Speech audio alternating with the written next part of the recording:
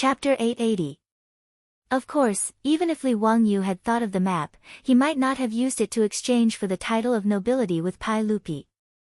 In his opinion, Su Changqing's contribution this time was enough for him to be given a title. Why couldn't he exchange it for a title? Therefore, when it was time to stir up trouble, Li Wangyu would not be soft-hearted. In Chang'an, the situation was getting more and more chaotic. The Exorcism Chronicles, which promoted disaster relief in Shuzhou, had become a household name in Chang'an through storytellers. After Lu Qing, the functionary of Taichung Temple, returned home, he heard his mother and daughter-in-law discussing the new book at the dinner table. He couldn't help but ask curiously, "Mother, the storyteller is talking about a new book today. What book is it? I'll go listen when I have a break." "Husband, that book is very good. It's called Exorcism Chronicles. It's about County Magistrate Hu and Lady Su fighting against the plague ghosts in Shuzhou and curing the Big Head Plague. Lady Su is really amazing.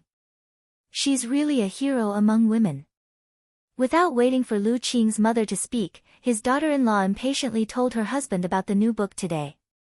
Lu Qing's mother also nodded, feeling that her daughter-in-law was right. "That's right. This Exorcism Chronicles is really good. If I have a break, I'll go listen to this book." Lu Qing's face immediately darkened when he heard this. He immediately thought of Lady Su's knighthood. If there were no accidents, this Exorcism Chronicles must have been created by County Magistrate Hu. This was a blatant conspiracy. When the people of Chang'an knew about this, those who opposed Lady Su's knighthood would be drowned in the saliva of the people of Chang'an. This was worse than refusing to take public carriages or sell goods to them. Thinking of this, Lu Qing's back was almost covered in sweat. As expected, his mother continued, "Today, I heard from the storyteller that there were 3 female marquises in the former Han dynasty. Since they were given the title of Marquis and Lady Su made such a great contribution, why didn't the sage reward her? If my son has the chance, he'll open Madame Su's eyes. If our dynasty can also produce a female marquis, mother, as a woman, will also be honored." "That's right. Mother is right." Lu Qing's daughter-in-law agreed. Functionary Lu Qing did not dare to say anything else. He could only nod his head in agreement, but his heart was filled with grievances. Naturally, he didn't dare to tell his mother and daughter-in-law that he had been one of the most vehement opponents of Su Changqing's knighthood that day at Taiji Palace. Furthermore, he had been recorded in a small notebook by the magistrate of Huxian, only now did Lu Qing know what it meant to suffer a double loss. She was so regretful that she wished she could slap herself a few times. But as an official of Taichung Temple, if he changed his tune at this time, he was worried that Taichung Temple's Qing Wangying would hold a grudge against him, then his future would be completely ruined. For a moment, Lu Qing was also afraid of beating a wolf with a hemp stick and did not know what to do. The Exorcism Chronicles became popular in Chang'an, but Wang Ying and the others also felt uncomfortable. How could they have known that there was a method like Li Wangyou's to create hype for someone? In fact, Li Wangyou's method of using storytellers to spread Su Changqing's glorious deeds and glorious image was not even worth mentioning in the future. In the future, when one wanted to create hype for the debut of a little fresh meat on the internet, those methods were brilliant and varied.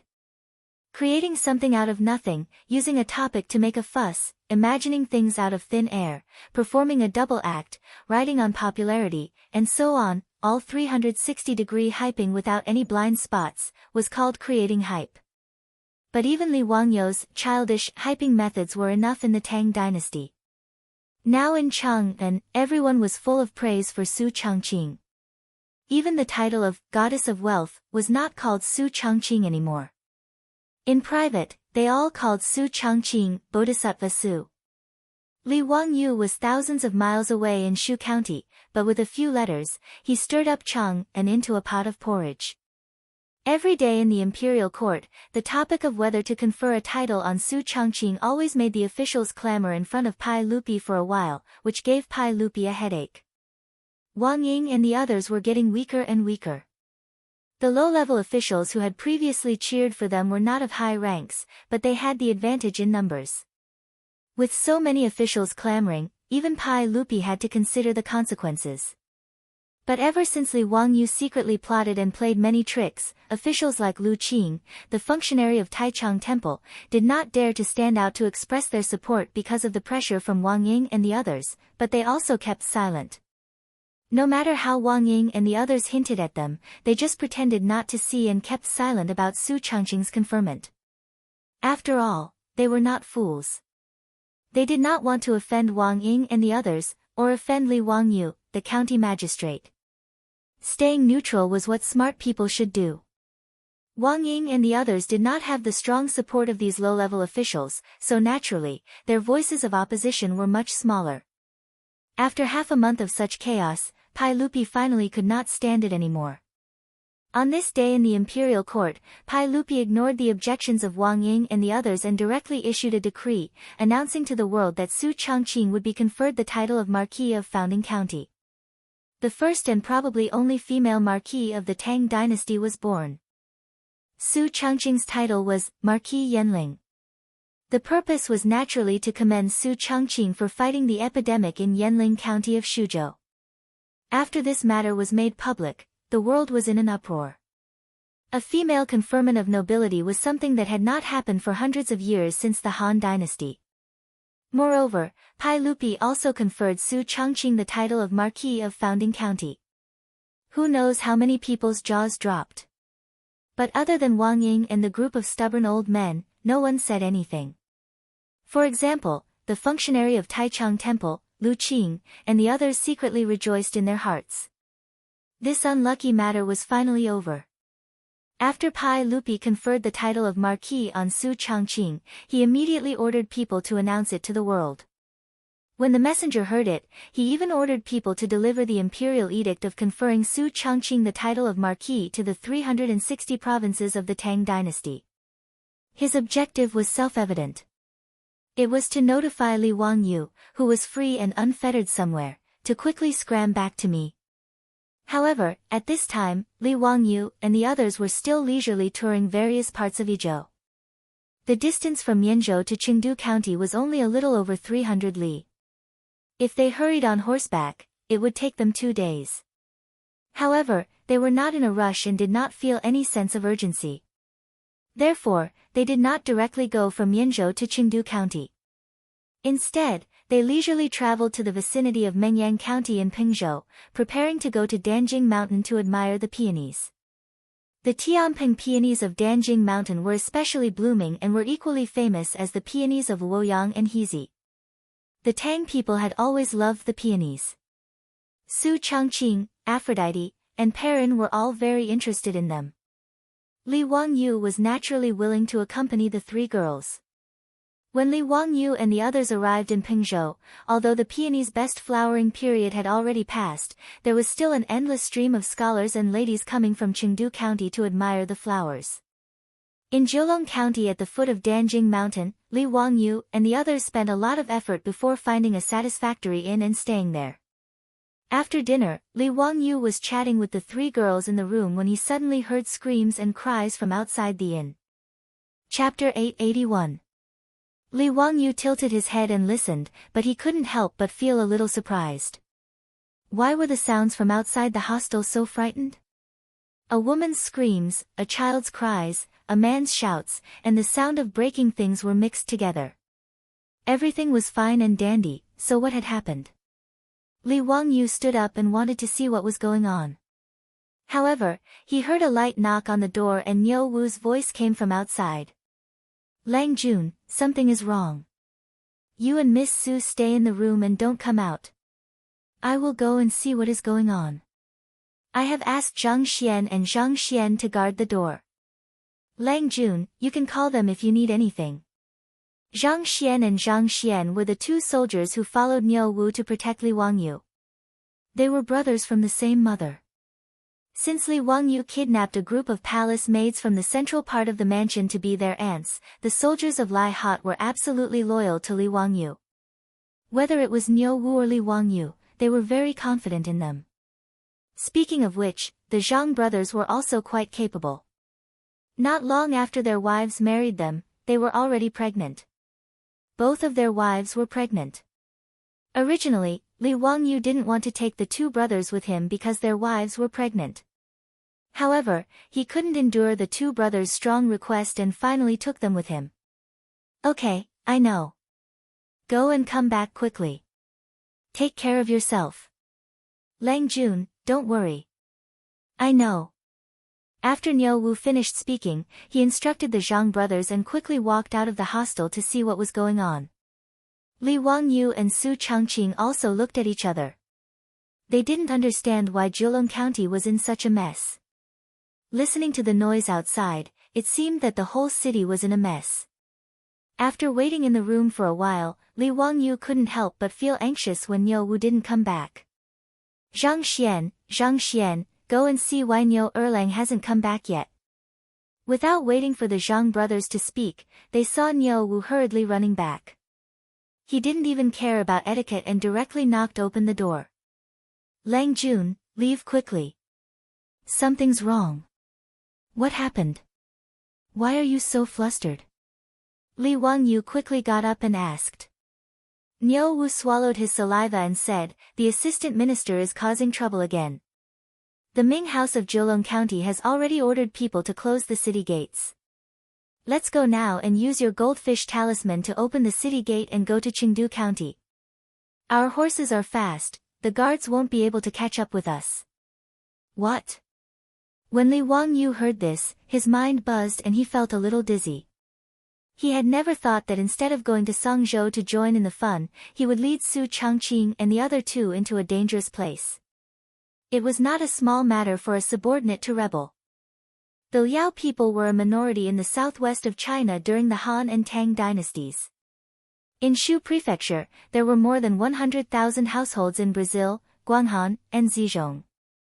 The living conditions of these Liao people were very primitive, and they were still in the slash-and-burn stage. The Liao people refused to accept the royal authority of the Central Plains, so they often clashed with the Han people. The Jiannan assistant minister mostly lived in Bazhou, Meizhou, Yizhou, and other areas where there were many Han people. The Tang dynasty gave them a lot of preferential treatment. According to the Tang dynasty historical records, households that have been deserted will pay half the tax. If there are floods, droughts, and pests, there will be no rent. If there are 6, there will be no transfer. If there are 7, there will be no classes. This meant that the Liao people only paid half of the taxes that the Han people paid. If there were disasters, there would be no rent. But even so, due to the difference in culture and customs, as well as the Tang people's disdain for the Liao people, there were many conflicts between the Liao people and the Tang people. This was especially true in the beginning of the Tang dynasty. When the Jiannan assistant ministers were established in Bazhou, Meizhou, Hangzhou, Yizhou, and other provinces, there were often Liao people who rebelled. Li Wangyu didn't expect that he and Su Changqing would encounter Liao people just because they came to look at the peony flowers. Even the Ming House of Jiulong County ordered the city gates to be sealed. From this, it could be seen that the Liao people weren't to be underestimated. If he was alone, Li Wangyu wouldn't be too worried. After all, he had Niu Wu and the Zhang brothers protecting him. Furthermore, Jiulong County wasn't too far away from Chengdu County. Even if the Liao people surrounded the city, he didn't believe that the Liao people would be able to break through the city walls quickly. However, with Su Changqing and the other two by his side, Li Wangyu wasn't willing to take such a risk. It was better to be safe than sorry. If an accident really happened, Niu Wu and the Zhang brothers might be brave, but they might not be able to protect everyone. Thus, a gentleman wouldn't stand under a collapsing wall. Following Niu Wu's suggestion, the best choice was to leave the city and escape to Chengdu County. Niu Wu, what's the situation like? Did the Liao people attack outside the city? I don't know, but I don't think they've surrounded Jiulong County. I haven't heard any movements outside the city. Okay, since that's the case, we'll immediately leave the city and go to Chengdu County. Li Wangyu hurriedly called for Su Changqing, Aphrodite, and Perrin to leave. They were protected by Niu Wu and the Zhang brothers. They didn't even have time to pack their bags before they hurriedly rushed to the stables of the hostel. After taking out the horses, they rode towards the south gate of Jolong County. Jolong County wasn't big. They quickly arrived near the south gate, but they were blocked by the surging tide of people on the main street. The news of the Liao people's rebellion had already spread throughout the city. Not only did the people of Jolong County want to escape the city, but the scholars and ladies who came to look at the peony flowers also wanted to escape. Thus, the narrow street was filled with people who wanted to escape the city.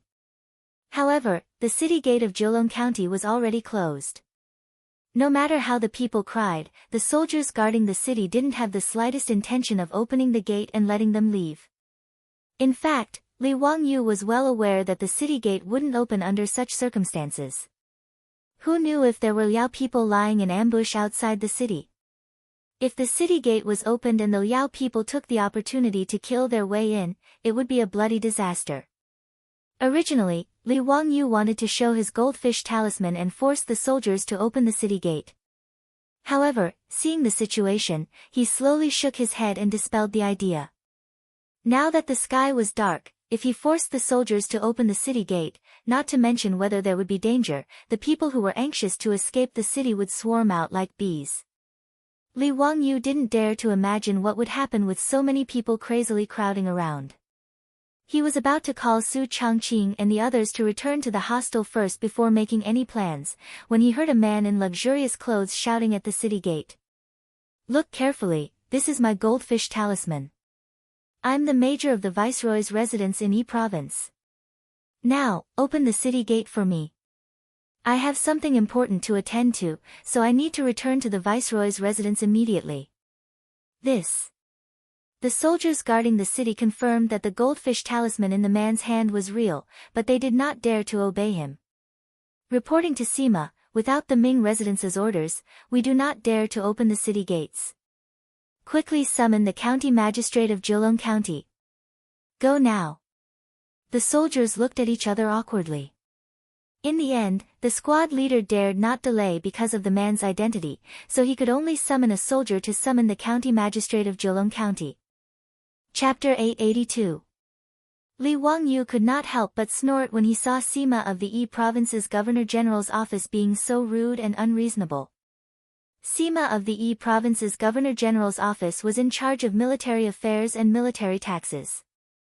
Although the soldiers stationed in Jolong County were not under his control, they did not dare to offend him. As for the Ming House of Jolong County, he was only a county magistrate of secondary grade 7.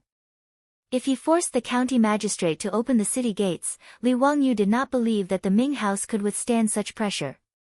Seeing this situation, Li Wangyu, who was about to turn his horse around and return to the hostel, pulled on the reins and decided to observe the situation.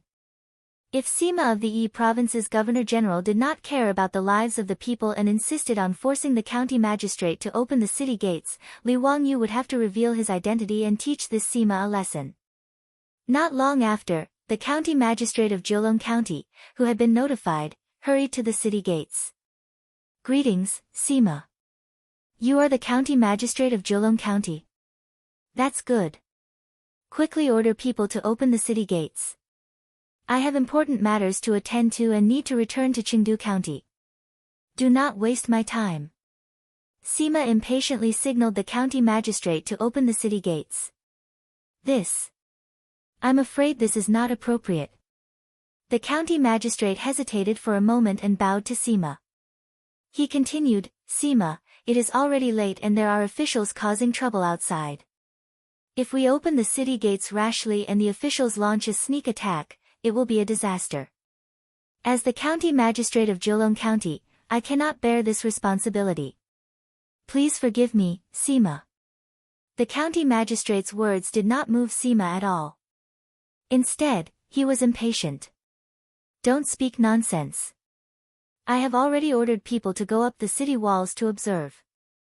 There are no officials outside at all. Furthermore, I have received news that those officials are still tens of miles away and have not yet arrived at Jolong County. Why can't you open the city gates?" "Sima, the current military situation is unclear. Ever since I received news of the rebellion, I've ordered people to immediately leave the city and rush to the Yi province governor's office to warn them. Although Jilong County was a lower county, there were still more than 200 government soldiers in the city. In addition, there were 3 groups of yamen runners and minzhuang from the county yamen. Presumably, there would be no problem in defending the city. Sima, you should stay in the city for a few days and wait for Yi Province's Governor General's office to send reinforcements. Wouldn't that be safer? In Li Wangyou's opinion, the county magistrate's words were reasonable. At this point, he had also calmed down. He felt that the equipment of his subordinates was very outdated, and they definitely lacked siege weapons. In that case, it would be safer to stay in Jilong County. It was already late and night had fallen. If they rashly left the city and encountered something along the way, it would be even worse. Needless to say, if the city gates were opened rashly, the panicked commoners would rush out of the gates, which could easily lead to a stampede. Whether it was for public or private reasons, the right thing to do was to close the city gates and wait for reinforcements. However, the words of Jilong County's county magistrate did not calm Sima down. Instead, he raised his voice. Don't speak so much nonsense. I ordered you to open the city gates. Are you deaf? The county magistrate of Jilong County was also a tough nut to crack. He stretched out his hand and straightened his light green official robes. With a serious expression, he said, Sima, forgive me for not being able to comply with your orders. The more the 2 sides spoke, the more tense the situation became. The county magistrate of Jilong County did not intend to continue talking nonsense with Sima. Even if Sima was a lower class, rank 4 official, he could not control the county magistrate. There was no subordinate relationship between the two. You are just a rank 7 county magistrate. Are you trying to overturn the heavens? Do you still have any respect for your superiors? Do you believe that I won't chop you into pieces right now? Sima was enraged by the words of Jilong County's county magistrate. He suddenly pulled out his barrier blade from his waist and placed it against the county magistrate's neck. Stop! Li Wangyou originally intended to continue hiding his identity. However, when he saw the situation, he could no longer hold back and shouted. Niu Wu, go and take his weapon. Yes. Niu Wu had long disliked Sima. After receiving Li Wangyou's order, he immediately jumped off his horse and rushed in front of Sima. Before Sima could react, Niu Wu had already reached out and grabbed his wrist. Sima naturally did not dare to kill the county magistrate of Jilong County. He only pulled out his barrier blade to scare the county magistrate. However, he did not expect that a one-eyed brawny man would suddenly appear beside him and directly bind his wrist that was holding the barrier blade. Sima subconsciously wanted to pull out his barrier blade. However, he could not move at all. He could not help but roar, "Who are you? How dare you be so presumptuous in front of me?" At this time, Li Wangyou also jumped off his horse. Under the protection of the Zhang brothers, he separated the crowd and walked in front of Sima and the county magistrate of Jilong County. He was too lazy to talk nonsense. He directly took out the goldfish talisman that represented his identity and showed it to the 2 of them. When Sima and the county magistrate of Jilong County clearly saw the goldfish talisman in Li Wangyou's hand, both of them turned pale with fright. On the goldfish talisman were written the words, County Duke who founded the country, conferred the title of County Duke. The young man in front of them was the County Duke who founded the country. County Duke who founded the country. Sima and the county magistrate of Jilong County immediately reacted. The young man in casual clothes was actually the famous County Duke who founded the country. The Crown Prince's imperial tutor and the saint's nephew. The county magistrate of Jilong County immediately bowed and said, Humble county magistrate of Jilong County, Dugu Feng, pays his respects to County Duke who founded the country. I did not know that the Duke was here. Please forgive me. Sima's face turned even redder. He did not care that one of his wrists was still held by Niu Wu. His posture was very awkward as he bowed down. Humble County Magistrate Wang Zhengyichuan of Yi Province pays his respects to. Before he finished speaking, Li Wangyou directly interrupted him, Wang Sima, let me ask you. What is the meaning of you placing your barrier blade on Dugu Minghouse's neck? Are you plotting to murder an official of the imperial court? Li Wangyou's words immediately caused Sima's back to be soaked in cold sweat. These words were heart-wrenching. Although Zhang Yichuan was a county magistrate of Yi Province's governor's office and a secondary class rank 4 executive of Yi Province, he did not have the authority to casually raise his blade or spear against the county magistrate of Jiulong County, let alone threaten to kill him. This matter could be big or small. It all depended on how one interpreted it. Please forgive me, Duke. This humble official was only joking with Dugu Minghouse in a moment of excitement. You can't take it seriously, you can't take it seriously. How would this humble official dare to plot against Dugu Minghouse? It's a misunderstanding, just a misunderstanding. Li Wangyu glanced at him and suddenly asked, is Sima Wang from Taiyuan Wang clan? When Wang Yichuan heard this, he hurriedly nodded. That's right. This humble official is indeed from Taiyuan Wang clan. Does the Duke have a relationship with Taiyuan Wang clan? From Wang Yichuan's point of view, being born from the 7 noble clans was something he should be most proud of. However, Li Wangyou's next words made his heart sink to the bottom of the valley. There is no relationship, but there is a grudge. Wang Yichuan had lived for half his life, but this was the first time he had seen someone who did not put the 7 noble clans in their eyes. It was also the first time he had heard someone who dared to say that he had a grudge with Taiyuan Wang clan. Ha, the Duke is joking. Who is joking with you? Ha, your Taiyuan Wang clan has repeatedly opposed this Duke. Who in Chang'an City doesn't know about this? Li Wangyou's words immediately shut Wang Yichuan's mouth. He did not dare to say anything more. Chapter 883. Li Wangyou's words silenced Wang Yichuan and he turned to look at the Jiulong County magistrate. Ever since he transmigrated to the Tang dynasty, Li Wangyu realized that his memory was getting better and better. There were many books that his grandfather had forced him to read, but now, he could slowly recall them. Although Li Wangyu did not know the Jiulong County magistrate Dugu Feng, he felt that he had heard of him before. After thinking for a while, he suddenly remembered that there was an essay by Chen Zi on the Jiulong County magistrate Dugu Cheng's Monument of Love. Pengzhou's Jiulong County's deputy minister Dugu Jun is a courteous and resolute person. He is dignified, respectful and trustworthy. He is clean and honest, diligent and honest. This essay was about a Pengzhou's Jiulong County magistrate with the surname Dugu. He was conscientious in his duties, loved the people, and was honest. Could it be that the essay was about Jiulong County Minghouse Dugu Feng? Although the place names and surnames were the same, their positions were different.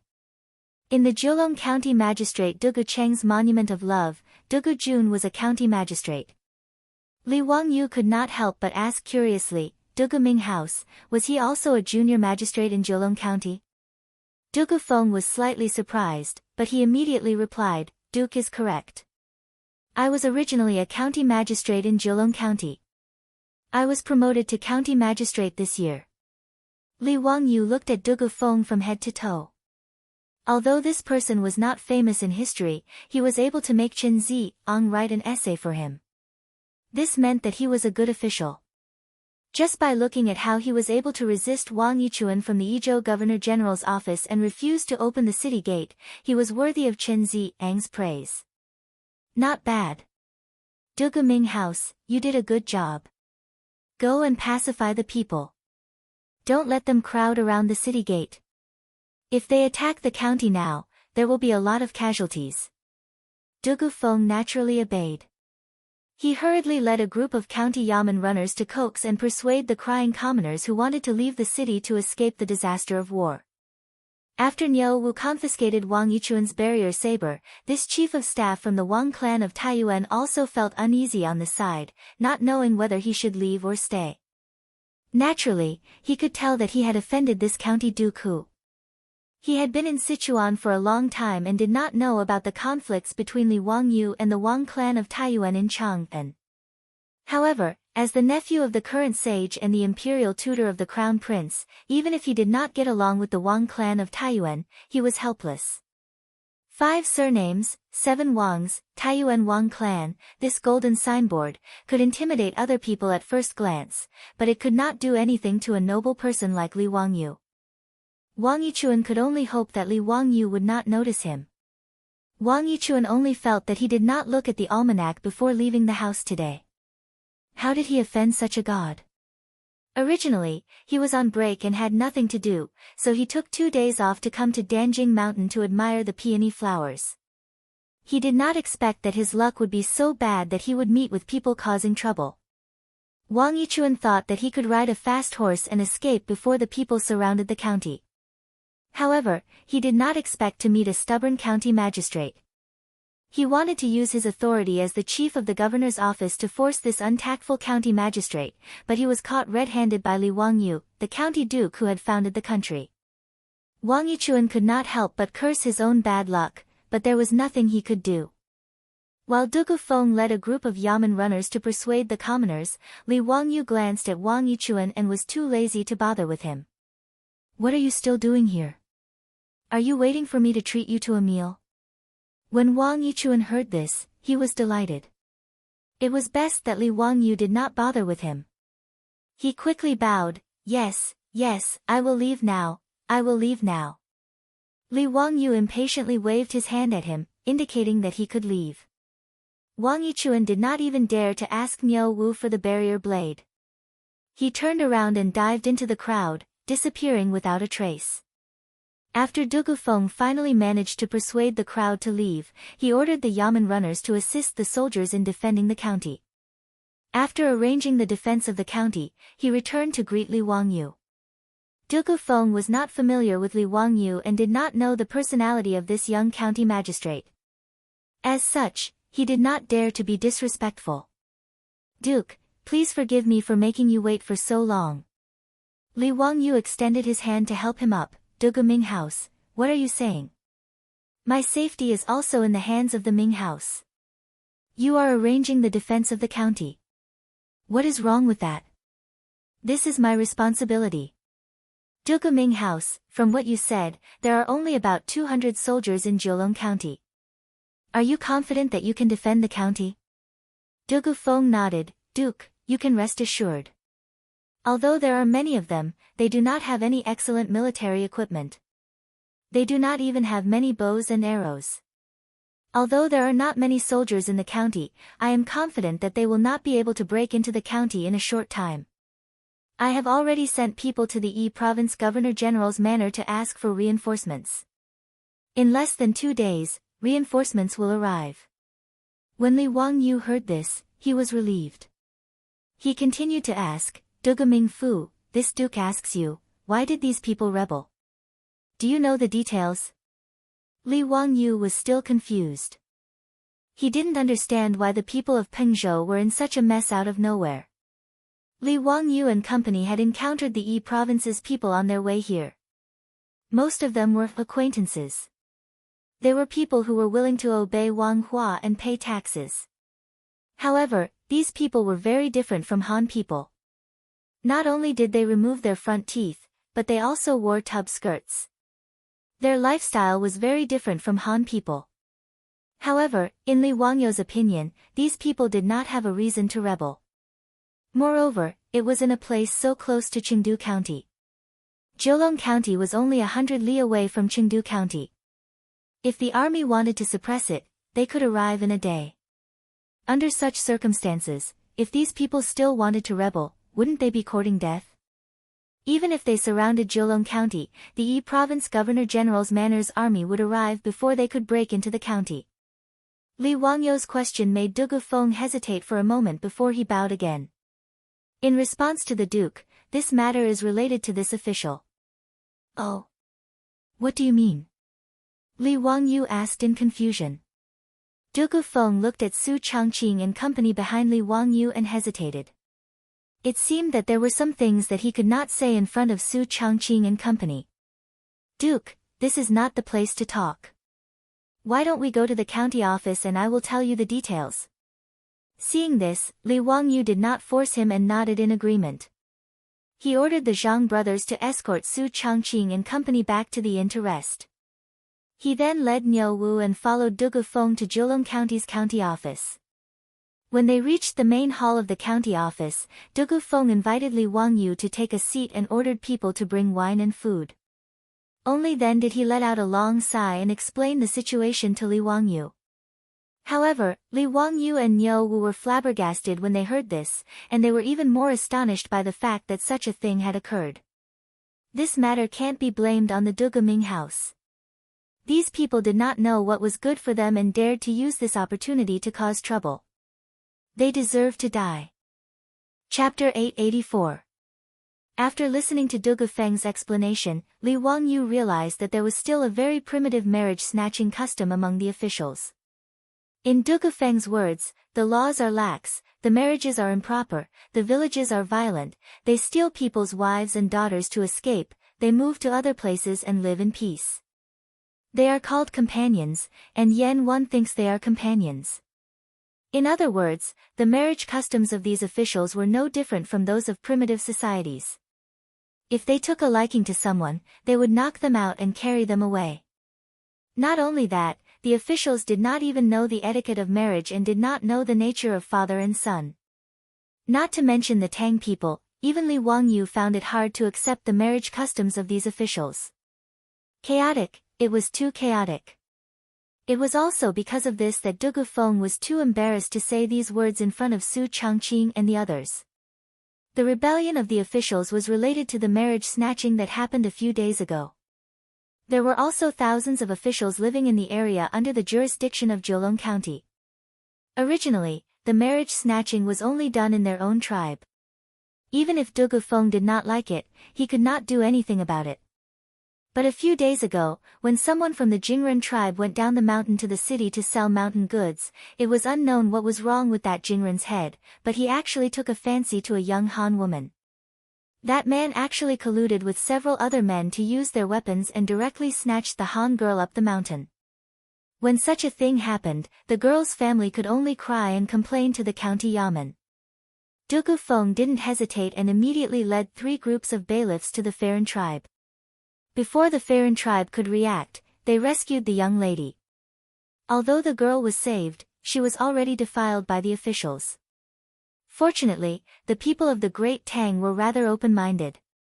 Although the young lady was wailing miserably, she did not try to commit suicide. As for the victim's family, they knew that the officials were barbaric and did not even want Dugu Feng to punish them. They just wanted to accept their bad luck. However, when the victim's family was prepared to settle the matter peacefully, those people started to cause a ruckus. They even threatened Dugu Feng and demanded that Zhejiang County send the person back to them. Otherwise, they would come and snatch the person back. The Tang dynasty's attitude towards these officials had always been, even though they are in danger, they should be treated with kindness and trust. However, Dugu Feng did not completely agree with this. He had been an official in Zhejiang County for a long time, so he knew the nature of these officials well. He knew that to deal with these officials, it was not enough to just show them kindness. He also needed to make them fear him. As the saying goes, villains fear authority but not virtue, and don't know what virtue is. This also applies to these subordinates. As a result, Dugu Feng ordered the bailiffs to arrest the man who had come to threaten him. He whipped him heavily and reprimanded him before letting him go. Dugu Feng also did not expect that he would actually poke a hornet's nest this time. Dugu Feng whipped the man who abducted the woman was the son of the leader of the Duguren tribe near Zhejiang County. As a result, the leader of the Duguren tribe contacted the other officials to attack Zhejiang County to avenge his son. This was the reason why the current situation occurred. After Li Wangyu heard Dugu Feng's explanation, he could only let out a long sigh. This matter could not be blamed on Dugu Feng, the county magistrate of Zhejiang County. There was nothing wrong with his actions. It was purely those officials who did not know what was good for them and did not respect the law. It is this official's fault that the officials started a rebellion. However, I have implicated the Duke. Please forgive me, Duke. When this matter is over, this official will naturally submit a memorial to the imperial court to ask for forgiveness. Dugu Feng bowed and apologized to Li Wangyu. He had never expected that Li Wangyu, the county magistrate, would be trapped in Jilong County. Dugu Feng didn't even dare to imagine what the consequences would be if something were to happen to Li Wangyu under his rule. He was afraid that when the emperor was angry, the officials of Yi province would be slaughtered by the Tang dynasty's army. Li Wangyu waved his hand. This matter cannot be blamed on the Dugu Ming house. It is all because those officials did not agree with the emperor. There is no need to worry about the Ming house. This matter will not be too big.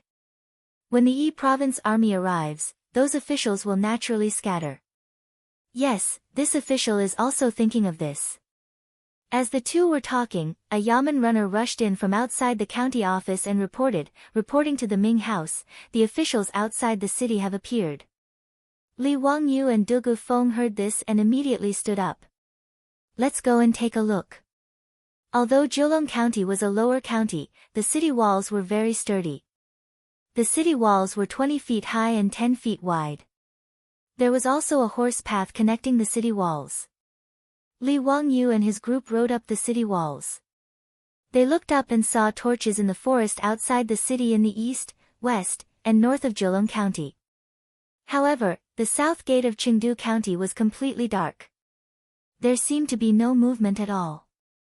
Dugu Feng revealed a suspicious expression in response to this. However, Li Wangyu and Niu Wu had mocking expressions on their faces. They smiled and didn't say anything. As Li Wangyu and Dugu Feng were observing the situation of the officials outside the city, they suddenly heard a voice. Duke, look at how powerful these officials are. Just by looking at the torches outside the city, there are at least a few thousand officials surrounding Jilong County. There are no officials at all at the south gate. If I knew this would happen, I would have opened the gate and let the people out to take refuge. Li Wangyu turned his head and saw that it was Wang Yichuan from the Yi province's governor-general's manor. He had run up the city walls and was pointing outside the city as he complained. Clearly, this fellow still held a grudge against Dugu Feng for not opening the city gates. Li Wangyu did not expect Wang Yichuan to be so thick-skinned. He had run away after being reprimanded, but he still dared to come up. Li Wangyu did not find it strange that Wang Yichuan would appear on the city walls. This guy was a major from the Yi province's governor-general's manor. He probably had eyes and ears in Jilong County. If he wanted to go up the city walls, the Yamen runners and soldiers would not dare to stop him. Li Wangyu could not help but mock Wang Yichuan in response to his complaint.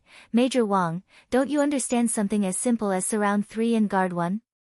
How did you become a major from the governor-general's manor? How can you understand something as simple as this? What do you mean by surround 3 and guard 1? Duke, are you saying that there are also barbarians in the south of the city? How is this possible? Do those barbarians know anything about the art of war? Li Wangyu did not want to waste time with this person. Niu Wu, explain it to him. Niu Wu also had a mocking expression. He pointed to the south of the city and said, Major Wang, did you not notice that the forest beside the official road in the south of the city is excessively quiet? There is not even the sound of insects or birds. If there is no one lying in ambush, I will cut off my head and let you kick it like a ball. Major Wang actually doesn't understand such basic military knowledge. Wang Yichuan's face turned red from Li Wangyu and Niu Wu's words, but he did not dare to continue speaking. Li Wangyu and Dugu Feng patrolled around the city walls on their horses. After confirming that there were no flaws in the defenses of the county, they went down the city walls and went back to rest. Tonight, those barbarians would not attack the city. They only needed to see if the reinforcements from the Yi province's governor-general's manor would arrive early and disperse those barbarians. Otherwise, if the barbarians attacked the city, it would be a tough battle to fight against the thousands of barbarians outside the city with just the 200 Yamen runners and the 200 Yamen runners. Chapter 885. The reason why Li Wangyu dared to go back to sleep and not worry about being attacked at night was also because of the way wars were fought in this era. Many people mistakenly thought that the lack of night battles in ancient times was due to the lack of vitamin intake, causing night blindness. This was actually not very accurate. Night blindness naturally existed in ancient times and was known as sparrow blindness or sparrow blindness. However, during the Sui and Tang dynasties, doctors had long known about night blindness. Using animal liver to treat sparrow blindness was very effective. Therefore, night blindness was not the main reason for not fighting at night. Night battles were rarely fought in ancient times mainly because of the lack of lighting. The illumination of torches was limited, making it difficult to distinguish between friend and foe during battle and even more difficult to command. Using cold weapons to fight, both sides were often tangled together and it was very easy to injure one another at night. Flag signals and banners were the main methods of command during the cold weapon era. However, at night, both sides could not see the flag signals, greatly affecting the efficiency of command and coordination. Therefore, unless it was a sneak attack, there were very few large-scale battles at night. Jiulong County was protected by tall city walls. Even if the guards wanted to launch a sneak attack, it would be difficult to succeed. Therefore, Li Wangyu was not worried about this at all. The reality was exactly as he had expected. Until the dawn of the next day, the guards outside the city did not launch any attacks on Jiulong County. When the sky gradually brightened, the guards outside the city began to beat the bronze drum, making a loud sound. Li Wangyu was awakened by the sound of the bronze drum. Listening to it, he could not help but reveal a worried expression. Su Chongqing was also awakened by the sound of the bronze drum. Seeing that Li Wangyu's expression was not very good, he could not help but ask curiously, "Wangyu, what's wrong? Is there something wrong with the sound of the drum?" "It's nothing. Today, you, Aphrodite, and parents stay in the inn and do not go out. I've already instructed Du Ming to arrange for 2 bailiffs to stand guard in front of the inn to ensure your safety.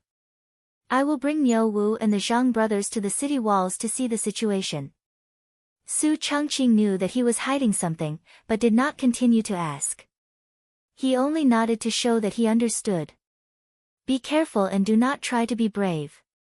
"Okay, got it." Li Wangyu got up. With the help of Su Chongqing, he changed into a set of capable Hu clothes. He kissed his beautiful superior's face before he pushed the door open and walked out. In the courtyard of the inn, Niu Wu and the Zhang brothers had been waiting for a long time. "Husband, listen to the sound of the drum." Before Niu Wu could finish, Li Wangyu waved his hand, indicating that he understood. The reason why Li Wangyu's expression was somewhat unsightly was because he, Niu Wu and the others could clearly hear that there were at least 5 bronze drums being struck outside the city. The bronze drum was the symbol of the tribe to the winged ones. According to the Wei Shu Zhuan, often, an elder is chosen as the king, but he cannot rule from afar. If the father dies, the son will succeed, just like the aristocrats of China. Each king Liao has a pair of horns, so that his disciples can boast about them. The drum among them was the bronze drum. The bronze drums were both musical instruments and war drums. Every Fu Ren tribe had a bronze drum as the inheritance of the tribe leader. If the father died, the son would inherit the drum. These bronze drums were tall and had intricate patterns. When the drums were beaten, it often meant war. According to the Sui Shu geographical records, if you want to attack, sound the drum. Those who arrive are as numerous as the clouds. At this moment, the sound of 5 bronze drums could be heard outside of Jiulong County. This meant that at least 5 tribes were involved in this rebellion. And these tribes usually had more than 1,000 Gong clan members. As a result, even if each household only sent out 1 subordinate, there would still be at least 5,000 armed subordinates waiting outside Jiulong County. When Li Wangyu thought about how there were only 200 soldiers in the city, as well as 100 bailiffs and citizens, he felt a chill run down his spine. With such a huge disparity in military strength, even if those subordinates lacked weapons and equipment, and lacked siege weapons, if they were to go all out to attack Jiulong County, they might not be able to withstand it. Now, he could only pray that the reinforcements from the Yi Province Governor-General's manor would arrive soon. Li Wangyu led Niu Wu and the other 2 to the city wall, but Du Gufeng and Wang Yichuan had already arrived. Looking out, many people had already appeared at the foot of the Jiulong County city wall. Meanwhile, From the south of the city, which had been silent all night, close to 1,000 armed men emerged from the forest on both sides of the official road. Needless to say, these subordinates were the soldiers that had been lying in ambush at the south of the city last night. Wang Yichuan originally didn't believe Niu Wu's words, but when he saw these subordinates appear, his face couldn't help but turn pale. He didn't think that these barbarians would be so cunning.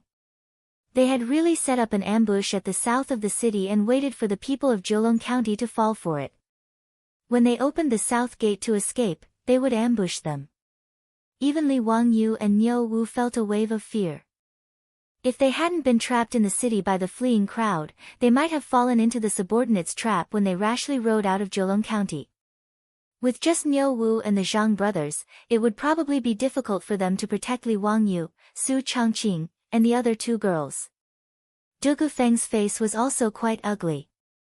As the county magistrate of Zheolong County and a deputy for 4 years, he had a good understanding of the subordinates. Naturally, he knew what it meant to have the 5 bronze drums outside the city at this time. Li Wangyu lightly patted his shoulder and comforted him, "Dugu Ming House, don't panic. Although the subordinates are strong, they can't do anything to Zheolong County in a short period of time. When the army arrives, these subordinates won't be a threat." Yes, Duke is right. This lowly official also thinks so. While the two of them were talking, they saw a middle-aged man wearing a cloth skirt walk out of the woods outside the city. Dozens of strong men with weapons in their hands were guarding him from left and right. The middle-aged man stood 100 meters away, carefully guarding against the arrows shot down from the city wall. He loudly shouted at the top of the city wall. Li Wangyu naturally didn't understand what the subordinate was saying. He could only look at Du Gufeng. Du Gufeng had been an official in Shu County for a long time, so he understood the subordinates' language. After hearing the subordinates shout, he couldn't help but show anger. "Dugu Ming House, what did the subordinate say?" Li Wangyu curiously asked. "Duke, that person is the father of the subordinate who kidnapped the young lady. He is the leader of the tribe. This time, the siege of Zheolong County was initiated by this person. Just now, he shouted at the bottom of the city wall, asking me to offer 1,000 copper coins, 100 women, 100 cattle, and 100 horses. If they don't attack the county, they will retreat on their own." When Li Wangyu heard this, he couldn't help but sneer. These subordinates have big appetites. They aren't afraid of eating themselves to death.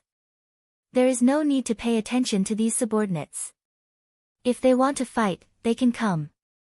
When the reinforcements from Yi Province's Governor-General's manor arrive, we will settle the score with them. On the side, Wang Yichuan opened his mouth as if he wanted to say something. However, he held back and closed his mouth. In his opinion, it was completely possible to have a good discussion with the subordinates. Other than the matter of giving away women, which was difficult to discuss, the other copper coins, cattle, and horses could all be discussed. However, he knew that Li Wangyu didn't like him.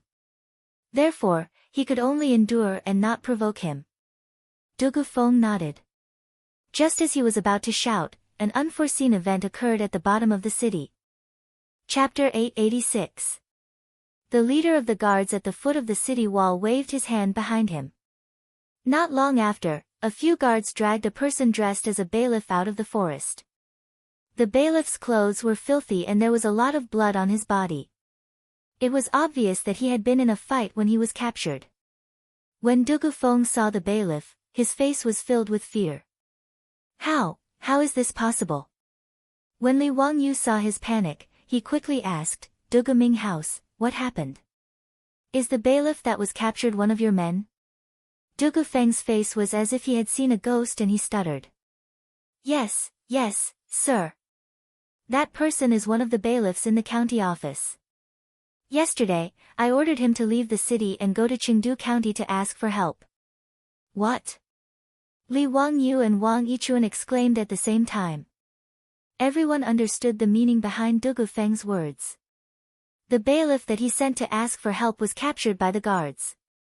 It was obvious that the reinforcements that everyone was looking forward to would not come. The Izhou Governor-General's manor located in Chengdu County would not know about the guards' rebellion in Pengzhou's Jiulong County.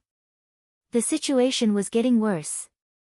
Li Wangyu could not help but turn to look at Niu Wu and the Zhang brothers to see if they had any suggestions. Without reinforcements, Li Wangyu was not confident that he could defend Jiulong County. 2 or 3 days was fine, but if the guards attacked for too long, it was only a matter of time before the city was breached. After all, 300 against 5,000 was too much of a disparity. Niu Wu, a soldier of the Sui dynasty's White Army, and the Zhang brothers, 2 veterans of the Golden Guards, were frowning as they looked down at the city without saying a word. They knew better than Li Wangyu and Du Gufeng, the county magistrate, how dangerous the present situation was. Niu Wu began to look around, trying to find a weak point in the guards' defense. He also did not have much hope that Jiulong County could be defended. Although the guards lacked siege weapons, they had the advantage in numbers. The 300 soldiers and bailiffs would be able to hold the fort for a while, but without reinforcements, it was only a matter of time before the city was breached. Even if those subordinates were to waste time, they would be able to exhaust all the soldiers in the city to death. Therefore, if something went wrong and the city really couldn't be defended, Niu Wu couldn't care less about others. He could only fight with the Zhang brothers to open a bloody path and rescue Li Wangyu and Su Changqing. Therefore, when Li Wangyu looked at him, Niu Wu's face sank. He shook his head slightly at Li Wangyu, indicating that there was nothing he could do. Just as everyone was looking at each other, they heard the people outside the city shouting for a while. Du Gufeng's face turned even paler. Du Guming House. What did that official say? He said that he wanted to sacrifice that bailiff to the owl. Li Wangyu did not understand. What is offering to the owl? Du Gufeng gritted his teeth and said, it is a human sacrifice. After killing him, he will peel off his skin and put it in a bamboo cage to offer it to the gods. Du Gufeng's words caused an uproar and everyone started cursing. Bastard! How dare he do that? How dare he do that? Preposterous! Aren't you afraid that the heavenly army of the Tang dynasty will crush all of you into powder? Li Wangyu pointed at the leader of the subordinates and said angrily, Niu Wu, shoot that bastard to death. Hearing this, Niu Wu didn't say anything else. He took the bow from his back and nocked an arrow. With a so sound, he shot an arrow towards the leader of the guards. However, those subordinates were already on guard against the soldiers on the city wall. Therefore, they did not get close to the city wall. Although Niu Wu's arrow was fast and fierce, the distance of more than 100 meters was enough for the subordinates to react. The subordinates beside the leader of the subordinates had been paying attention to the movements on the city wall. When Niu Wu shot the arrow, they had already raised the simple shield in their hands and protected the leader behind them. The arrow made a soft sound and hit the shield. However, it did not hurt the leader of the subordinates at all. In fact, this was within Niu Wu's expectations. At such a distance, he could only try his luck. After being shocked by Niu Wu's arrow, the subordinates immediately became rowdy again. They waved the weapons in their hands and made all kinds of strange noises towards the city wall of Jiulong County. The bronze drum of the subordinates was beaten again. The subordinates were shouting and praying with unknown meaning. The captured bailiff was forced to kneel on the ground by several subordinates. Immediately, the subordinates stood behind the bailiff with sharp swords in their hands. On the city wall, everyone, including Li Wangyu, was enraged by the scene in front of them. They were shouting and cursing loudly. There were even some excited soldiers who did not wait for orders from Du Gufeng and the commandant. They all drew their bows and pulled back their bowstrings at the subordinates 100 meters away. However, even the strong bow in Niu Wu's hand was unable to do anything to the distant bailiff, let alone the ordinary bows in the hands of the soldiers. After the arrows flew over 100 meters, they fell weakly on the ground in front of the bailiff. They did not pose any threat at all. This made the guards even more excited.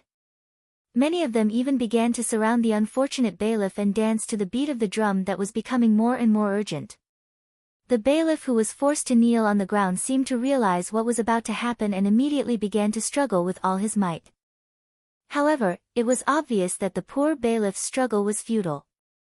After being held down by several subordinates, the subordinate holding the blade behind him slit his throat like he was killing a chicken. Blood immediately spurted out. Li Wangyu clenched his fists so tightly that his nails dug into his skin. He was completely unaware of it. His eyes were red as he stared at the subordinates. It was as if he wanted to engrave their every move into his mind. On the city wall of Jiulong County, the bailiffs let out heart-wrenching cries.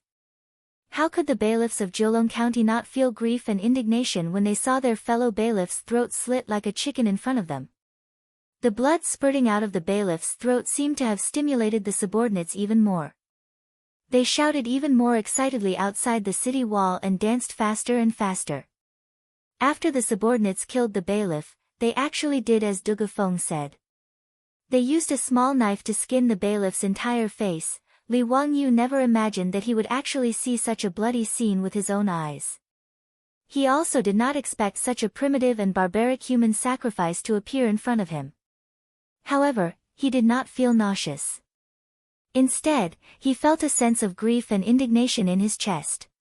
He pulled out his blade from his waist and slashed it on the city wall in front of him. He roared and suddenly sang the song, "Serve the country with loyalty."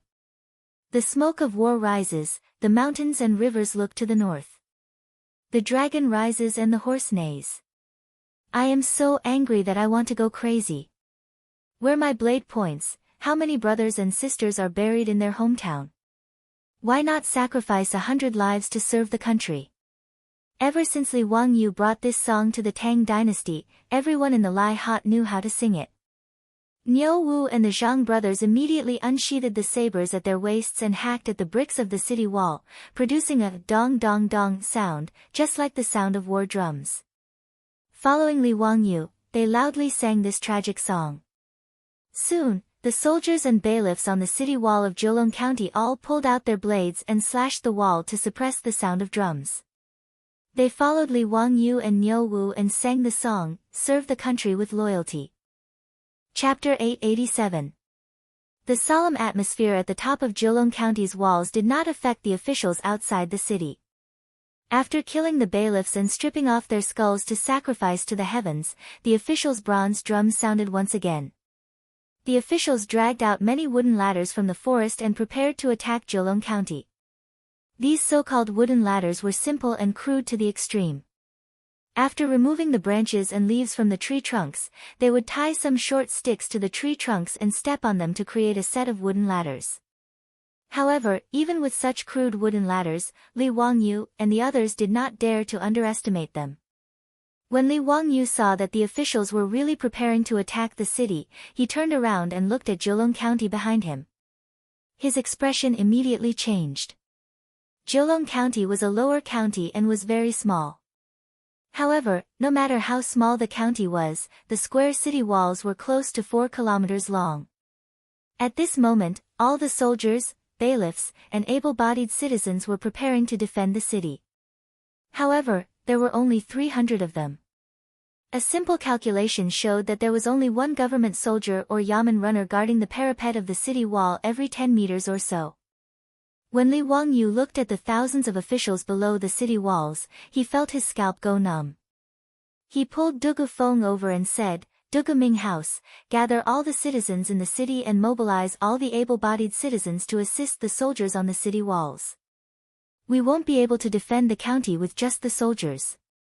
Dugu Feng was stunned for a moment before he reacted. His expression also changed greatly. Since ancient times, it was necessary to mobilize the citizens in order to defend a city. Although Dugu Feng was an honest official, he had never been on the battlefield. This was the first time he had experienced something like this. He actually forgot to mobilize the citizens to help defend the city. After being reminded by Li Wangyu, he realized his mistake. Wait, aside from mobilizing the able-bodied citizens, gather all the doctors and prepare the medicine to treat the injured. Requisition all the servants of the major clans in Jiulong County and have them immediately come to the city walls to assist in the battle. Li Wangyu continued to give out orders. Although he had never experienced war, he was familiar with such things. After Du Gufeng left with the order, Wang Yichuan sneaked over to Li Wangyu's side. Duke, in this official's opinion, why don't you agree to the conditions of those officials? How could they defend Jiulong County with only 200 soldiers? With the Duke's precious body, why should he take the risk to fight those barbarians head-on? Shut up. Before he could finish, he heard Li Wangyu's shout. A great battle is about to begin. If you dare to speak such nonsense again, be careful that this duke will directly chop off your head and use it as a sacrifice. Wang Yichuan's face turned pale after being scolded by Li Wangyu, but he didn't dare to say a word. He could only bow and apologize. Li Wangyu couldn't be bothered with this person, so he simply sent him down the city walls to assist Du Gufeng in mobilizing the citizens. After Wang Yichuan walked down the city wall, his eyes were filled with resentment. Jiulong County wasn't big, but like Chang'an, it was divided into several squares. Apart from supervising the taxes and labor of the citizens, the square also had the job of supervising illegal activities and maintaining law and order. After Du Gufeng ordered the bailiffs to go to each square to inform the square, the sound of gongs could be heard all over Jiulong County. Each square began to gather the youths in the square to prepare to participate in the defense of the county. This wasn't voluntary. Every household's youth, regardless of gender, had to participate. The men carried weapons and went up the city walls to assist in the defense. The women began to move resources under the guidance of the county yamen scribes. Outside the city, the drums of the officials became more and more urgent. The war was about to begin. Li Wangyu stood on the city walls and coldly looked at the officials preparing to attack the city. Obviously, the equipment of these subordinates was extremely simple and crude. Needless to say, they definitely didn't have any armor. The weapons in their hands were mostly short blades that were about the same length as the barricade sword. As for long-range weapons, only a few of them had bows and arrows in their hands. As for siege chariots, battering rams, and trebuchets, they obviously didn't exist. The only thing that could allow the officials to attack the city walls of Jiulong County was those crude wooden ladders. However, the equipment of the officials didn't make Li Wangyu feel at ease. After all, the difference in numbers between the two sides was too big. Furthermore, he still had a question in his heart. Why did these officials rebel and attack Jiulong County? Although Du Gufeng had whipped the leader's son, it shouldn't have caused the other 4 tribes to rebel. Were these officials really that united?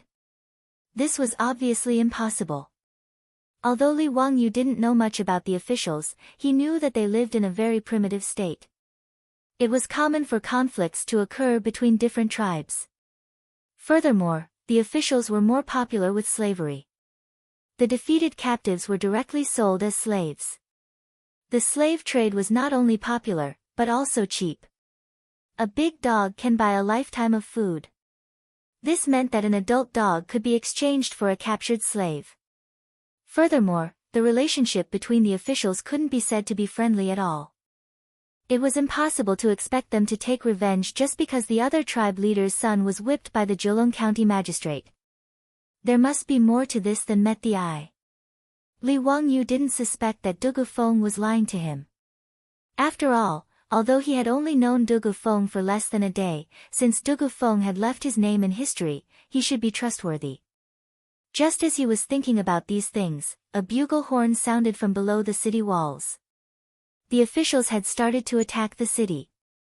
Niu Wu pulled Li Wangyu to the side. Lang Jun, the officials have started to attack the city. Why don't you go back to the inn and accompany Lady Su? On the city walls, swords have no eyes. The Zhang brothers and I may not be able to protect you. When Li Wangyu heard this, he hesitated. According to his temperament, a gentleman would not stand under a collapsing wall. However, the tragic death of the bailiff just now made him feel suffocated and uncomfortable. Niu Wu, don't worry. When I left today, I already wore the inner armor. Just find me a shield. Li Wangyu finally decided to stay and observe the situation. The inner armor that he was talking about was the protective deck that Li Er asked Yen Liben to make after the holy clothes were mercilessly looted by the group of dukes and big shots led by Li Er. The inner armor was also made of well-tempered steel.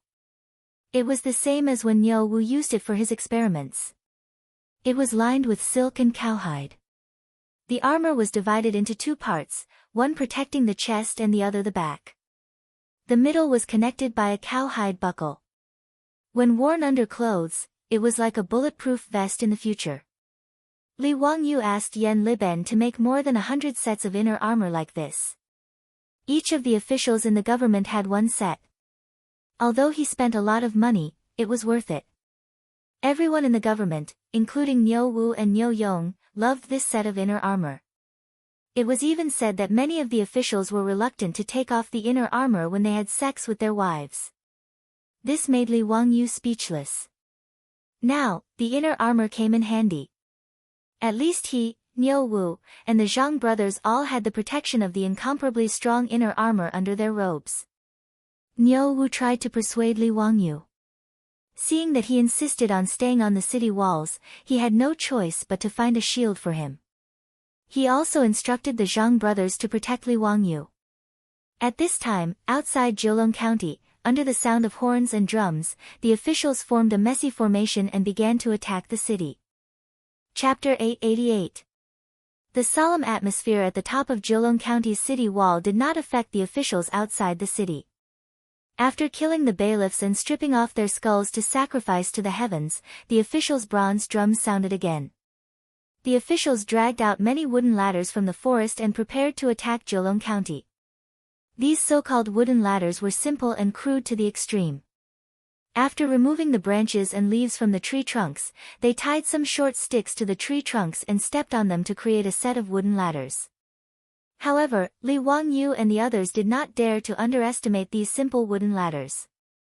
When Li Wangyu saw that the officials were really preparing to attack the city, he turned around and looked at Jiulong County behind him. His expression immediately changed. Jiulong County was a lower county and was very small. However, no matter how small the county was, the square city wall was still nearly 4 kilometers long. At this moment, all the soldiers, bailiffs, and able-bodied citizens were preparing to defend the city. However, there were only about 300 of them. A simple calculation showed that there was only one government soldier or yamen runner guarding the parapet of the city wall every 10 meters or so. When Li Wangyu looked at the thousands of officials below the city wall, he felt his scalp go numb. He pulled Dugu Feng over and said, "Dugu Ming House, gather all the citizens in the city and mobilize all the able-bodied citizens to assist the soldiers on the city wall. We won't be able to defend the county with just the soldiers." Dugu Feng was stunned for a moment before he reacted. His expression also changed greatly. Since ancient times, it was necessary to mobilize the citizens in order to defend a city. Although Dugu Feng was an honest official, he had never been on the battlefield. This was the first time he had experienced something like this. He actually forgot to mobilize the citizens to help defend the city. After being reminded by Li Wangyu, he realized his mistake. Wait, other than mobilizing the able-bodied citizens, gather all the doctors and prepare the medicine to treat the injured. Requisition all the servants of the major clans in Jiulong County and have them immediately come to the city wall to assist in the battle. Li Wangyu continued to give out orders. Although he had never experienced war, he knew this common sense. After Dugu Feng left with the order, Wang Yichuan sneaked over to Li Wangyu's side. "Duke, in this official's opinion, it would be better to agree to the conditions of those officials. How could they defend Jiulong County with only 200 soldiers? With the Duke's precious body, why would he take the risk to fight those barbarians head-on? If..." "Shut up." Before he could finish, he heard Li Wangyu's shout. "A great battle is about to begin. If you dare to speak such nonsense again, be careful that this duke will directly chop off your head and use it as a sacrifice." Wang Yichuan's face turned pale after being scolded by Li Wangyu, but he didn't dare to say a word. He could only bow and apologize. Li Wangyu couldn't be bothered with this person, so he simply sent him down the city walls to assist Du Gufeng in mobilizing the citizens. After Wang Yichuan walked down the city wall, his eyes were filled with resentment. Zheolong County wasn't big, but like Chang'an, it was divided into several squares. Apart from supervising the taxes of the citizens, the squares also had the job of supervising illegal activities and maintaining law and order. After Du Gufeng ordered the bailiffs to inform the squares, the sound of gongs could be heard all over Zheolong County. The squares started to gather the youths to participate in the defense of the county. This wasn't voluntary. Every household's youths, regardless of gender, had to participate. The men carried weapons and went up the city walls to assist in the defense. The women started to move resources under the guidance of the county government clerk. The beating of the drums outside the city became more and more urgent. The war was about to start. Li Wangyu stood on the city walls and coldly looked at the people below preparing to attack the city. Obviously, the equipment of these subordinates was extremely simple and crude. Needless to say, they didn't have any armor. The weapons in their hands were mostly short blades that were about the same length as the barricade sword. As for long-range weapons, only a few of them had bows and arrows. As for siege vehicles, battering rams, and trebuchets, they obviously didn't exist. The only thing that could allow the people to attack Zheolong County's city walls was the crude wooden ladders. However, the equipment of the people didn't make Li Wangyu feel at ease. After all, the difference in numbers between the two sides was too big. Moreover, he still had a question in his mind. Why did these people rebel and attack Zheolong County? Although Du Gufeng had whipped the leader's son, it shouldn't have caused the other 4 tribes to rebel. Could it be that these people were really so united? This was obviously impossible. Although Li Wangyu didn't know much about the people, he knew that they lived in a very primitive state. They were naturally aggressive and liked to kill each other. It was common for different tribes to fight each other. Moreover, the people of the Gong tribe were more popular with slavery. The defeated captives were directly sold as slaves. The slave trade was not only popular, but also cheap. A big dog can buy a lifetime of food. In other words, an adult dog could be exchanged for a captured slave. Even when Li Wangyu was in Chang'an City, he had seen slaves with their front teeth chiseled off for sale in the human market. Moreover, the relationship between the people of the Gong tribe couldn't be said to be friendly at all. It was impossible to expect them to take revenge just because the other tribe leader's son was whipped by the Zheolong County magistrate. There must be something hidden in this. Li Wangyu didn't suspect that Du Gufeng was lying to him. After all, although he had only known Du Gufeng for less than a day, since Du Gufeng had left his name in history, he should be trustworthy. Just as he was thinking about these things, a horn suddenly sounded from below the city wall. The people of the Gong tribe had begun to attack the city. Niu Wu directly pulled Li Wangyu to the side. Lang Jun, the people of the Gong tribe have begun to attack the city. Why don't you go back to the inn and accompany Miss Su? On the city wall, swords have no eyes. The Zhang brothers and I may not be able to protect you. Li Wangyu was a little hesitant when he heard this. According to his personality, a gentleman wouldn't stand under a collapsing wall. However, the tragic death of the bailiff just now made him feel uncomfortable. Niu Wu, don't worry. When I went out today, I already wore the inner armor. Just find me a shield. Li Wangyu finally decided to stay and observe the situation. The inner armor that he was talking about was the protective deck that Li Er asked Yan Liben to make after the holy clothes were mercilessly looted by the group of dukes and big shots led by Li Er. The inner armor was also made of well-tempered steel. It was the same as when Niu Wu used it for experiments. It was lined with silk and cowhide. The armor was divided into front and back, protecting the chest and the back. The middle was connected by a cowhide buckle. When worn under clothes, it was like a bulletproof vest in the future. Li Wangyu asked Yan Liben to make more than 100 sets of inner armor like this. Each of the soldiers in the Gong tribe had one set. Although he spent a lot of copper coins, it was quite worth it. Everyone in the Gong tribe, including Niu Wu and Niu Wu, loved this set of inner armor. It was even said that many of the soldiers were reluctant to take off the inner armor when they were with their wives. This made Li Wangyu speechless. Now, the inner armor came in handy. At least he, Niu Wu, and the Zhang brothers all had extremely sturdy inner armor under their robes. Niu Wu tried to persuade Li Wangyu again, but when he saw that Li Wangyu insisted on staying on the city wall, he had no choice but to find a shield for him. He also instructed the Zhang brothers to protect Li Wangyu. At this time, outside Jiulong County, under the sound of horns and drums, the people of the Gong tribe formed a messy formation and began to attack the city. Chapter 889. Zhang Dalong, Erlang, quickly take Lang Jun down the wall. Niu Wu slashed a subordinate who had just poked his head out of the wall. Seeing that a close combat was unavoidable, he immediately shouted at the Zhang brothers. The Zhang brothers responded and stepped forward to support Li Wangyu, ready to run down the wall. At this moment, Li Wangyu suddenly felt a surge of courage. He shook off Zhang Xian and Zhang Xian's arms and pulled out his saber with a backhand motion. Bullshit. I've also seen blood before. Zhang Dalong, Erlang, don't worry about me.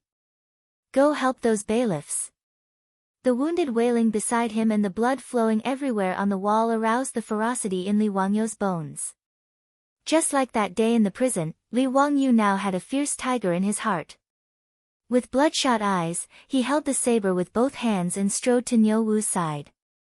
He raised the saber above his head and aimed at the gap in the parapet wall in front of him, ready to slash down at any time. He couldn't retreat, and he didn't dare to retreat. Behind him was Jiulong County.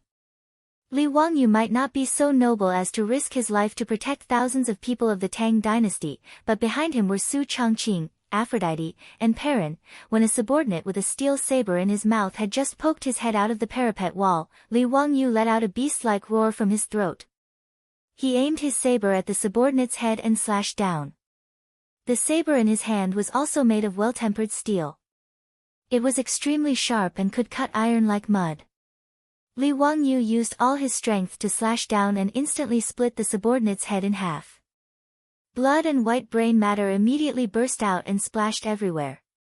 Li Wangyu's face and body were also splashed with blood. Coupled with his ferocious expression, it was terrifying. Niu Wu pulled Li Wangyu behind him and grinned. Lang Jun, I'm afraid you'll scare Lady Su to death like this. Ha, be careful that Miss Su won't let you enter her room. Li Wangyu's muscles had become incomparably stiff after personally chopping down a person. But after hearing Niu Wu's teasing, he couldn't help but relax a lot. He kicked Niu Wu's butt and laughed, get lost, get lost, get lost. How much better are you than me? When we return to Dingzhou village, I'll get your wife to deal with you. Niu Wu was one of the elite soldiers of the Sui dynasty's White Army. What he knew the most was how to kill people. In Niu Wu's eyes, these helpers who were eager to climb the city walls were no different from slaughtering chickens. He swung his saber effortlessly and chopped down another man who was about to climb up the wall. Then, he turned to Li Wangyu and explained, Lang Jun, relax. Don't use too much strength. Yan Shaojian used well-tempered steel to forge these sabers. They are really sharp and unstoppable. Lang Jun, you don't need to use all your strength to chop them. This way, you can save some energy. Li Wangyu nodded and used his sleeve to wipe off the blood on his face. Then, he rubbed his palms on his clothes and gripped the saber in his hand tightly again. At this time, there were already many sections of Jiulong County city walls that had been broken through by the helpers. After all, it was impossible for only 200 government soldiers to guard such a long city wall without any gaps. And the fighting strength of the Yamen runners and the people couldn't be compared to the government soldiers. On the city walls, the sounds of killing could be heard everywhere. The city was in a mess. There were people who were constantly hit by the saber and fell down screaming. There were helpers, Yamen runners, and government soldiers in full armor. Li Wangyu was able to hold on because Niu Wu and the Zhang brothers were three people who were highly skilled in martial arts. After swinging his saber and chopping down another helper, Li Wangyu wiped the sweat off his forehead. He raised his eyes to look at the chaotic battle on the city wall and then looked at the helpers who continued to climb up the wall like ants. He couldn't help but feel a sense of despair. The disparity in strength between the two sides was simply too great. At this critical moment, a deafening sound of gongs and shouts could be heard from below the city walls. A black mass of people wielding all kinds of weapons charged up the city walls. Li Wangyu was overjoyed. This was clearly Du Gufeng. He had finally gathered the youths of the city to help defend the city. The Tang people loved martial arts, and the common people didn't lack weapons. The youths mobilized by Du Gufeng were not completely powerless against the helpers. After all, these helpers were just ordinary mountain people. In terms of physique and weapons, these youths were even stronger than the helpers. Moreover, these youths knew that if they didn't fight with all their might today, their families and children in the city would definitely be slaughtered by the helpers after the city was breached.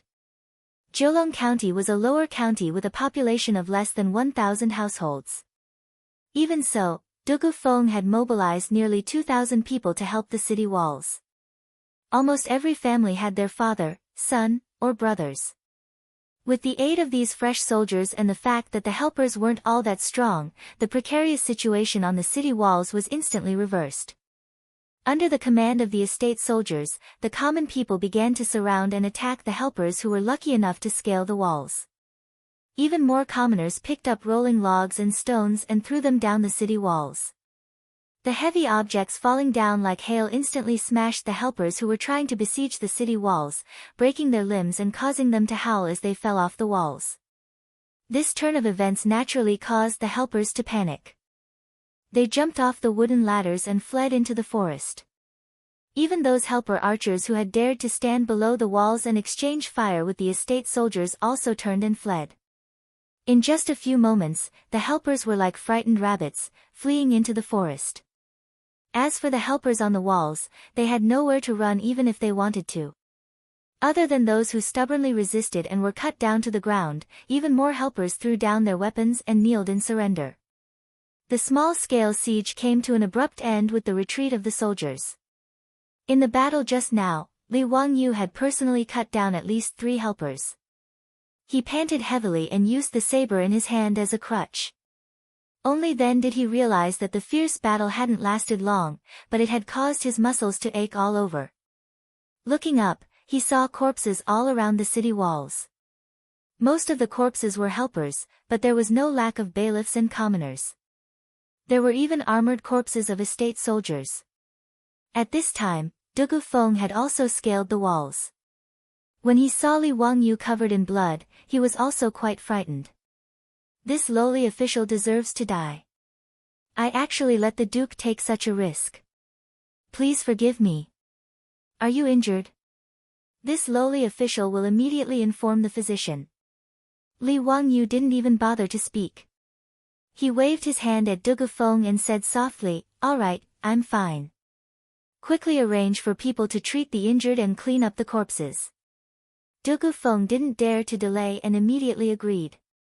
Just as he was about to turn and leave, he was stopped by Li Wangyu. "Wait, look after those helper prisoners. Lock them up in the county prison. I'll interrogate them later." Yes, this lowly official obeys. Although Du Gufeng was a little surprised and didn't know why Li Wangyu wanted to interrogate these rebellious helpers, he didn't dare to disobey. After Du Gufeng left, Li Wangyu smiled bitterly at Niu Wu and said, "Niu Wu, come and help me. My leg is cramping. I can't walk." Chapter 890. After a fierce battle, the wingmen temporarily retreated to the forest outside the city and continued to besiege Jiulong County. Du Gufeng and his men busied themselves for more than half a day before they finally settled the injured prefecture soldiers, yamen runners, and youths. They also rearranged the guards on the city walls and divided the citizens according to the different houses, leaving them under the command of the prefecture soldiers' sergeants and sergeants. They would take turns to guard the city walls to prevent the wingmen from launching a sneak attack. The corpses of the wingmen were all thrown down the city walls and shouted from the top of the city walls for the wingmen to come and collect the corpses.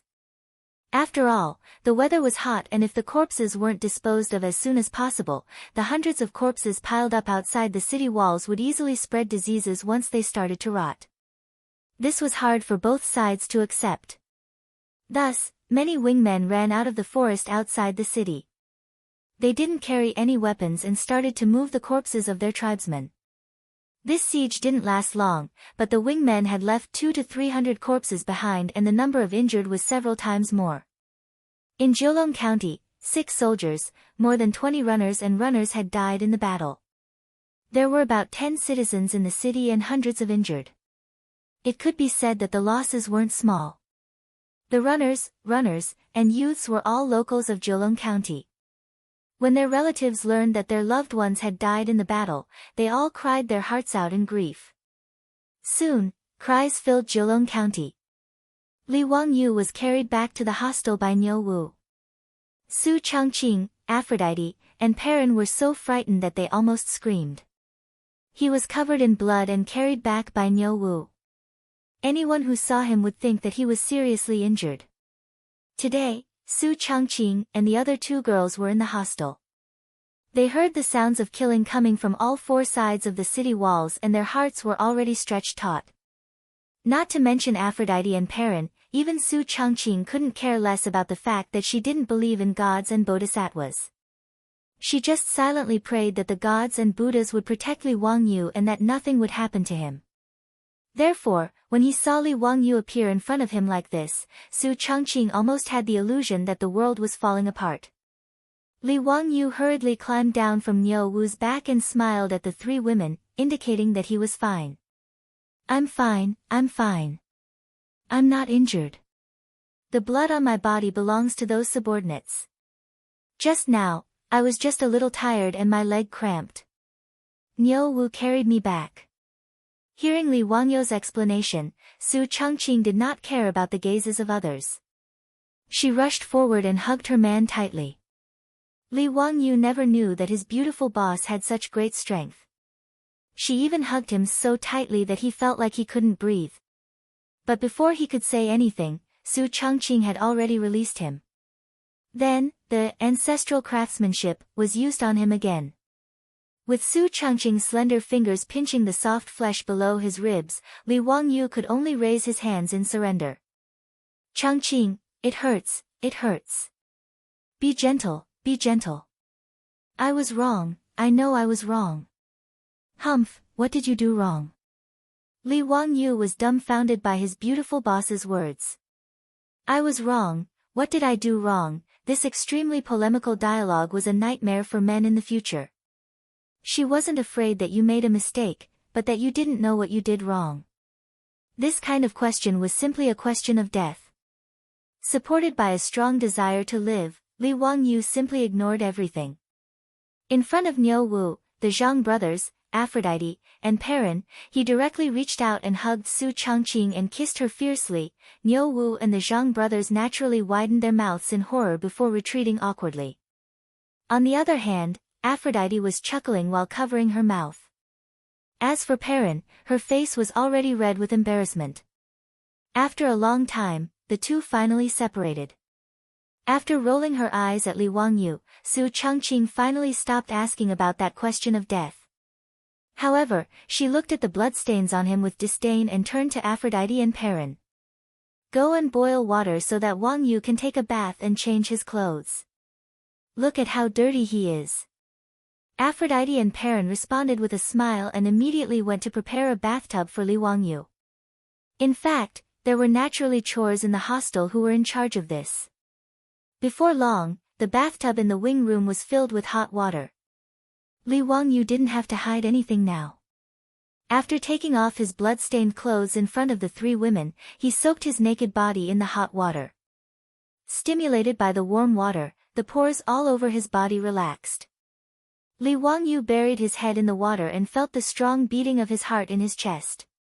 It wasn't until he couldn't hold his breath that he jerked his head up and took in deep breaths of fresh air. Li Wangyu couldn't help but heave a long sigh of relief, feeling that he was finally alive. It was great to be alive. 3 pairs of smooth palms landed on his body and began to help him rub off the dried blood on his body. Li Wangyu closed his eyes and silently enjoyed the massage from his women while thinking about what to do next. Although Jiulong County wasn't under Li Wangyu's rule, as the founding county duke of the Tang dynasty, he enjoyed a salary from the imperial court and was supported by the people of the Tang dynasty. Therefore, he naturally had to be responsible for the people of the Tang dynasty. Although many of them had died in today's battle, there were still several thousand of them surrounding Jiulong County, even if those who were injured were included. It was obviously unrealistic to send people through the blockade and report to Chengdu County's Yizhou Governor General's office. However, Jiulong County was too close to Chengdu County. Moreover, there were many scholars trapped in Jiulong County. Even the chief of the Yizhou Governor General's office was trapped here. As time passed, the officials might not be able to seal off the news even if they wanted to. As long as Jiulong County could hold on for 7 to 8 days, there was no need to worry about reinforcements not arriving. However, the problem was that it was too difficult to defend Jiulong County for so many days with the current strength of its defenses. If the officials attacked a few more times like today, Jiulong County would probably fall. The reason was simple. After today's battle, most of the remaining soldiers were injured. If they continued to fight, their battle strength would be affected. Moreover, the bailiffs and citizens had suffered even more losses and needed to rest. As for the youths in the city, they were only normal citizens and could only assist the soldiers. They could not truly be used as soldiers.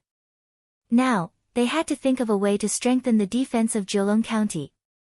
Li Wangyu closed his eyes and pondered for a long time. Suddenly, he opened his eyes and stood up from the bathtub, giving Su Changqing and the others a fright. Wangyu, what are you panicking for? The officials have not attacked yet. I have been paying attention to the movements outside the city. Li Wangyu stepped out of the bathtub and carelessly put on his clothes. He explained, Changqing, I am such a pig. How could I forget about the gunpowder? No, I have to find Dugu Feng and have him gather saltpeter, charcoal, and sulfur in the city. When Su Changqing heard him say this, she also reacted and her face lit up with joy. Gunpowder, even the most primitive gunpowder, was a godly weapon in the Tang dynasty. Yesterday, there was a bug in the system and chapter 887 and 888 were duplicated. If there is a duplicate subscription, please delete this book from the bookshelf and add it again to refresh. Chapter 891. Li Wangyu created gunpowder to make firecrackers and fireworks for fun. However, he did not give the gunpowder to Pai Lupi as a weapon because Li Wangyu felt that gunpowder was too overbearing and that it would be harmful to heaven and earth if it was turned into a weapon. However, after experiencing the battle today, he realized that his thoughts were too naive. Swords and spears could kill people, bows and arrows could kill people, and gunpowder could also kill people. Since the purpose was to kill people, it would be too stupid to say that using gunpowder to kill people was harmful to heaven and earth. From Li Wangyu's point of view, any weapon that could kill those people outside the city was a good weapon. He called Niu Wu over and told him to find Dugu Feng and collect saltpeter, sulfur, and charcoal in the city to make gunpowder. Lang Jun, you still want to make exploding rods at this time? Many people in the city are in mourning. Isn't it inappropriate to set off exploding rods at this time? Niu Wu was puzzled. Although he was the one who created the gunpowder with Li Wangyu, Niu Wu knew that the purpose of gunpowder was to make exploding rods and fireworks. Now that Jiulong County was facing a huge crisis, how could his Lang Jun be in the mood to make these things? When Li Wangyu heard this, he was so angry that he wanted to kick Niu Wu. Idiot, who told you that I want to make exploding rods? Then you want to make fireworks? Do you want to shoot fireworks into the night sky as a warning to the outside world? Li Wangyu was almost angered to death by this uncultured fellow, but he was too lazy to continue explaining. If I tell you to go, then go. Remember, collect as much as you can and transport it all. Yes, transport it all to the county government. I need it urgently, so do not neglect it. This is related to whether Jiulong County can be defended or not. Li Wangyu originally wanted to transport it to the hostel, but after thinking about it, it was safer to transport something as dangerous as gunpowder to the county government. Yes. When Niu Wu saw that Li Wangyu was serious, he knew that his Lang Jun was not joking. He quickly ran to inform Dugu Feng to collect the materials. After Dugu Feng received Niu Wu's notice, although he was suspicious in his heart, he did not dare to be negligent. When he heard that County Duke who wanted to collect these items, which were related to the defense of the city, he immediately led the bailiffs to collect these 3 items from all over the city. Charcoal was easy. Even if they didn't have enough, they could always order people to build a kiln to burn it. Sulfur was barely acceptable. After all, sulfur had many uses. Whether it was used as medicine or repelling insects at home, it was useful. Even paper mills needed sulfur to bleach paper.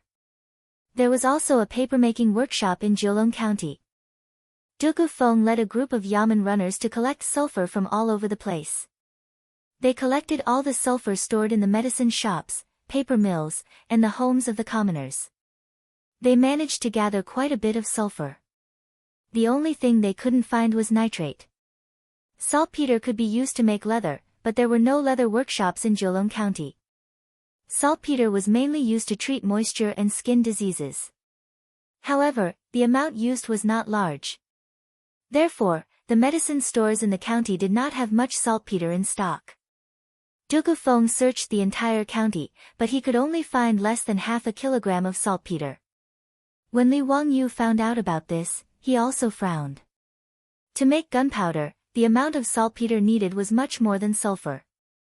Now that Jiulong County was besieged, where could he find saltpeter? If he didn't have enough saltpeter, or in other words, potassium nitrate, how could he make gunpowder? Wouldn't that mean that he had the dragon-slaying skill but no dragon to kill?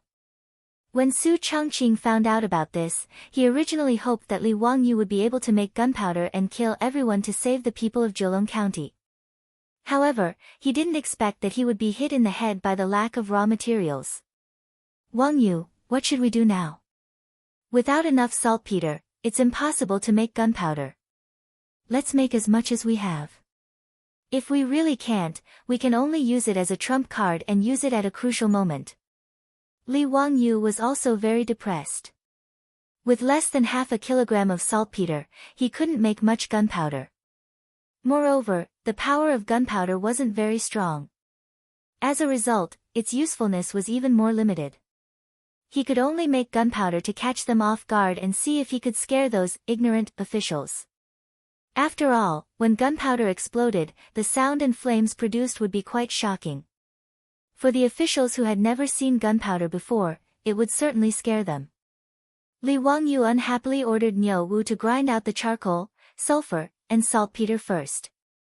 They had to make gunpowder first. When it came to making gunpowder, Niu Wu was even more skilled than Li Wangyu. After all, this guy was very lazy. When he had researched how to make gunpowder, he had thrown it to the 2 brothers, Niu Wu and Niu Yong, to manage. After sending Niu Wu to the county yamen to make gunpowder, Li Wangyu stayed in the hostel with waning interest. He continued to ponder about what other methods he could use to win by surprise. While he was thinking hard, he felt a burst of discomfort in his stomach. He quickly got up and went to the outhouse. The outhouse of the hostel was relatively clean. However, no matter how clean the outhouse of the Tang dynasty was, it was still limited. There was no need to talk about the smell. It was unavoidable. Moreover, the floor and corners of the outhouse were often cleaned, but there were still layers of white crystals. Li Wangyu squatted in the outhouse and looked at the white crystals. Suddenly, a flash of lightning flashed through his mind, causing him to immediately stand up. Immediately, Li Wangyu squatted down again. Damn, I forgot what I was doing and almost stained my pants. Li Wangyu quickly dealt with the aftermath. Like a whirlwind, he lifted his pants and rushed out of the outhouse. Zhang Dalong, Zhang Erlang. Quickly go and find Duga Ming house for me. The 2 brothers of the Zhang family saw that their master was so anxious that he didn't even have time to tie up his pants. They didn't dare to ask any more and quickly turned to look for Duga Feng. Not long after, Dugu Feng, who had received the news, rushed to the hostel. However, when he heard Li Wangyou's words, he was dumbfounded. Duke? Are you kidding? At this time, you want me to mobilize the people in the city to scrape soil from the outhouse and the pigsty? Why is this so? Li Wangyou squatted in the outhouse. When he saw the white crystals, he thought of scraping soil. When he was young, he heard from the elders in the village that in the old days, there was a popular business in the village called making salt. Every morning, the villagers would carry baskets and scrape soil from the outhouse, pigsty, and walls of the old houses in the village.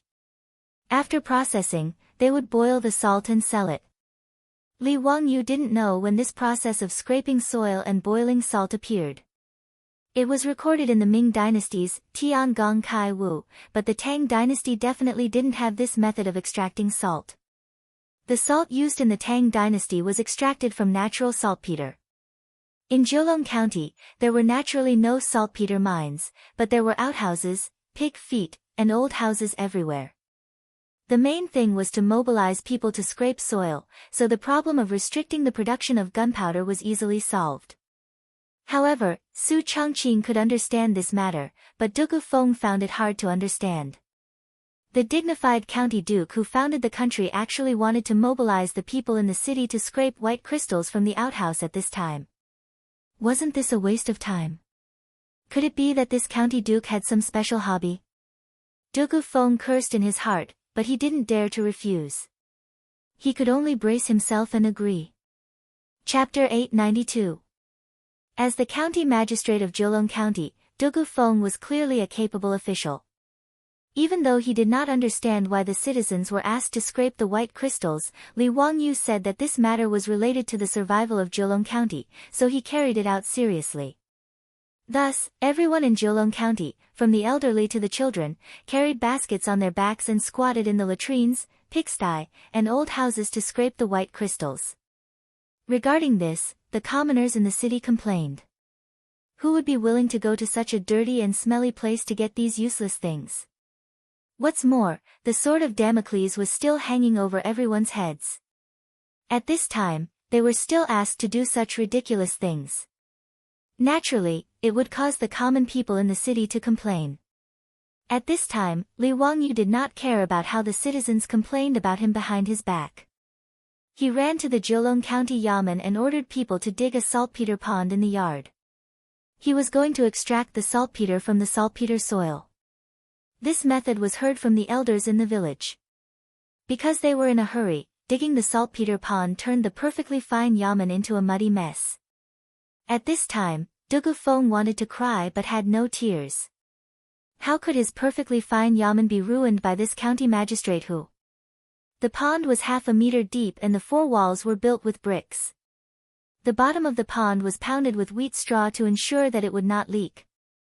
At one end of the pond, a hole was dug and a small urn was buried in it. At the bottom of the pond, a small hole was made and a clay pipe connected to the small urn. After everything was ready, Li Wangyou ordered people to mix the saltpeter soil with plant ash and put it into the saltpeter pond. After stepping on it, the pond was filled with water. After the water in the saltpeter pond seeped through the saltpeter soil, it would bring out the saltpeter from the soil and enter the small urn through the clay pipe. The dark red water was the saltpeter water. After that, Li Wangyou ordered people to set up a large stove in the yard of the county yamen. He directly took out several large iron pots from the county yamen kitchen and began to boil the saltpeter. This made Dugu Feng's face twitch, but he could only silently endure. The dark red nitric acid was poured directly into the iron pot and boiled over a large fire.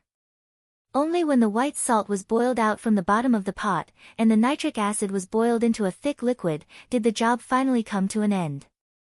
Li Wangyou ordered people to take out the boiled nitrate water and put it into the taopeng. He then placed it in a cool place to store it carefully. After the boiled nitrate water cooled down, the sides and bottom of the pot were filled with white crystals. This was the refined nitrate. When the saltpeter was extracted, Niu Wu, Dugu Feng, and the others were stunned. How could they have imagined that the soil scraped from the side of the latrine could actually produce saltpeter? This completely subverted their understanding. Lang Jun, this is really salt. Then how could the latrine produce nitrate? This is really an eye-opener. Du Gufeng even turned to Li Wangyu and bowed deeply. This lowly official only knows now that Duke knows everything from the heavens to the earth. You are truly a learned man. However, this lowly official still does not understand why Duke ordered this lowly official to collect things like saltpeter, sulfur, and charcoal. Li Wangyu smiled at Du Gufeng and spat out 2 words. It's a secret. These words immediately made Du Gufeng, the county magistrate, speechless. He looked at Li Wangyu with a face full of hidden bitterness.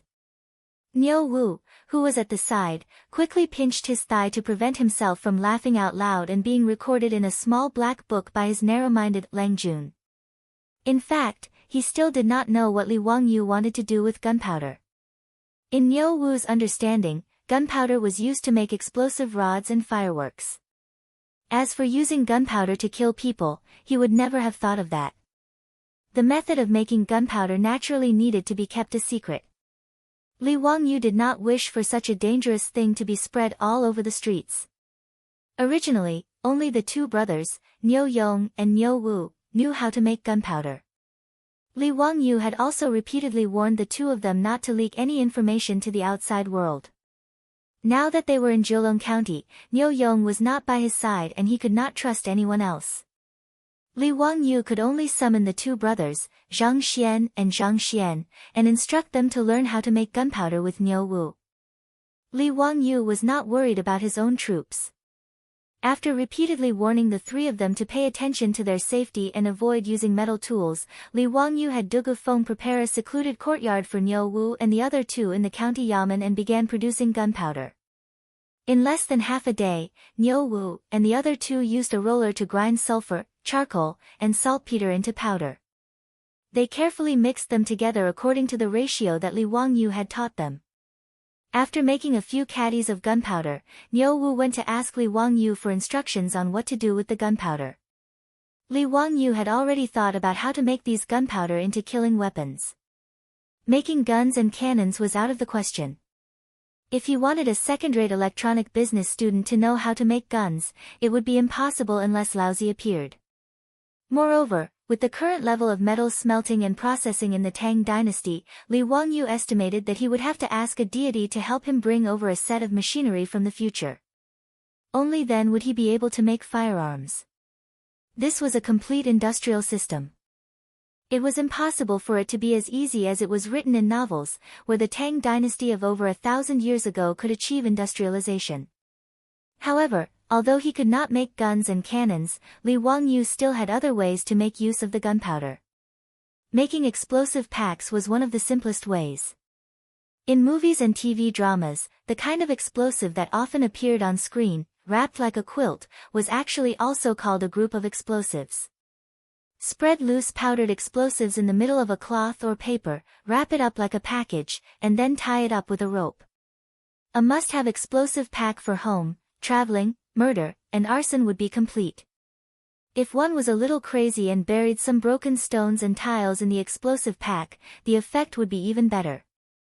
Li Wangyu directly asked Du Gufeng to bring silk and instructed Niu Wu and the others to tightly wrap the gunpowder in it. At the same time, he also accidentally sprinkled some broken stones inside. The several caddies of gunpowder that Niu Wu and the others ground were all wrapped in a square explosive pack. Lang Jun, what the hell is this thing? If it explodes, it will be too big. How big of a brazier do you need to light this thing? Until now, Niu Wu still thought that this thing that Li Wangyu had made was just a weird-looking explosive rod. Seeing Niu Wu throw the several caddies of gunpowder up and down like a toy, Li Wangyu's back was covered in cold sweat. F***ck. This bastard Niu Wu who could scare people to death, did he really think that the thing in his hand was just for listening to the sound? Stop! Li Wangyu shouted loudly, scaring Niu Wu. The explosive pack in his hand almost fell to the ground, scaring Li Wangyu so much that his heart almost stopped beating. Although he knew that the gunpowder wouldn't explode even if it fell, who could say for sure about this kind of thing? If the several caddies of gunpowder in front of him exploded, there was no need to think about the consequences. He wouldn't even have to collect the corpse. He, Li Wangyu, could only pray that the heavens would let him transmigrate again. Li Wangyu could only angrily kick Niu Wu, who had almost scared him to death. With a dark face, he signaled the Zhang brothers to carry the explosive pack and follow him. He had to find a place to test the power of the explosive pack. Chapter 893. Li Wangyu was a kind person. In order to extract the nitrate, he had already turned the Zhejiang County Yamen upside down. If he were to test the power of the explosive in the Yamen, well, he was actually afraid that Du Gufeng would fight him to the death. If he accidentally blew up the Yamen, no matter how thick-skinned Li Wangyu was, he would not be able to face Du Gufeng. After asking Du Gufeng, Li Wangyu decided to go to the military camp's drill ground to test it out. Du Guming House, weren't you very puzzled when I asked you to collect sulfur and other materials? Now it's time to reveal the truth. I'll let you see what a divine weapon is. Ha! With this item, those subordinates are nothing to be afraid of. I can easily turn them into ashes. When Li Wangyu said this, he hated that he did not have a feather fan in his hand to show off. With a feather fan and a silk headband, he could turn them into ashes while talking and laughing. Wasn't he talking about him? Li Wangyu did not hide it from Du Gufeng. After all, the explosive was made to be used. Only by letting Du Gufeng see its power could the Zhejiang County magistrate be at ease. Du Gufeng looked at the explosive in the arms of the Zhang brothers, but he was still suspicious. A squarish package made of silk and linen was the so-called divine weapon. How was he going to kill the enemy? Was he going to throw it from the city wall to kill those subordinates? Wasn't that a joke? Du Gufeng racked his brains, but he still could not figure out what Li Wangyu was trying to do. Duke, may I ask what this item is called? What is it used for? Ha, Du Guming House, you may not know, but this item is called explosive. Well, Thunderbolt Sky-Shaking Thunder. Don't think it looks ordinary, but it can explode like a thunderbolt. Its power is so great that it can almost split the sky open. Using it to kill the enemy is as easy as chopping vegetables.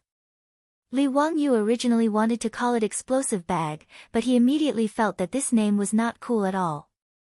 Thus, he casually came up with the name Thunderbolt Rumbling Thunder. However, it was not only Du Gufeng who did not believe his words. Even Niu Wu and the Zhang brothers could not help but look at each other with smiles in their eyes. In Niu Wu's opinion, their Lang Jun was just spouting nonsense to fool the Zhejiang County magistrate. What bullsh** T Thunderbolt? The explosives in Zhang Xian's arms were personally made by the three of them. Niu Wu had also explained to the Zhang brothers that the mixture of sulfur, charcoal, and saltpeter was used to make explosive rods and fireworks. The exploding rods and fireworks that were set off in the residence were made from these herbs. The explosion that Li Wangyu made was as loud as thunder. The Zhang brothers were naturally aware of this. Therefore, regardless of whether it was Niu Wu or the Zhang brothers, this so-called thunderbolt heaven-shaking thunder they made was actually just a big firework explosion. Thunderbolt rumbling thunder, at most, this explosion only contained a little too much gunpowder. Normally, the exploding rods that Niu Wu made would contain at most 1 or 2 grams of gunpowder. However, the explosives in front of them contained at least 7 to 8 kilograms of gunpowder. Niu Wu estimated that after this big explosive rod was ignited, it would definitely cause a huge commotion.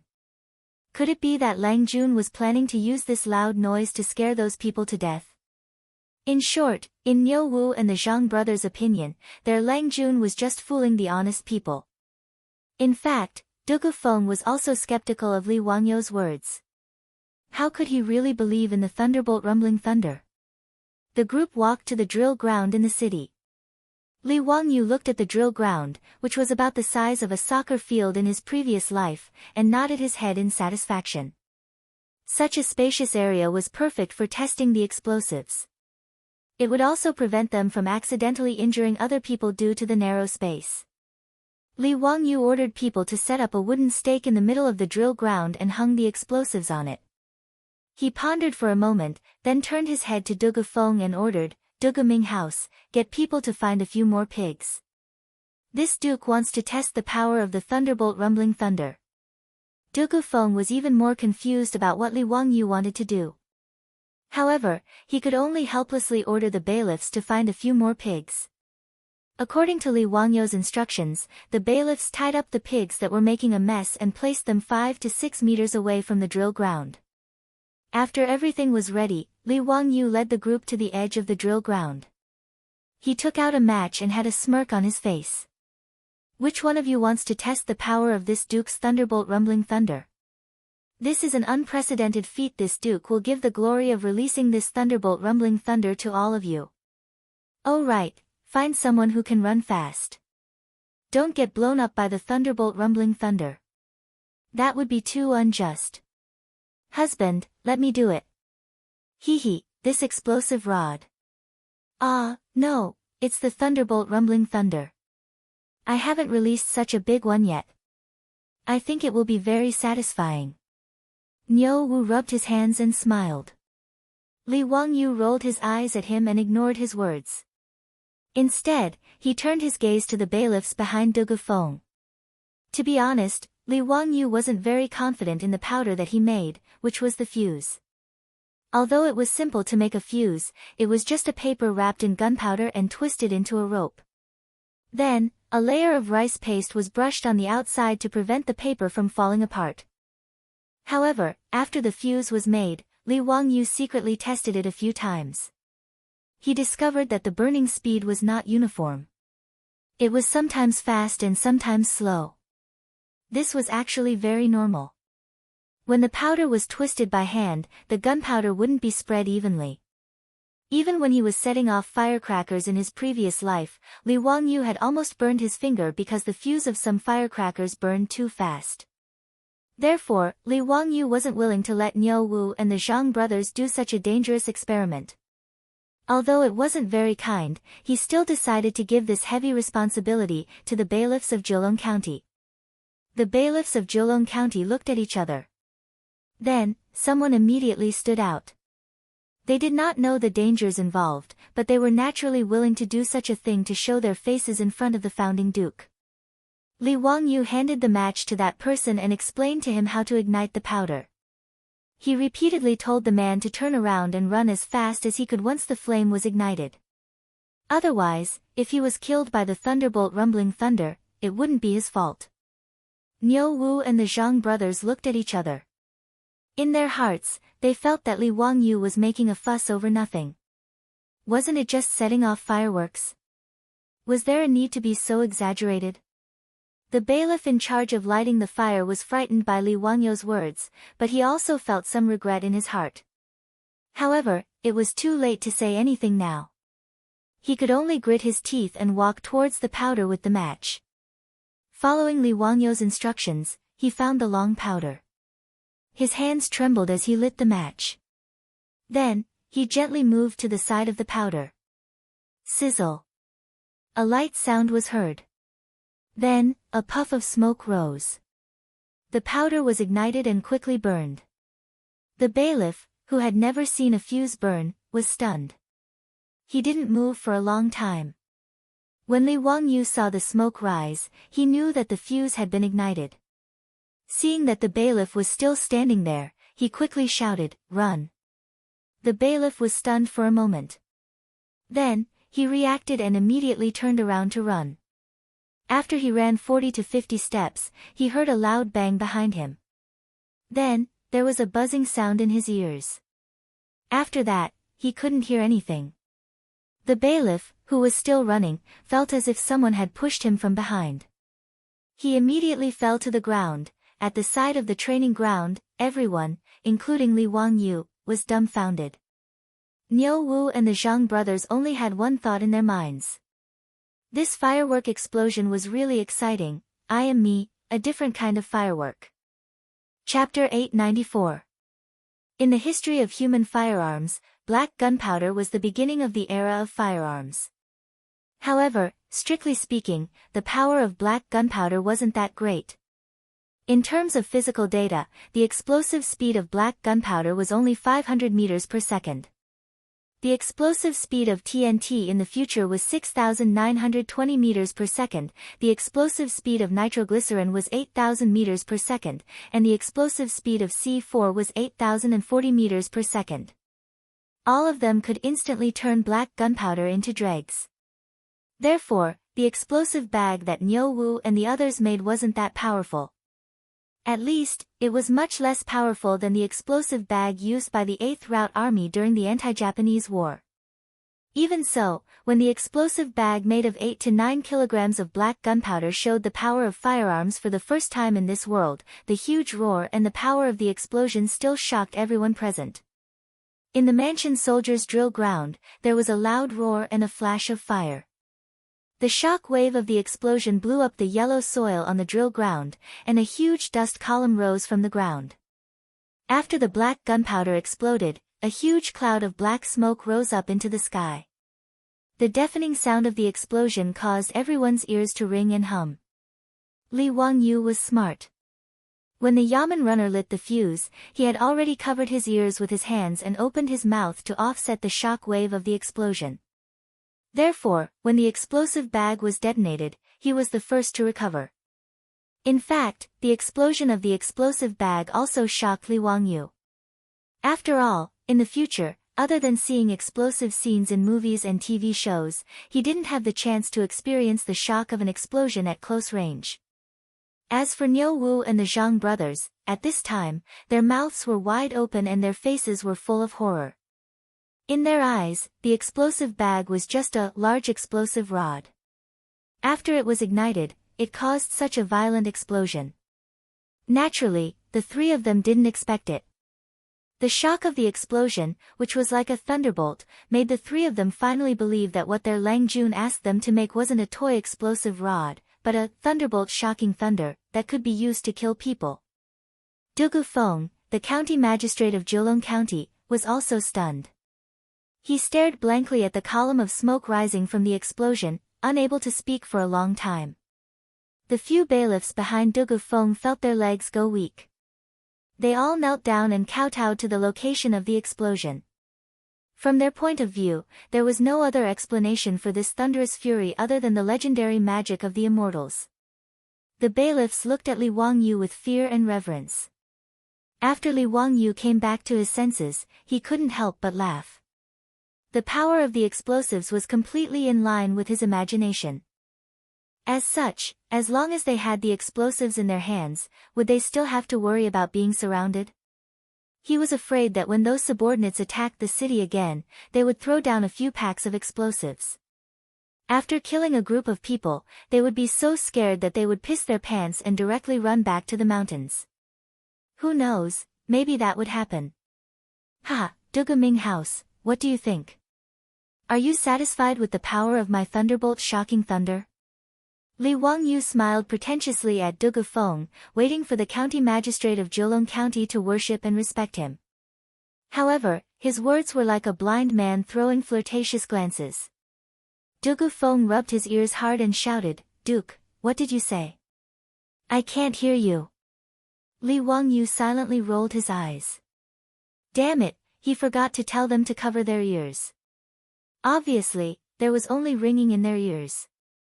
Whatever he said would be a waste of breath. After waiting for a while, when everyone's ears had recovered, Li Wangyu signaled for Dugu Feng to come with him to see the effect of the explosion. However, Li Wangyu felt that he had forgotten something. After looking around, he slapped his forehead. It seemed that he had forgotten about the brave warrior who lit the fuse. When he turned back to look for that person, he finally saw that Yamen runner struggling to get up from the ground. However, he seemed to have suffered some injuries. His face seemed to have been cut by the flying pebbles, and there was already blood flowing down. Li Wangyu hurriedly had Niu Wu and the Zhang brothers check on the Yamen runner. When the black gunpowder exploded, the shock wave wasn't very strong. However, the pebbles that Li Wangyu mixed in were fatal. Fortunately, the Yamen runner ran quickly. At a distance of 50 to 60 steps, the flying pebbles no longer had any lethality. They only scratched his skin. Although it looked like he was bleeding, it was only a superficial wound. After confirming that the Yamen runner didn't suffer any injuries, Li Wangyu and Du Gufeng encouraged him and ordered him to see a doctor. Only then did everyone continue to check on the effect of the explosion. The pillar that originally hung the bag of gunpowder had long disappeared. On the ground of the training ground, which was very sturdy, there was a 1 meter wide and half a meter deep crater from the explosion. As for the pitiful second senior brothers who were a few meters away from the explosion, there was no need to mention them. They were all dead on the ground, bleeding from their mouths and noses. Even the bodies of the pigs were riddled with holes from the flying pebbles. Blood flowed out from the holes. They looked very pitiful. Tisk tsk, these pigs are so pitiful. Li Wangyu said hypocritically. He turned his head to look at Du Gufeng, Du Gaming house, get someone to kill these pigs. After today's fierce battle with the officials, use these pigs to reward the government soldiers and Yamen runners. Ah. Oh, yes, yes. I will immediately send someone to do it. Du Gufeng looked at the dead pigs and was already shocked to the point of losing his soul. Only when he heard Li Wangyu talking to him did he come back to his senses. Duke, this heaven-shaking thunderbolt was made from the saltpeter, sulfur, and charcoal that you had me collect? This is too frightening. Could it be that the Duke used some kind of immortal magic? Li Wangyu naturally wouldn't reveal the truth to Du Gufeng. Gunpowder was the top secret of this era.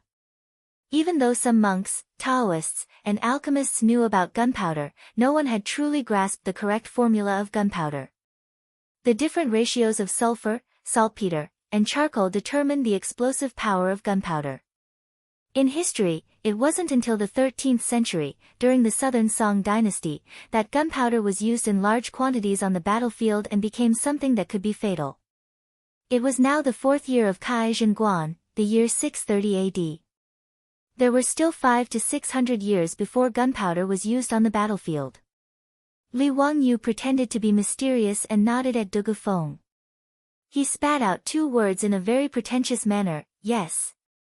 Worried that Du Gufeng would misunderstand, he added, of course, the main thing is the sulfur, charcoal, and other materials that the Du Gaming house painstakingly collected from the city.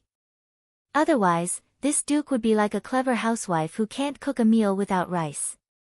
I wouldn't be able to make this heaven-shaking thunderbolt. Du Gufeng was slightly stunned. He didn't even have time to greet Li Wangyu before he turned around and ran out with his official robes. Li Wangyu was stunned by his reaction and couldn't help but shout, Du Gaming house, what are you doing in such a hurry? This official is going to supervise the people and continue to scrape the saltpeter from the city. Du Gufeng left these words and ran out of sight. Li Wangyu, Niu Wu, and the others were stunned for a moment before they burst into laughter. Chapter 895. After testing the power of the explosives, Li Wangyu was finally able to relax after the incident of his subordinates surrounding the city.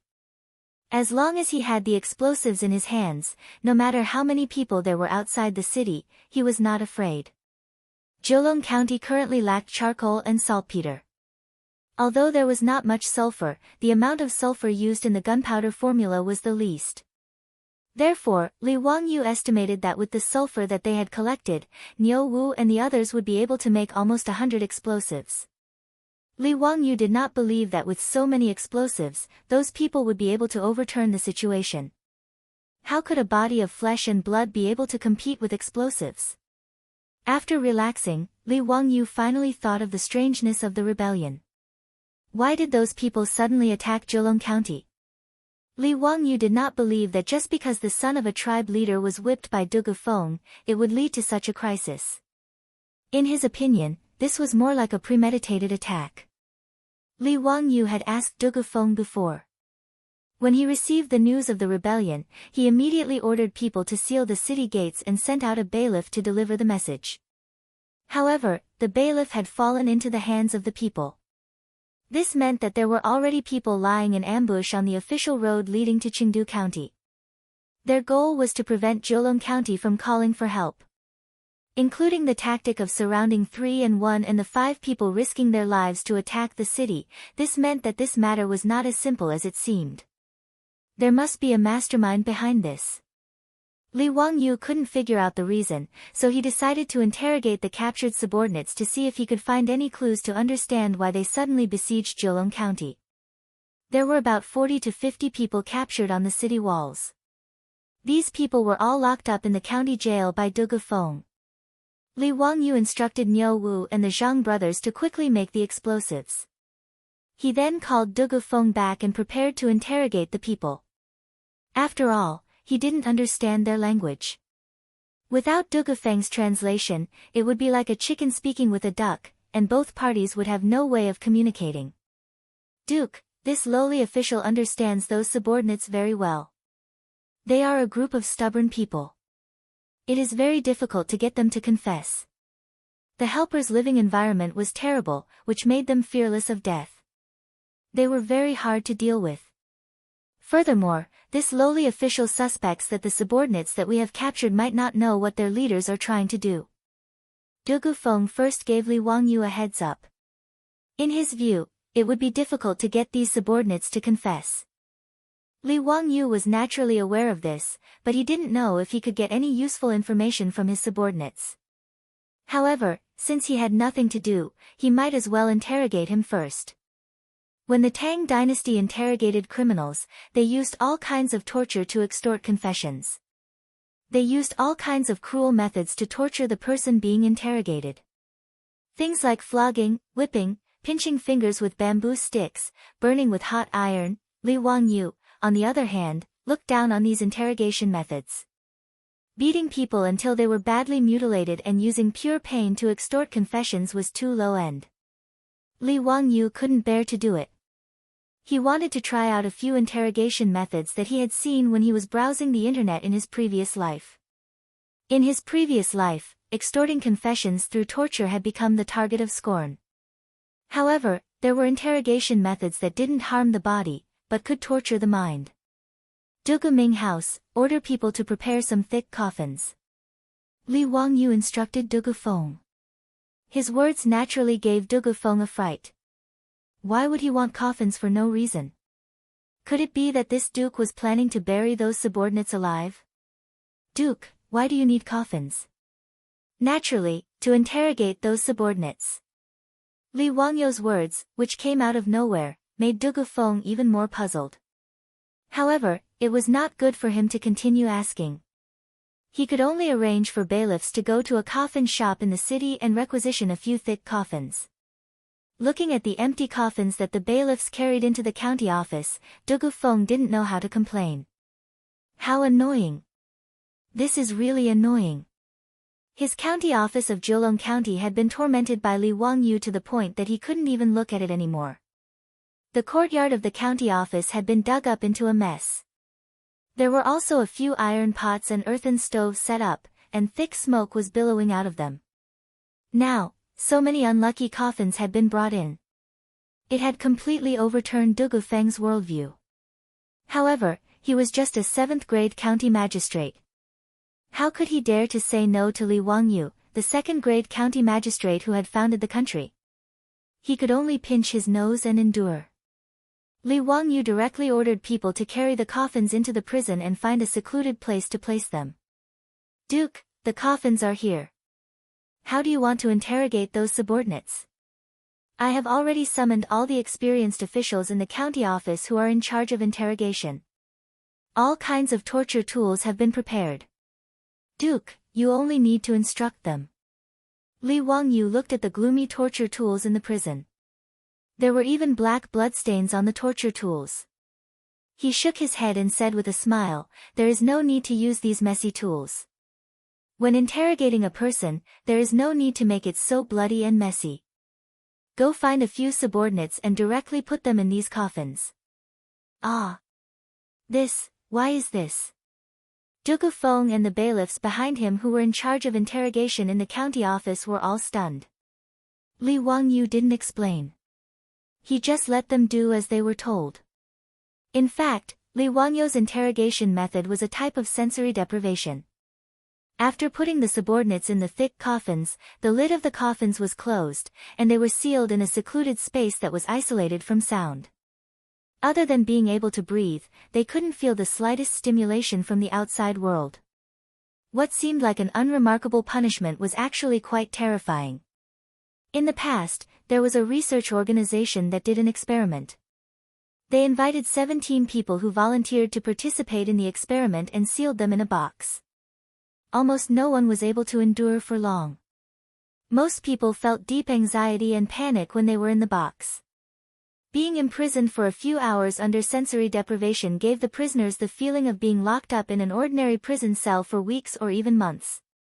The reason Li Wangyu had Du Gufeng find coffins and not other sealed boxes was to increase the psychological pressure on the subordinates. He didn't explain the theory to Du Gufeng. As for whether this method, which he had seen on the internet, would be effective, Li Wangyu didn't know. He could only lock the subordinates in the coffins for a few hours before seeing the results. It didn't matter even if it didn't work. Li Wangyu was prepared to try other interrogation methods. For example, sleep deprivation.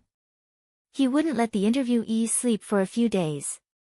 He would use fatigue to make the interviewee confess. This was a method often used by countries all over the world. Although this method was good, it was time-consuming. Li Wangyu didn't have the patience to spend a few days interrogating these subordinates.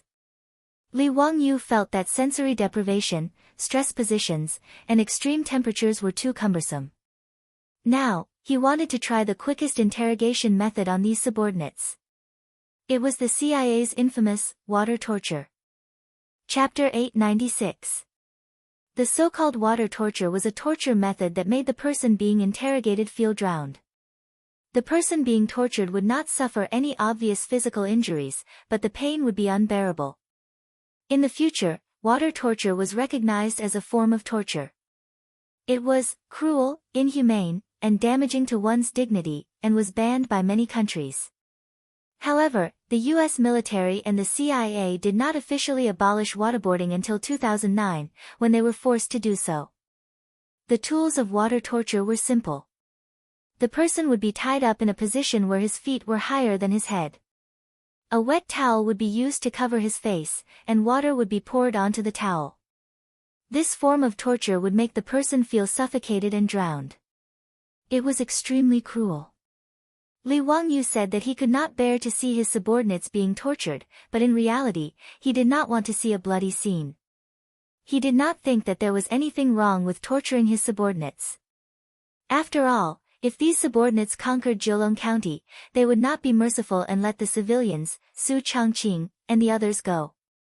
Li Wangyu ordered his men to drag out one of the subordinates from the prison and prepare to water torture him. The subordinate was very strong. His hands were tied behind his back by 2 yamen runners, but he did not stop struggling.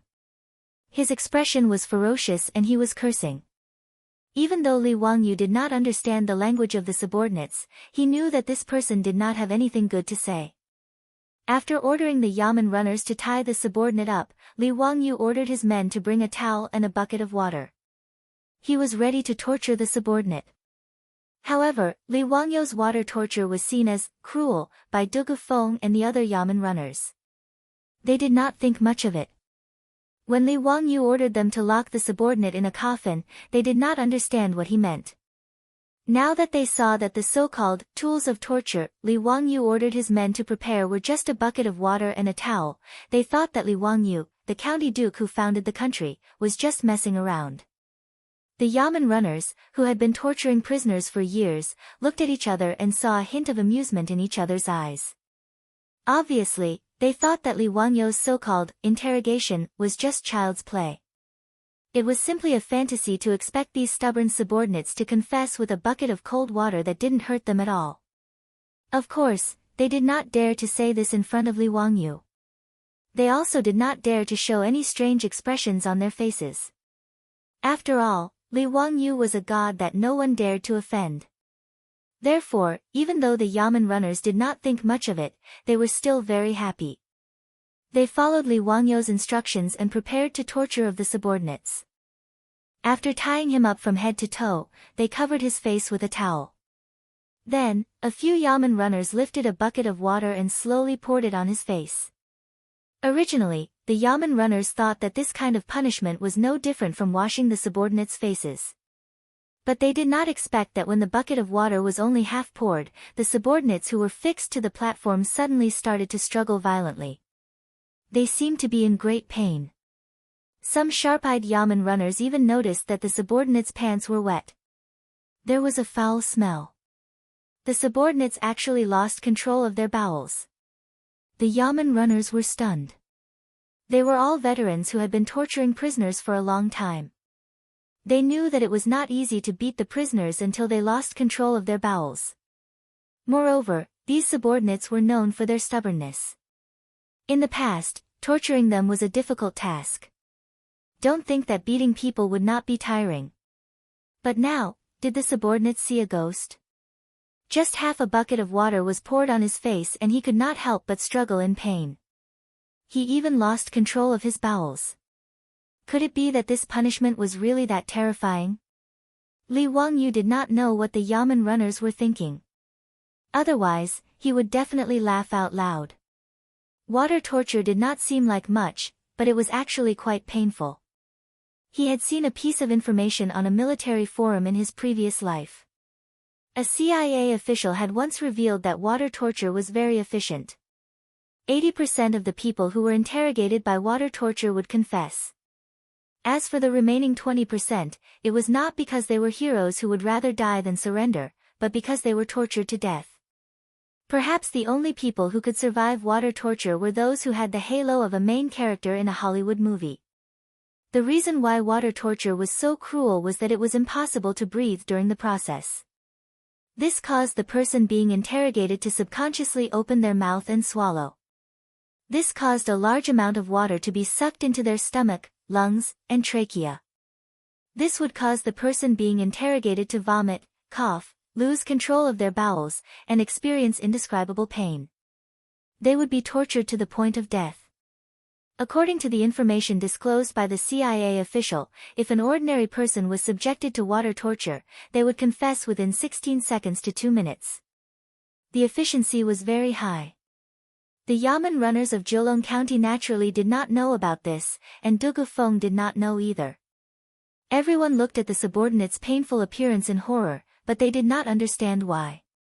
That's enough. Be careful not to drown him if you continue to water him. Stop.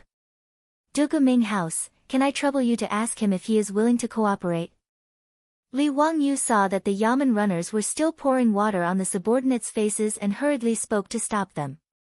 Dugu Feng was stunned for a moment before he hurriedly nodded. Ah. Yes, yes. I will go ask him now. The Yamen runners hurriedly put down the buckets of water and removed the wet towel covering the subordinates' faces. At this time, the subordinates could finally breathe again. He opened his mouth and greedily took in large mouthfuls of the not-so-fresh air in the prison. At the same time, he violently coughed, causing his face to be covered in snot and tears.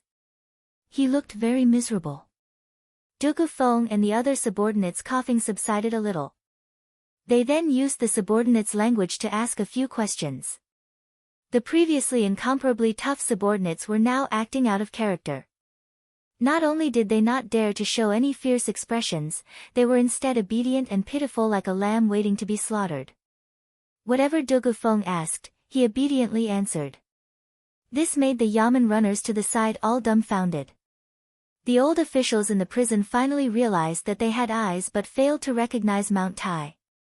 They had originally thought that Li Wangyu was fooling around with his interrogation methods, but now these old hands had opened their eyes.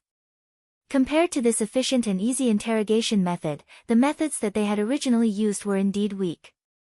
What the county duke was doing was called interrogation. What he was doing was called an expert. If it weren't for the fact that the Yamen runner's status was too low compared to Li Wangyu's, these old torturers in the county Yamen would have wanted to kneel down and kowtow to Li Wangyu to become his disciple. They would have wanted to learn some of these magical interrogation methods. Disregarding the shock in the Yamen runners' hearts, the subordinates that Dugu Feng had questioned for a long time shook his head regretfully at Li Wangyu. Duke, I have asked this person.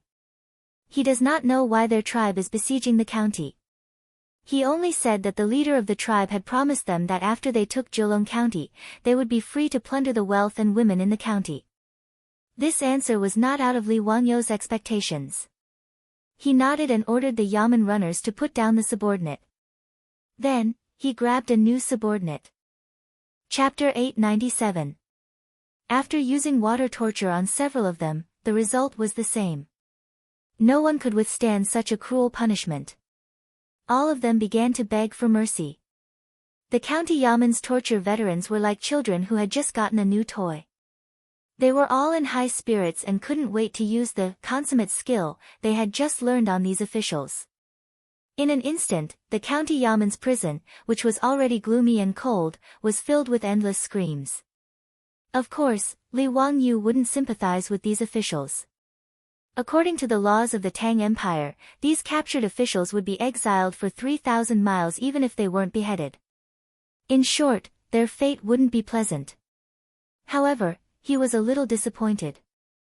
After interrogating several officials, no one knew why the 5 major tribes of officials had joined forces to attack Jilong County. This was actually very normal. Thinking about it, only the leaders of the tribes of officials and those close to them would know the details. It was normal that these ordinary officials didn't know. Since he had nothing to do, Li Wangyu still ordered the yamen runners to torture all the officials in the prison. However, they still didn't get anything. After spending 2 to 4 hours, it was all for naught. Li Wangyu felt very helpless about this result. He stood up and dusted his clothes, preparing to return to the hostel. Du Gufeng naturally led a group of yamen runners to respectfully escort Li Wangyu out of the prison. However, one of the yamen runners hesitated and said, reporting to the Duke, "You forgot about those coffins." Li Wangyu was reminded by him and suddenly remembered. Damn it, I completely forgot. Previously, he had ordered people to capture a few officials and lock them in the coffins. Their senses were cut off and they were confined. Now that a few hours had passed, he didn't know if those officials had broken down or not. He quickly ordered the yamen runners to release those officials and check on the situation. If these officials were still unwilling to confess, Li Wangyu might have to ask the yamen runners to torture them with water again for the sake of his reputation. Contrary to everyone's expectations, when the bailiffs opened the coffin lids and released them, the eyes of the people locked in the coffin were all lifeless, as if they had received a terrible shock. Li Wangyu's heart couldn't help but thump. These officials couldn't have been locked in the coffins for a few hours, right? Before Li Wangyu could say anything, the yamen runners saw the muddle-headed appearance of these officials and directly raised their arms and slapped them a few times to wake them up. The unruly officials cried and knelt down. They kowtowed to Du Gufeng, who was wearing an official's robe.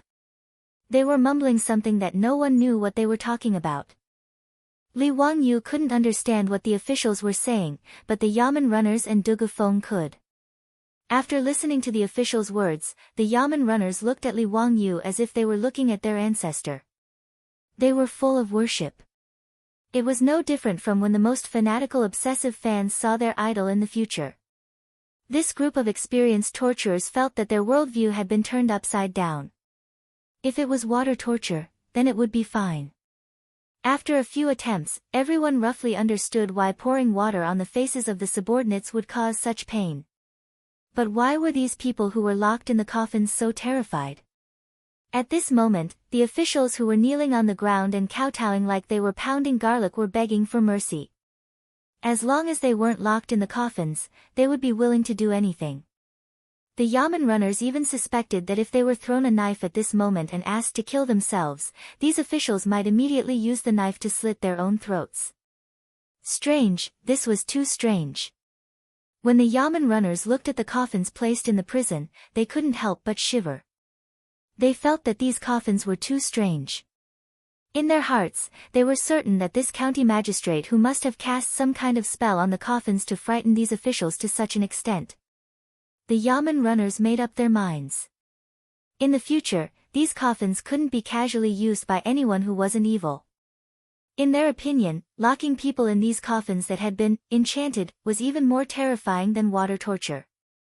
From now on, these thick coffins became the treasures of Jolong County's prison. Every day, the yamen runners would burn incense and worship these coffins. When new yamen runners arrived, they would immediately be informed of the origins of these coffins and their evil nature. Whenever a vicious prisoner was caught in the prison, the yamen runners would lock them in the coffins. After being locked up for a few hours, they would be released. No matter how vicious the prisoner was, they would all be as obedient as quails. This added a mysterious aura to these coffins, and it led to many legends.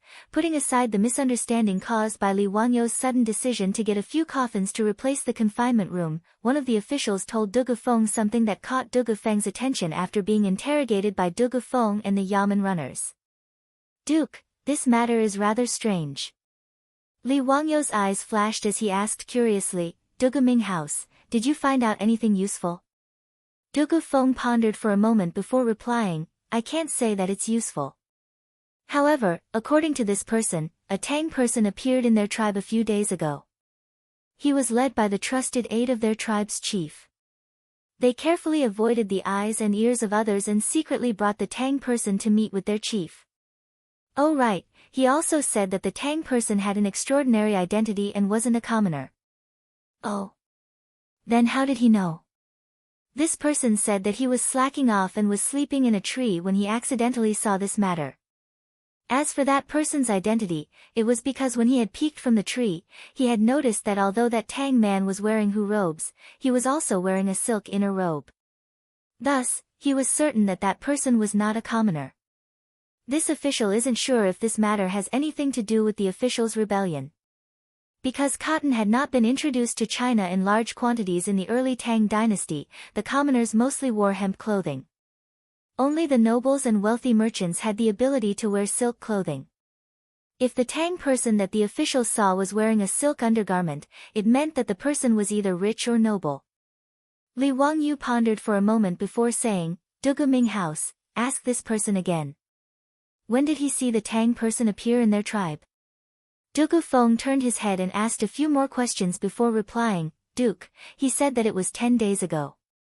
"Then when did Du Guming House's official kidnap a commoner's girl happen?" Replying to the Duke, "That was 3 days ago." "Ha, that's interesting." Li Wangyou rubbed his chin and said, "Du Guming House, from what I know, these officials usually don't have much contact with the Tang people, right?" "Yes, Duke is right. The customs of the officials are poles apart from the Tang people. In addition, the Tang people mostly despise the officials for being vulgar and call them barbarians. Thus, other than those officials who come down the mountain to sell mountain products and buy goods, they rarely interact with them."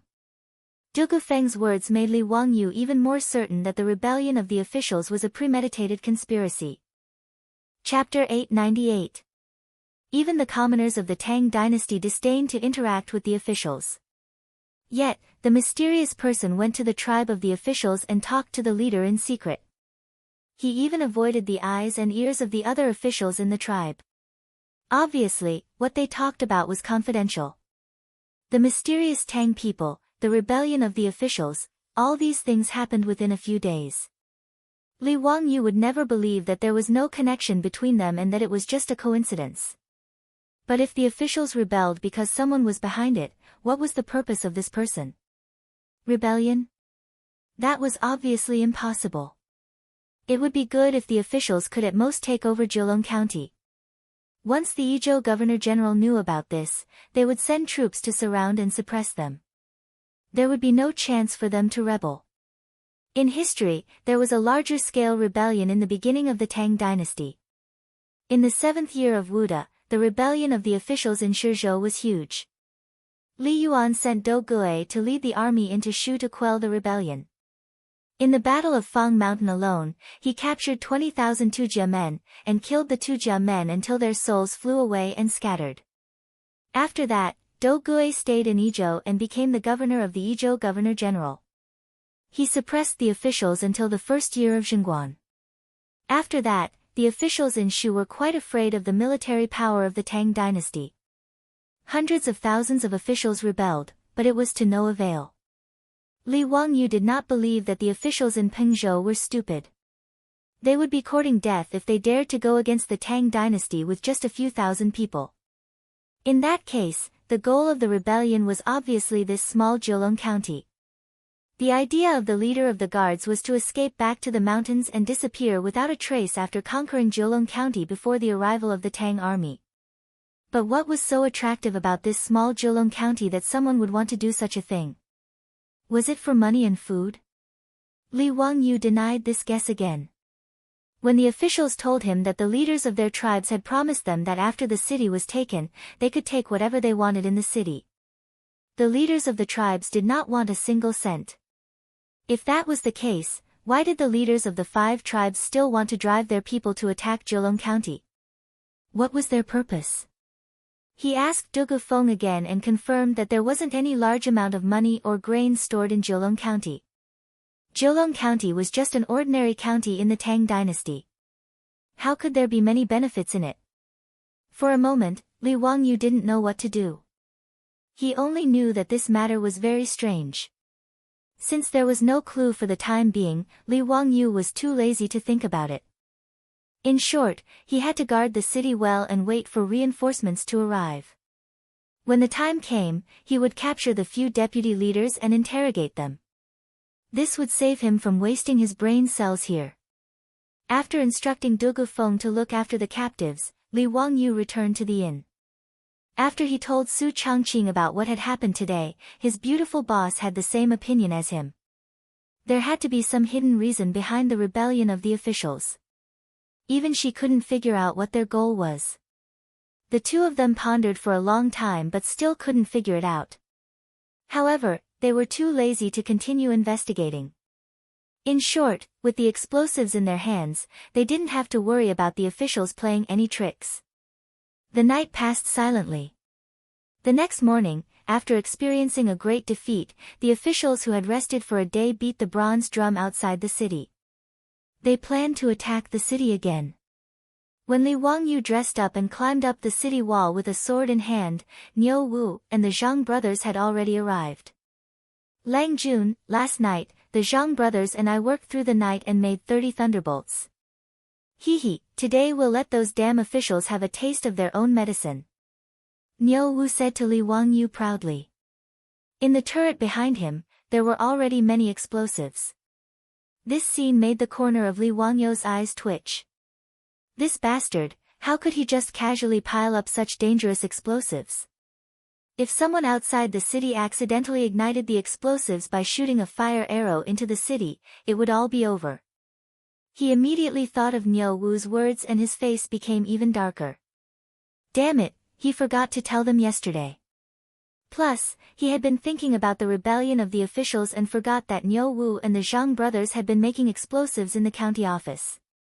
It was fine if they were making explosives, but what did this bastard just say?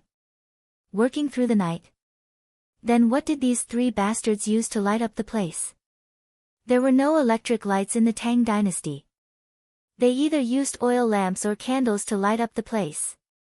When making the gunpowder, there were oil lamps or candles next to them. How come these 3 bastards didn't die? Li Wangyu was so angry that he kicked each of them and scolded loudly, "You 3 don't want to live anymore? What did I say before? When making gunpowder, there can't be a fire source.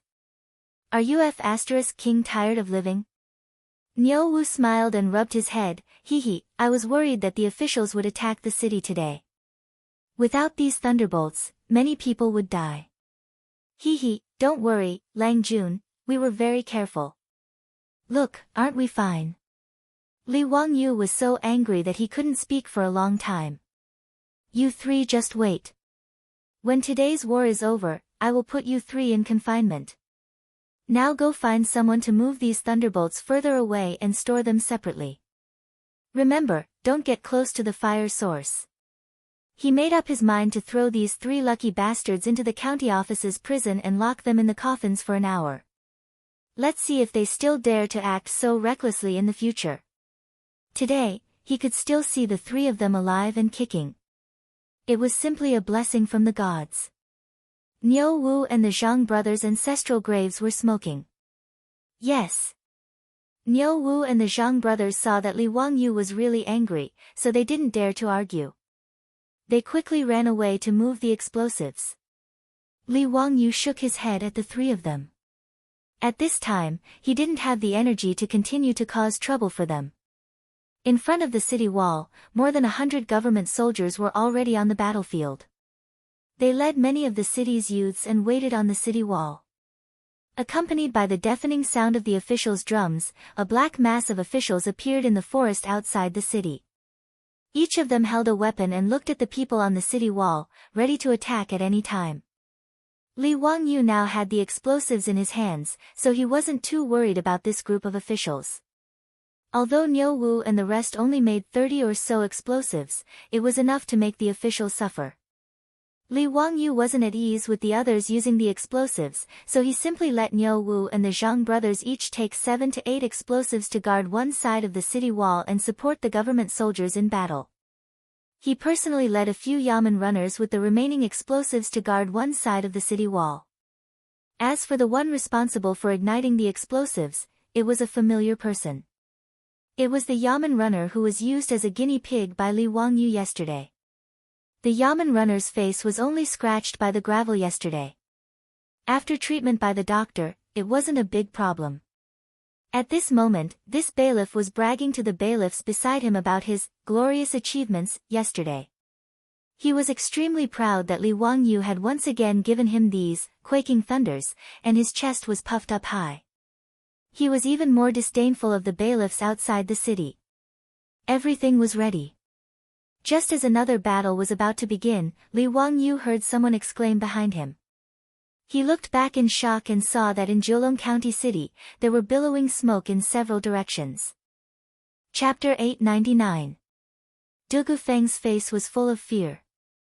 Duke, looking at the direction of the fire, it's my county hall and the granary in the city. This must be the work of a spy in the city. Li Wangyu's face was gloomy as he nodded silently. Needless to say, it would be strange if the county hall and granary in the city were on fire during such a big battle. As for Du Feng's claim that it was a spy, Li Wangyu could only sneer. It might not be a spy. He thought of what the spy said in the prison yesterday. That mysterious Tang person, Du Ming House, immediately take the bailiffs and mobilize the people in the city to put out the fire, Li Wangyu ordered. Du Feng looked at the people outside the city who were ready to attack at any time and hesitated. Duke, why don't I stay here? Li Wangyu waved his hand. That's enough, I'm here. You don't know how to use the quaking thunder, so it's useless for you to stay on the city wall. Don't worry, with my quaking thunder, those people won't be able to reach the city wall. Du Ming House, just put out the fire. Yes. Then I'll leave the safety of Jiulong County to you, Duke. Du Feng knew that Li Wangyu was right and did not continue to insist. After bowing deeply to Li Wangyu, he led a few bailiffs and rushed down the city walls. He was prepared to gather the people in the city to put out the fire. Wait, Du Ming House, take 10 more bailiffs with you. Li Wangyu called out to Du Feng again, since someone has set fire to the county hall, their target might be the captured subordinates. Be careful that they don't act rashly. Du Feng immediately nodded and led a group of bailiffs to leave. The fire in Jiulong County was naturally seen by the bailiffs and the young men on the city wall. Since they were the young men who came to help, their families were all in the city. When they saw the city on fire, it naturally caused an uproar. They were worried about the safety of their families in the city. There were even some impulsive young men who wanted to turn around and run down the city wall. The people on the city walls, who had been nervously guarding against the people outside the city, were in a state of chaos. Seeing this, Li Wangyu hurriedly shouted. Stop! If anyone runs around and disturbs the morale of the troops, they will be charged with the crime of disobeying orders and executed. The group of Yamen runners behind him quickly followed and shouted, if anyone runs around and disturbs the morale of the army, kill them. Once their voices spread, the squad leaders and Dekarches on the wall knew very well that they must not let the young men run amok. They yelled one after another, anyone who runs around and disrupts the army's morale will be killed. In the blink of an eye, Li Wangyou's order was spread to all four sides of the city wall through the mouths of the bailiffs and soldiers on the city wall. The cold word, / calmed the young men who had been panicking a little. The military orders of the Tang dynasty were strict. Although these young men were not soldiers, they knew this very well. Therefore, when the military order was passed down, even though the young men were worried about the safety of their relatives in the city, they dared not make a ruckus anymore. Li Wangyu did not have time to care about the situation in the city at the moment because the people outside the city had begun to attack the city. Naturally, the people outside the city could see the thick smoke rising from Jiulong County's county seat. How could the leader of the people let go of such a good opportunity? He immediately ordered his men to blow the horn and ordered the people in the tribe to attack the city amidst the chaos. The situation was basically the same as the day before. The fearless people on the city wall braved the rain of arrows from the soldiers on the city wall. After leaving behind dozens of corpses, they successfully leaned the crude wooden ladder against the city wall.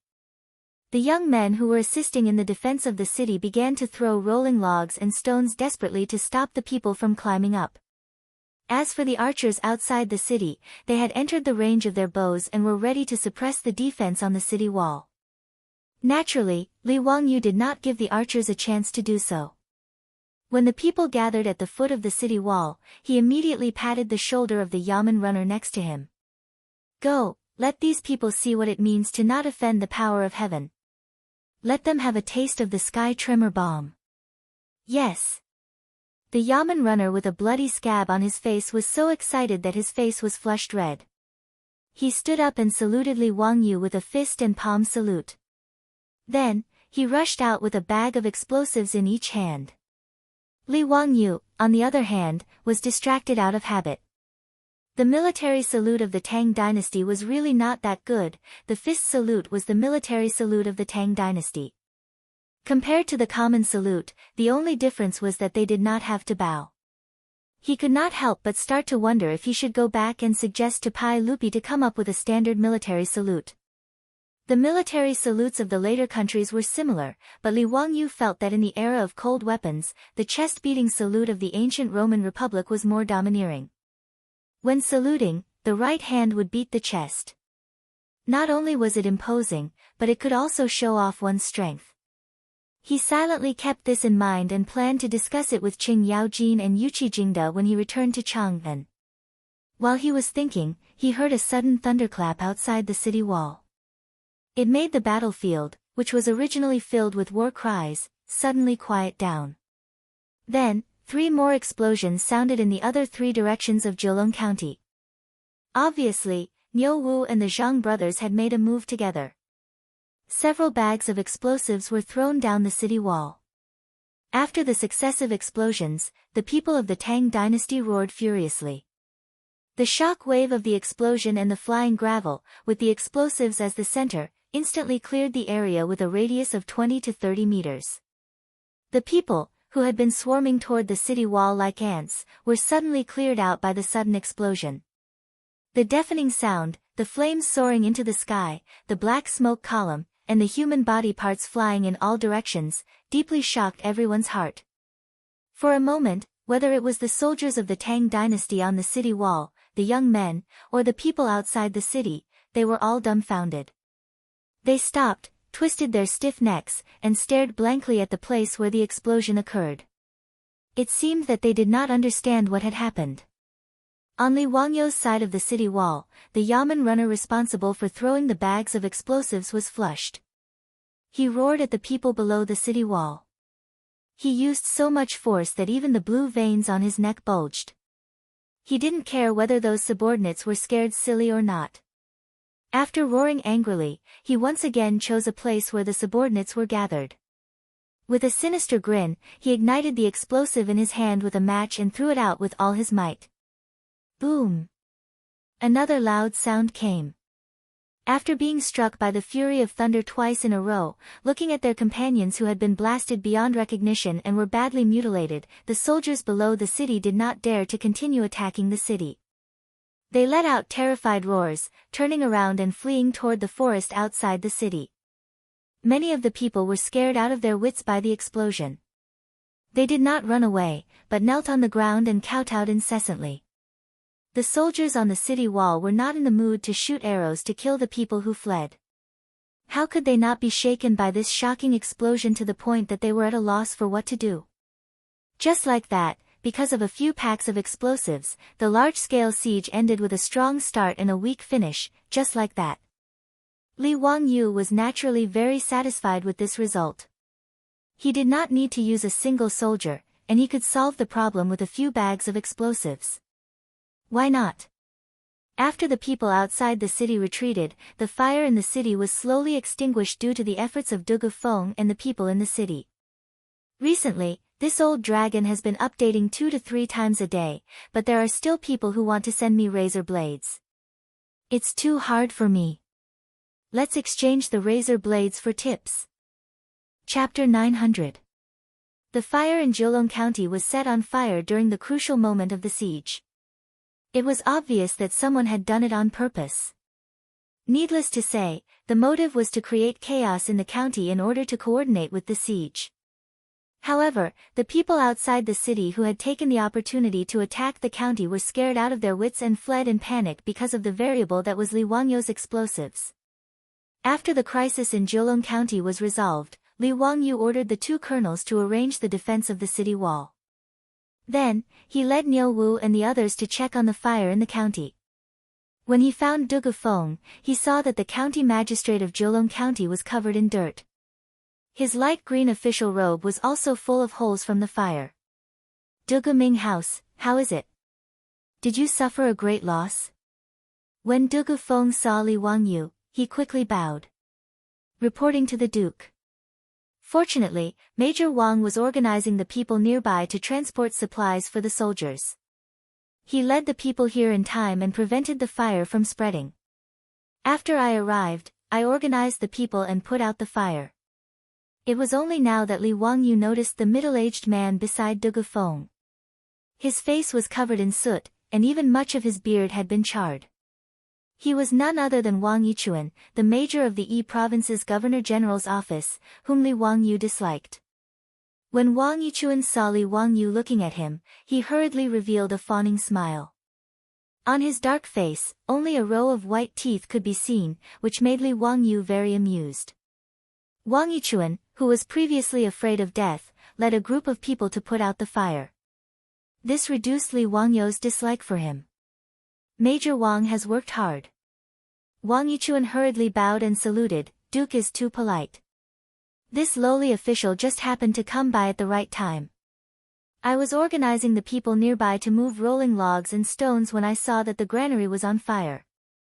I hurriedly led the people to put out the fire. I am ashamed to say that as a major, I did not dare to go to the city wall to supervise the battle. I could only do some small things within my ability. Li Wangyu smiled and nodded. When this matter is over, I will definitely ask for a reward for Major Wang. Thank you for your kindness, Duke. On the other side, Dugu Feng had already led the scribes of the county government to make a rough inventory of the losses in the granary. He returned to report to Li Wangyu.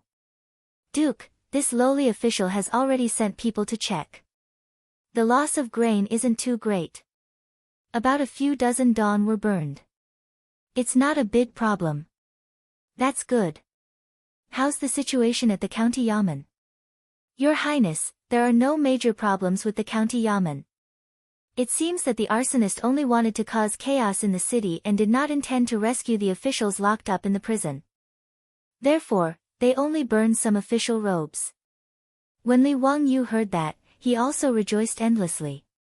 Luckily, Niu Wu and the Zhang brothers had already finished making the explosives and moved them to the top of the city wall. Otherwise, if the explosives were stored in the county yamen, it would be difficult to deal with them. However, he agreed with Dugu Feng's words. The arsonist's purpose in setting the fire in Jiulong County wasn't to burn the grain or rescue the officials. It was only to cooperate with the officials outside the city to attack the city and set the city on fire to cause panic. However, the arsonist would never have thought that the explosives made by Li Wangyu would turn the matter of the officials attacking the city into a joke. Furthermore, the arsonist's effort in setting the city on fire was completely in vain. Instead, he exposed himself. When Li Wangyu thought about what the officials told him yesterday, he couldn't help but feel slightly moved. He asked, Dugu Ming House, are there many rich merchants in Jiulong County? Dugu Feng shook his head. This county is a lower county and the population is less than 1,000 households. There are only a dozen or so families in the city that can be considered rich merchants. When Li Wangyu heard that, he nodded slightly. Today's fire in the city confirmed one of his suspicions. The person who colluded with the officials was also in Jiulong County. According to the officials, the mysterious person wearing a silk undergarment gave Li Wangyu reason to suspect that the mysterious person was one of the rich merchants in Jiulong County. He thought about it from left to right, but he still couldn't figure out the purpose of the officials attacking Jiulong County. However, no matter what, the people who were related to Jiulong County must be the local tycoons of Jiulong County. There must be some secret that Li Wangyu and even Dugu Feng, the county magistrate of Jiulong County, didn't know. That was why the mysterious person took the risk and cooperated with the officials to attack Jiulong County to achieve his goal. Li Wangyu thought for a long time and came up with a solution that wasn't really a solution. Dugu Ming House, today is another great victory. Why don't you invite the Ming House to choose a restaurant in the city and invite the rich merchants in Jiulong County to celebrate today's victory? What do you think? When Dugu Feng heard that, he was slightly stunned. He didn't quite understand Li Wangyu's words. Now that there were thousands of officials surrounding the city, how could they invite the rich merchants in the city to a banquet? Then, he suddenly understood. Duke, are you thinking of? Before he could finish, Li Wangyu nodded, indicating that he didn't need to continue. Yes, this official understands. This official will order someone to send invitations to those country gentlemen. Dugu Feng and Li Wangyu looked at each other. They could tell what the other was thinking from the look in the other's eyes. Li Wangyu's idea was simple. The mysterious person probably didn't expect that his whereabouts would be discovered by one of the officials. He also didn't expect that the official would be captured by Jiulong County. As such, the most direct method was to capture the assistant and have him recognize the person in person. As long as the official could identify the rich merchants in Jiulong County as the Tang person he saw that day, he would be able to easily capture the mastermind. Dugu Feng, the county magistrate of Jiulong County, was also a clever person. He immediately understood Li Wangyu's idea. Wang Yichuan naturally didn't understand the conversation between the two, but he didn't care about it. After Dugu Feng left to arrange these matters, Wang Yichuan also cupped his hands and bid farewell to Li Wangyu. He returned to the hostel to wash up and change his clothes. This major of the Yizhou Governor-General's manor was trapped in Jiulong County. He was also staying in the hostel in the city. Li Wangyu saw that the situation in the city had stabilized. The mastermind's plot had failed, so he led Niu Wu and the others back to the city wall. He needed to properly store the remaining bags of explosives. If they weren't stored properly and accidentally detonated, it would be very troublesome. These bags of explosives were dangerous items. Li Wangyu naturally couldn't bring them back to the hostel. After thinking it over, he decided that it was more appropriate to entrust the bags of explosives to the prefectural soldiers. After ordering people to find the two colonels of the prefectural soldiers, Li Wangyu explained to them how to store the bags of explosives. These two colonels had already been convinced by the power of the bags of explosives on the city wall today. When they heard that Li Wangyu wanted to entrust these divine items to them for safekeeping, they naturally patted their chests and promised that they would send the most elite prefectural soldiers to look after the bags of thunderbolts shaking thunder. There wouldn't be any mistakes. Li Wangyu also trusted the two of them. If even the prefectural soldiers couldn't protect the bags of explosives, then he didn't have anyone else to trust. After ordering the prefectural soldiers to carefully move the bags of explosives away, one of the colonels couldn't help but sigh. If we had the Duke's thunderbolt shaking thunder back then, we wouldn't have suffered so much in Songzhou.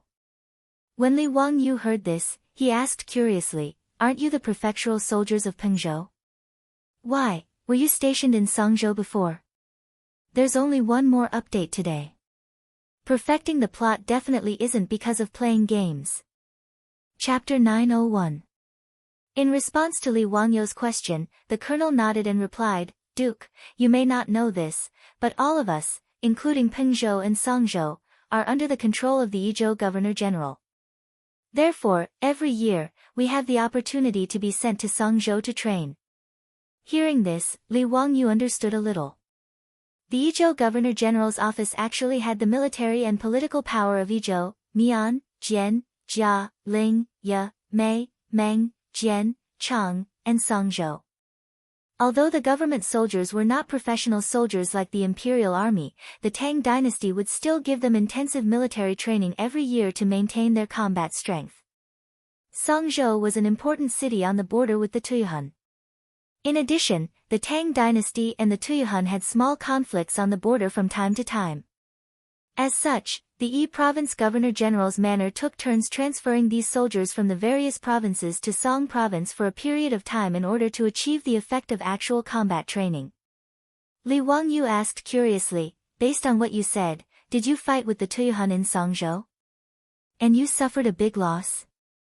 The two colonels looked at each other with a sad expression and nodded with a bitter smile. "Duke, to be honest, we were originally 3 brigades of government soldiers. A month ago, when we were stationed in Songzhou, one of the brigades was out on patrol and was ambushed by the Tuyuhun. The entire brigade died in battle." The colonel's words made Li Wangyou very surprised. There was actually such a thing happening. Immediately, he thought of the government soldiers he saw rushing to Songzhou when he departed from Mianzhou. It must have something to do with this. Is the Tuyuhun so arrogant? Aren't they afraid of the Tang dynasty's revenge? The colonel shook his head. "Duke, you may not know, but it is normal for the Tang dynasty and the Tuyuhun to attack each other. It's just that it's rare to see an entire brigade like us die in battle without even a messenger escaping." The colonel continued, "After this happened, we originally wanted to avenge our comrades, but we didn't expect to be immediately sent back to Pengzhou." Sigh. As he spoke, he angrily punched his own palm, his face filled with grief and indignation. Li Wangyou had never been in the army before, but he could immediately understand the mood of the two colonels. He sighed and comforted the two colonels. After the regiment commander left, Li Wangyou also returned to the hostel to prepare for the feast at Hongmen that night.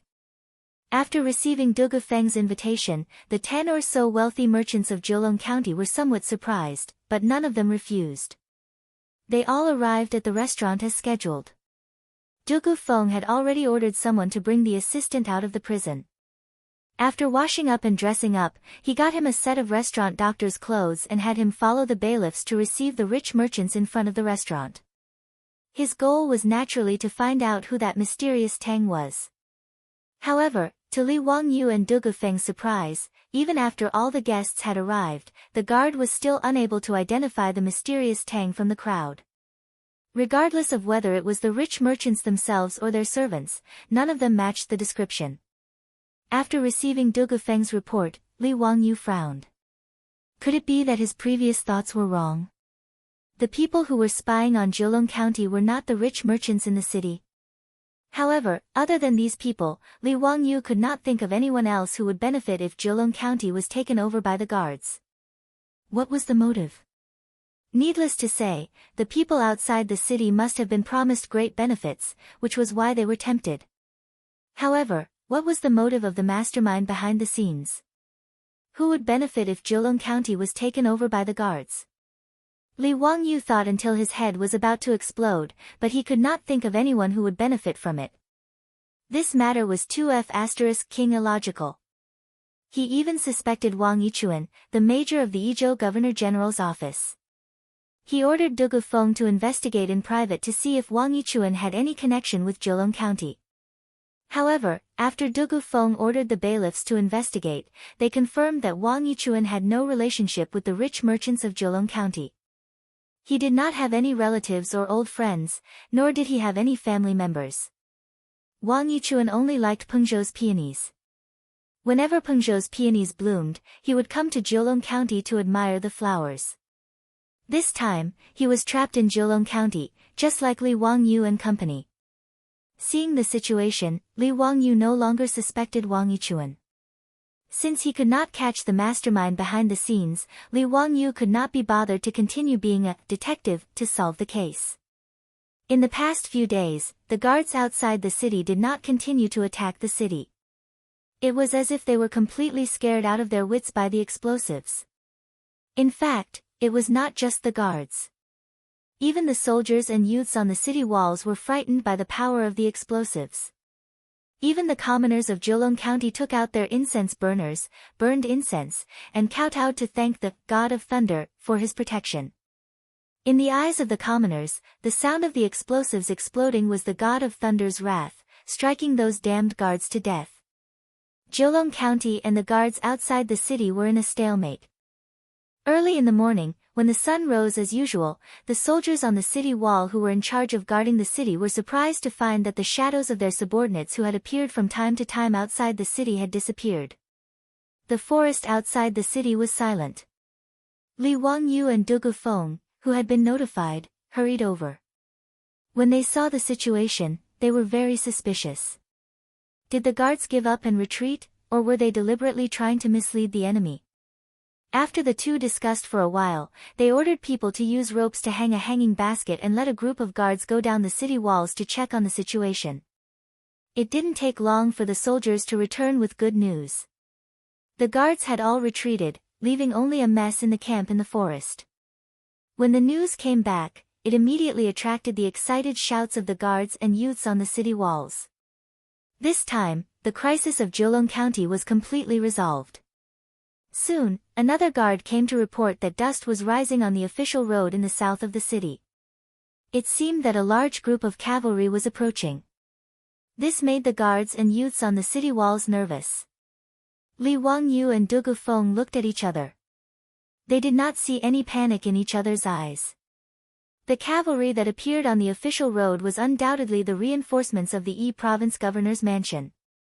Sure enough, it didn't take long for the cavalry to appear before everyone's eyes. The flag of the Tang army fluttering high in the air immediately caused the soldiers on the city walls to erupt into thunderous cheers. Dugu Feng was very cautious. He did not directly order people to open the city gates. Instead, he personally shouted at the cavalry below and asked for their identity. It was impossible for the guards to pretend to be the cavalry of the Tang dynasty. After all, the equipment of the Tang dynasty's cavalry could not be bought even if they pawned the guards' pants. After confirming the identity of the cavalry below, Dugu Feng immediately ordered people to open the city gates to welcome the reinforcements sent by the Yi province governor's mansion. This time, the Yi province governor's mansion had sent 3,000 cavalry to reinforce the besieged Jilong County. However, they did not expect that the guards had already escaped by the time they arrived. Li Wangyu did not expect that the person leading the cavalry to be the Yi province governor's mansion governor, Gao Shilian. Chapter 902. Because the power of the governor was too great, after Li Er ascended to the throne, he transferred all the governors of the various governor manors away. He only appointed Zhong Wangyao as governor. The actual power and responsibility of the governor's office was managed by the governor's office. Therefore, the governor's office in Yizhou was the boss of Yi, Mian, Jian, Jia, Ling, Ya, Mei, Meng, Jian, Jiang, and Song prefectures. His position was equivalent to the judici of the Tang dynasty. As for Gao Shilian, his background was even deeper. Although Li Wangyu had never met him, he knew the influence that Gao Shilian had in the imperial court. He was one of the 24 meritorious officials of the Lingyan Pavilion, the wife of Pai Lupi, and the uncle of Empress Xiangsun. Gao Shilian came from a famous family. He was very ambitious, loyal, and could recognize talents. He was known as the prime minister of the early Tang dynasty. Xiangsun Wuji and Empress Xiangsun were both brought up by their uncle, Gao Shilian, and were educated into talents. Even Pai Lupi was chosen by Gao Shilian at first sight. He felt that Pai Lupi's temperament was different from normal people and that he would be able to achieve great things in the future. Therefore, he decided to marry Empress Xiangsun to Pai Lupi. In the first year of Xinguan, Gao Shilian was punished for taking away the secret memorial that Wang Gui had given to Pai Lupi. He was demoted to the governor of an province and then transferred to the governor's office in Yizhou. In history, Gao Shilian was called back to Chang'an City by Pai Lupi the next year and became the Minister of Personnel and Duke of Su. Li Wangyu naturally knew Gao Shilian's position, so he was very surprised that Gao Shilian personally led troops to rescue Jilong County. Gao Shilian, the big shot of Yi province, had come here in person. Could it be that something had happened again? Li Wangyu did not want to meet Gao Shilian. It was fine if other people knew, but Gao Shilian might know that he ran away. If he met Gao Shilian and this guy insisted on escorting him back to Chang'an City, then it would be pointless. But now that he was in Jilong County, it was almost a well-known fact. So, it was impossible to hide it. Therefore, even though Li Wangyu was unwilling, he could only obediently descend from the city wall and greet Gao Shilian. Sure enough, Gao Shilian was shocked when he heard that Li Wangyu was in Jilong County. County Duke Hu, why are you in Jilong County? Ha, this old man didn't expect that you would actually run to this old man's territory when the saints were searching all over the world for you. Li Wangyu rubbed his nose awkwardly. Sure enough, Gao Shilian knew about this.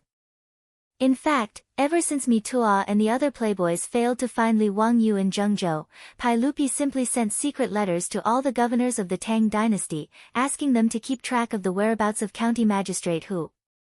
Once they found County Duke Hu, they would immediately send troops to escort him back to Chang'an. Wu Shixian had not received the letter when he arrived in Lizhou. Otherwise, he would have been escorted back to Chang'an and given to Pai Lupi to kick his ass. He had considered this possibility that day, so he deliberately set up a deceptive formation and played the trick of a cicada shedding its shell on the river boat. When Wu Shixian received Pai Lupi's secret letter, he smiled bitterly. He had fallen for Li Wangyu's trick and sent people to chase him along the waterway. Gao Shilian naturally received Pai Lupi's secret letter. So, when Li Wangyu appeared in front of him, Gao Shilian could not help but stroke his beard and laugh. County Duke Hu, don't blame this old man for being rude. I've finally found you. Let's go back to Chengdu County together. Later, this old man will arrange for people to escort County Duke Hu back to Chang'an. County Duke Hu, please don't make things difficult for this old man. Gao Shilian was only a secondary grade 3 official, slightly lower than Li Wangyu, a secondary grade 2 official who had founded the country. However, with Gao Shilian's experience, he did not need to call himself a lower official. He was on the same level as Li Wangyu. In terms of seniority, Li Wangyu could even be considered Gao Shilian's grandson. After all, Pai Lupi was Li Wangyu's uncle, and Gao Shilian was Pai Lupi's wife's uncle. Li Wangyu could only bitterly smile and shake his head at Gao Shilian's words, Duke Gao can just call me Zio. When this matter is over, I will return to Chang'an and will not make things difficult for Duke Gao. Ha, then this old man will not be polite. Zio, you have been away for several months. His Majesty and Maid Guanyin have missed you a lot. Right, is Marquis Yanling also in Jilong County? Marquis Yanling? Li Wangyu was slightly stunned, and then his face was filled with surprise. Duke Gao, did His Majesty give my Lady Su a title? Gao Shilian twisted his mustache and smiled, that's right. His Majesty has already given her the title of Marquis Yanling and announced it to the world. Speaking of which, Marquis Yanling is really amazing. The 3 female marquises in the former Han did not have any achievements. They were only given titles because they were close to Han Emperor Gaozu and Empress Lu. As for Marquis Yanling, she relied on her own merits to be given a title. She is a heroine, a woman amongst women. I really respect her. Li Wangyu was naturally overjoyed. He laughed and said, you're exaggerating, Duke Gao. Ha! Since Pai Lupi had already given Su Changqing a title, Li Wangyu's goal had been achieved. In this way, returning to Chang'an City would not be a difficult task. Although he would definitely be taught a lesson by Pai Lupi when he returned, Li Wangyu felt that it was worth it to run away. Knowing that Su Changqing had already been given a title, Li Wangyu no longer held any grudges and chatted happily with Gao Shilian. After the army entered the city, Li Wangyu and Gao Shilian were carefully invited to the county office by Dugu Feng. He also ordered people to invite Wang Yichuan, the major of the Yizhou Governor-General's manor, to the county office. After everyone talked, Li Wangyu found out that Gao Shilian was not clear about the situation in Zheolong County. However, after the rebellion, although they tried their best to block the news, there were still many scholars and ladies from Chengdu County who came to admire the flowers. Even Wang Yichuan was trapped in Zheolong County and could not leave. This matter could not be hidden for long. When people from Chengdu County went to the county office to report that their relatives had gone to Zheolong County and never returned, the matter was quickly reported to the Yizhou Governor-General's manor. The Governor-General's manor quickly sent out scouts and the matter of the rebellion was immediately exposed. After learning about this matter, Gao Shilian was naturally furious. Originally, this kind of matter did not require him, the chief of the Yizhou Governor-General, to personally deal with it. However, Gao Shilian was like an old man who had gone crazy. Frankly speaking, he was just bored in Chengdu County. Thus, he decided to personally take action. He planned to lead the army and crush these reckless subordinates into smithereens.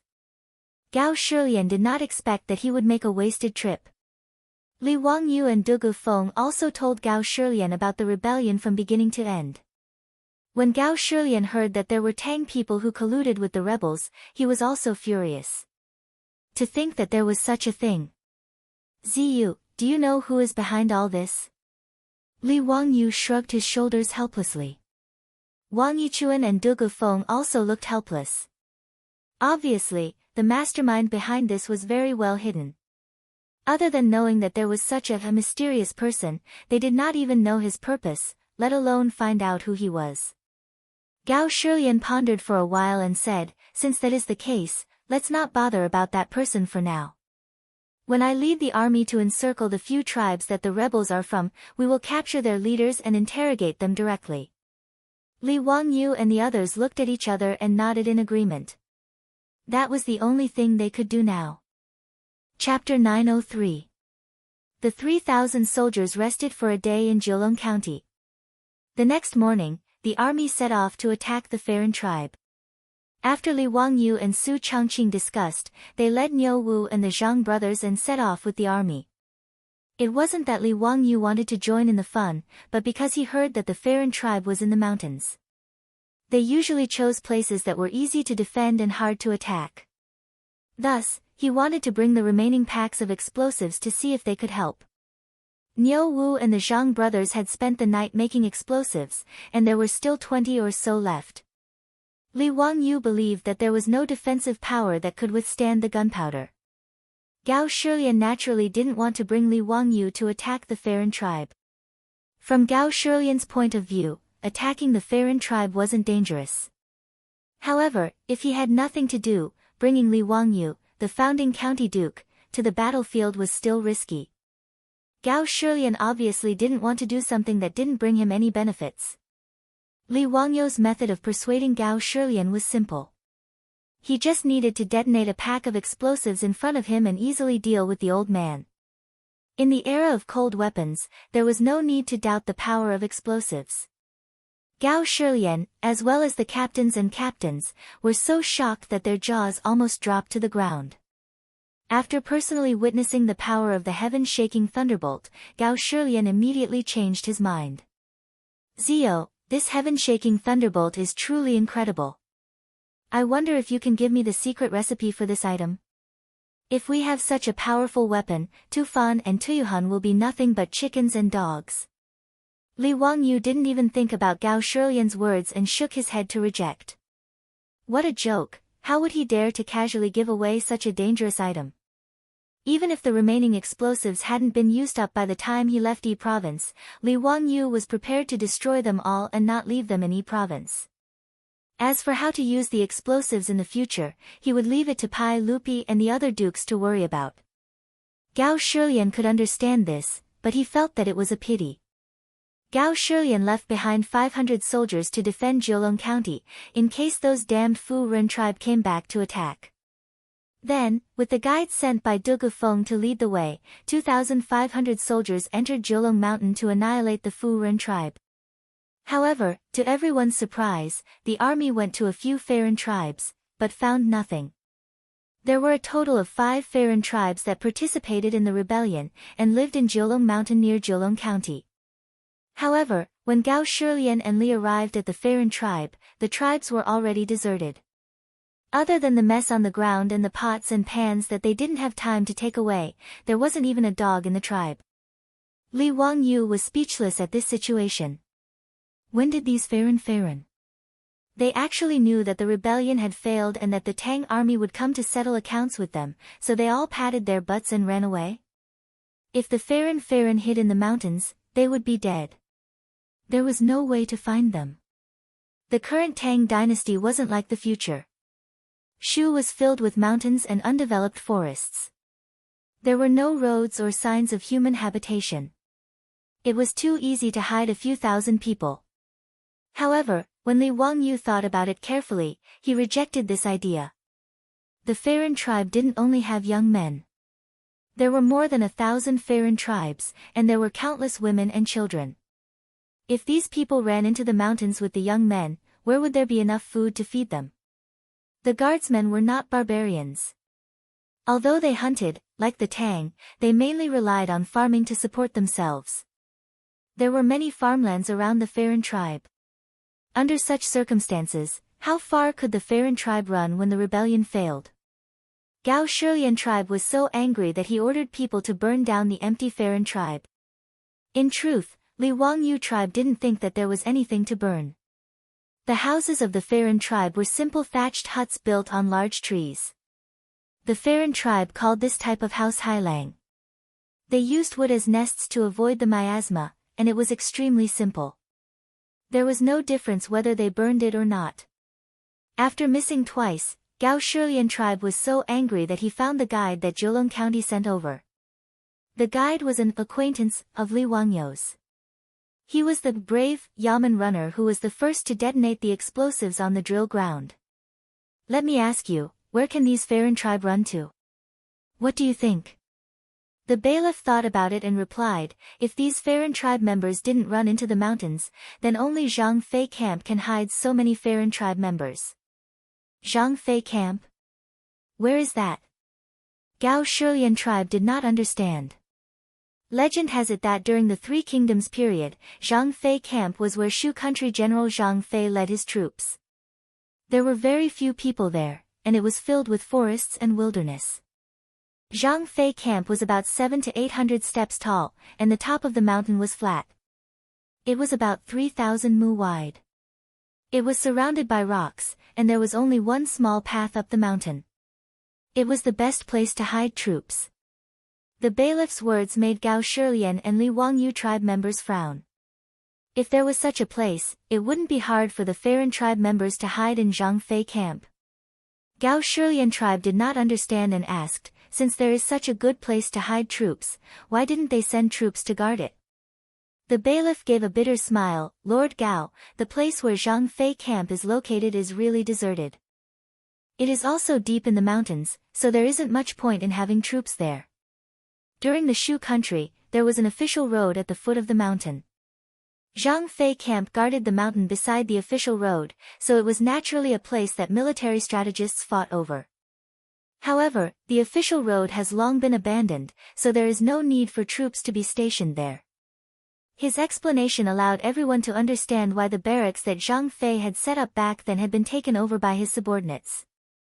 Since that is the case, then let's go directly to Zhang Fei camp. Gao Shilian tribe did not care what was special about Zhang Fei camp. As long as the Farron tribe members were there, there was no need to worry about them escaping. Even if it was easy to defend and hard to attack, Gao Shilian did not believe that he could not take down the camp with his 2,500 elite soldiers. Ever since they entered the mountains to encircle the Farron tribe members, the horses of these soldiers were all stored in Jiulong County. The mountain forest was dense, so they could only climb it on foot. The army changed direction and headed toward Zhang Fei camp, which the bailiff had pointed out. Marching through the mountain forest, Li Wangyu tribe members complained incessantly. He regretted joining in the fun. As the saying goes, looking at a mountain is close enough to kill a horse. Furthermore, they were marching through the mountain forest on foot. Not only was Li Wangyu tribe members tired, Gao Shilian tribe members also walked until they were out of breath. Fortunately, there were smart people among the soldiers. Seeing that the two nobles could not walk anymore, they chopped some bamboo and made two simple poles for them to carry Li Wangyu and Gao Shilian tribe members. After marching for about a day, the army finally arrived at the foot of the mountain where Zhang Fei camp was located. Li Wangyu tribe members and Gao Shilian tribe members got off the poles and looked up. Both of them could not help but suck in a breath of cold air. The terrain in front of them was more dangerous than they had expected. Chapter 904. The stone mountain in front of Zhang Fei was about 700 to 800 meters high and surrounded by cliffs. Only the top of the mountain was lush and green, and was as flat as a round table. As for the path up the mountain, it was just as the bailiff had said. There was only one narrow path that could be used. Li Wangyu took out a monocular from his pocket and opened it to look at the top of the mountain. Sure enough, he saw a vague figure flashing on the mountain top. Needless to say, those were the people who had disappeared. Li Wangyu was in awe of these subordinates for being so decisive. After failing to besiege Jiulong County, they retreated before the army arrived. Moreover, they retreated so decisively. The 5 tribes all ran to Zhang Fei Ying's camp to avoid being chased by the Tang army. They were really decisive. In this kind of terrain, even if the Tang army was well equipped, it would be extremely difficult to take down Zhang Fei Ying's camp.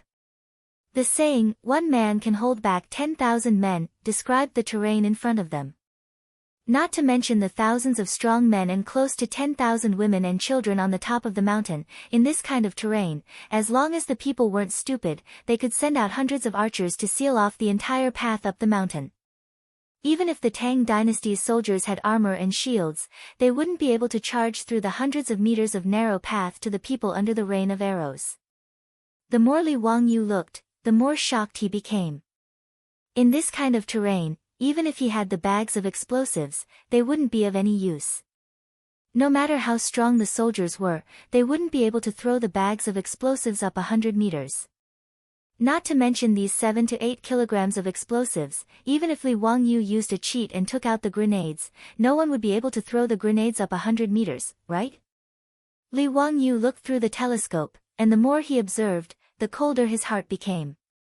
According to the bailiff who led the way, there was a water source at the top of Zhang Fei Ying's camp, so they wouldn't die. Moreover, the people definitely didn't move here in a hurry. If the top of the mountain had 3,000 mu of land, then they would be able to cultivate a lot of land and be self-sufficient in a short time. As for the Tang dynasty, if they were unable to take down Zhang Fei's camp in a short period of time, they would have no choice but to retreat.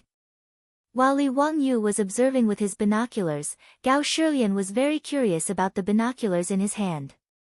The telescope had been introduced in the Tang dynasty for almost 2 years, and Li Wangyu had given the manufacturing method to Pai Lupi. However, because there was no glass in the Tang dynasty, telescopes were made with colorless and transparent crystals that were manually polished. The production rate was extremely low.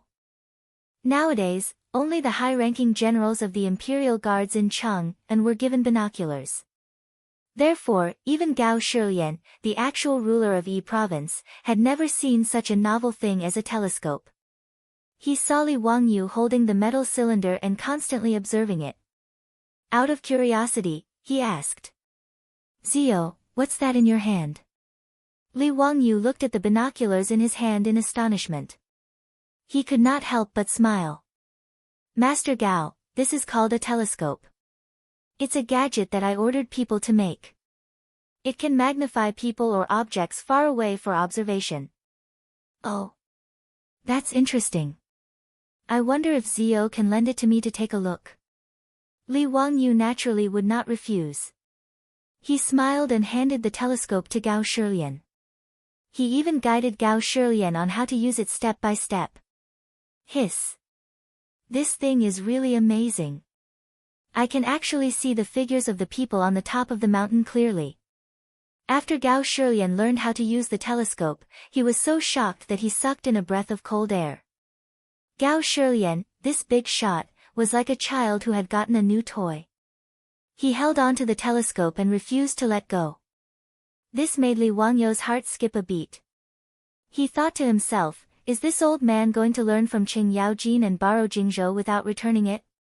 Sure enough, after Gao Shilian finally saw enough, he put the binoculars into his arms with an indifferent expression. Li Wangyou silently rolled his eyes. This old man's movements are very skillful. Gao Shilian's action of putting something into his arms reminded Li Wangyou of a doctor friend he had met in his later life. What was different was that his doctor friend was using his pen instead of his pen, no matter if it was a signature pen, a ballpoint pen, or a fountain pen. As long as he dared to give it to his doctor friend, the next thing he would do after using it would be to put the pen into his pocket. His movements were extremely skillful and natural. There was not the slightest bit of awkwardness. It was as if the pen naturally belonged to him. As for Gao Shilian's actions of taking his telescope, Li Wangyou opened his mouth but decided to endure it in the end. After all, this old man was Pai Lupi's wife's uncle. He was also the uncle of Empress Zhangsun and Zhangsun Wuji. He was 2 generations older than Li Wangyou. He could not afford to offend him. It was just a telescope. He would just treat it as a gift from this junior. Gao Shilian carefully observed the terrain of Zhang Fei's camp. He then gathered all the captains and colonels of the prefecture army to discuss how to attack. With regards to the unique terrain of Zhang Fei's camp, no one had any good ideas. There was no better idea. After the captains and colonels discussed, they decided to attack first. As the mountain path was narrow, at most 2 people could walk side by side. As such, they could not put in too many soldiers to attack. The captains and colonels picked out 100 of the strongest soldiers from the 2,500 prefecture soldiers. They all put on Mingguang armor and held heavy shields, preparing to attack. The fighting strength of the Tang prefecture soldiers was relatively strong. If these 100 or so prefecture soldiers were to fight on flat ground, even if there were 500 or 600 of them, they would not be afraid. However, due to the restrictions of the terrain, they could only wrap themselves in an iron shell to see if they could withstand the rain of arrows. After some preparation, the Tang army beat the war drums. The 100 or so fully armed prefecture soldiers started to attack Zhang Fei's camp. Behind them, there were a few hundred prefecture soldiers ready to provide support at any time. As long as the vanguard could open a gap, the army at the back would immediately charge in and take down the mountain. After the army set off, Gao Shilian once again took out the telescope and stared at every movement on the mountain. Li Wangyou was also a little nervous. He asked Niu Wu for another pair of binoculars and followed Gao Shilian to observe the movement on the mountain. They saw that the prefecture soldiers were holding heavy shields in their hands and cautiously walking up the mountain. Hundreds of people climbed up 500 or 600 meters in one breath, but they did not see any of the prefecture soldiers. It was as if the prefecture soldiers did not notice the attack of the Tang army at the foot of the mountain. Even through Li Wangyou and Gao Shilian's binoculars, they couldn't see anyone at the top of the mountain. Right when the mansion soldiers turned a corner and were about to charge through the last few hundred meters, they heard the sound of drums and horns coming from the mountaintop. Then, hundreds of arrows came from the dense forest at the top of the mountain towards the Tang army. Chapter 905. Even though these hundreds of Tang soldiers had wrapped themselves up like tin cans and were protected by the heavy shields in their hands, they still could not withstand the rain of arrows shooting from above. The hundreds of valiant Tang soldiers raised their shields and tried to charge up against the arrow rain. However, they did not expect that the soldiers would start to roll down the mountain path. This time, the soldiers could not hold on any longer. They were knocked down by the stones on the narrow mountain path and screamed in pain. The colonel commanding the attack did not dare to be slow and immediately ordered a retreat. In the blink of an eye, 7 or 8 of the hundreds of Tang soldiers were killed, and more than 20 or 30 were injured. Gao Shilian and Li Wangyou both frowned at the foot of the mountain. It would be difficult to break through Zhang Feiying's tough bone. The Tang commandant and lieutenant were not willing to lose like this. They tried a few more times to test the waters but returned with no results. Instead, they lost many men for nothing. Gao Shilian saw the situation and had no choice but to order a retreat. 2,000 soldiers set up camp at the foot of Zhang Feiying's mountain. After arranging the defense and preventing the soldiers from sneak attacking the camp, Gao Shilian gathered the commandants and lieutenant in his tent to discuss how to break through the situation. Facing such a terrain, everyone was at their wits' end. Li Wangyu was also very angry. He thought that the explosives he brought would be able to win by surprise. However, he did not expect to encounter such a situation where even the explosives in his hands were useless. He had thought that if they had siege weapons like trebuchets, they should be able to throw the explosives 100 meters away. However, the Tang army did not have any trebuchets. Even if they did, they could not transport them up the mountain to attack. Furthermore, there was no place to place trebuchets on the narrow mountain path. He also thought that if they had large ballistae, they might be able to tie the explosives to the arrows and fire them. However, like trebuchets, large ballistae were also very large and difficult to transport up the mountain. Usually, large ballistae were fixed on the city walls for defense. Other than this, Li Wangyu really couldn't think of any other way to throw the explosives more than 100 meters away. He couldn't help but think angrily that if they had modern weapons like mortars, this kind of terrain would be nothing. With just one round of cannon fire, those subordinates who were defending from above would scatter and collapse. But this was just a thought. It was impossible for the Tang dynasty to have such firearms as mortars. After all, Li Wangyu was just a fake military fanatic. He didn't really know how to fight a war. He racked his brains for a long time but still couldn't figure it out, so he could only give up. Gao Shilian and the commandant had no choice either. With the current situation, unless they hardened their hearts and used the lives of their men to fill in the gaps, they would not be able to attack Zhang Fei's camp no matter what. Thus, the two sides were in a deadlock. The subjugation army was besieged at the foot of Zhang Feiying's mountain, but they could do nothing to the subjugation army at the top of the mountain. After being trapped here for several days, the Manchun soldiers tried various kinds of attack methods such as night attacks, fire attacks, and archery. However, they all failed and even lost some men. Gao Shilian had no choice but to gather a group of soldiers again and discuss the matter of retreating. Their 2,000 soldiers couldn't keep defending at the foot of the mountain forever. Who knew how long it would take to trap the subjugation army at the top of the mountain? Regarding this, although Li Wangyu was unwilling, there was nothing he could do. He was too lazy to continue staying in Gao Shilian's tent to listen to everyone discuss this matter. Thus, he simply said goodbye to Gao Shilian and brought Niu Wu out of the tent to get some fresh air. Raising his head and looking at the steep cliff of Zhang Feiying, Li Wangyu could only sigh. Not being able to attack Zhang Feiying and capture the 5 tribe leaders alive to find out who the mastermind was made Li Wangyu very unhappy. Furthermore, these traitors hiding here was like a fishbone stuck in the throat for Jiulong County. Who knew when they would become a disaster? There was only 1,000 days of being a thief, how could there be 1,000 days of guarding against thieves? If they couldn't deal with these subjugation army, Jiulong County would have a hard time in the future. Thinking about it, Gao Shilian could only send more soldiers to be stationed in Jiulong County to prevent the subjugation army from rebelling again. Niu Wu was also very unwilling. Lang Jun, why don't you let me take some men to sneak up at night? When we get close, we can throw out thunderbolts to kill those bastards. No, the soldiers have already tried to sneak up at night, but it didn't work. Those subjugation army are already prepared for this. Once night falls, they will light up a bonfire on the mountain peak. There are no trees on the mountain path to hide, so how can we sneak up? Are we just going to let it go like this? Wouldn't that be letting those bastards off easy? Niu Wu angrily pulled out his blade and chopped off a small branch beside him to vent his anger. Li Wangyu shrugged and comforted Niu Wu. He continued to wander around the camp aimlessly, thinking about how to get out of this situation. Unknowingly, he walked to the camp's kitchen. Next to the kitchen tent, the squad leader was busy preparing food.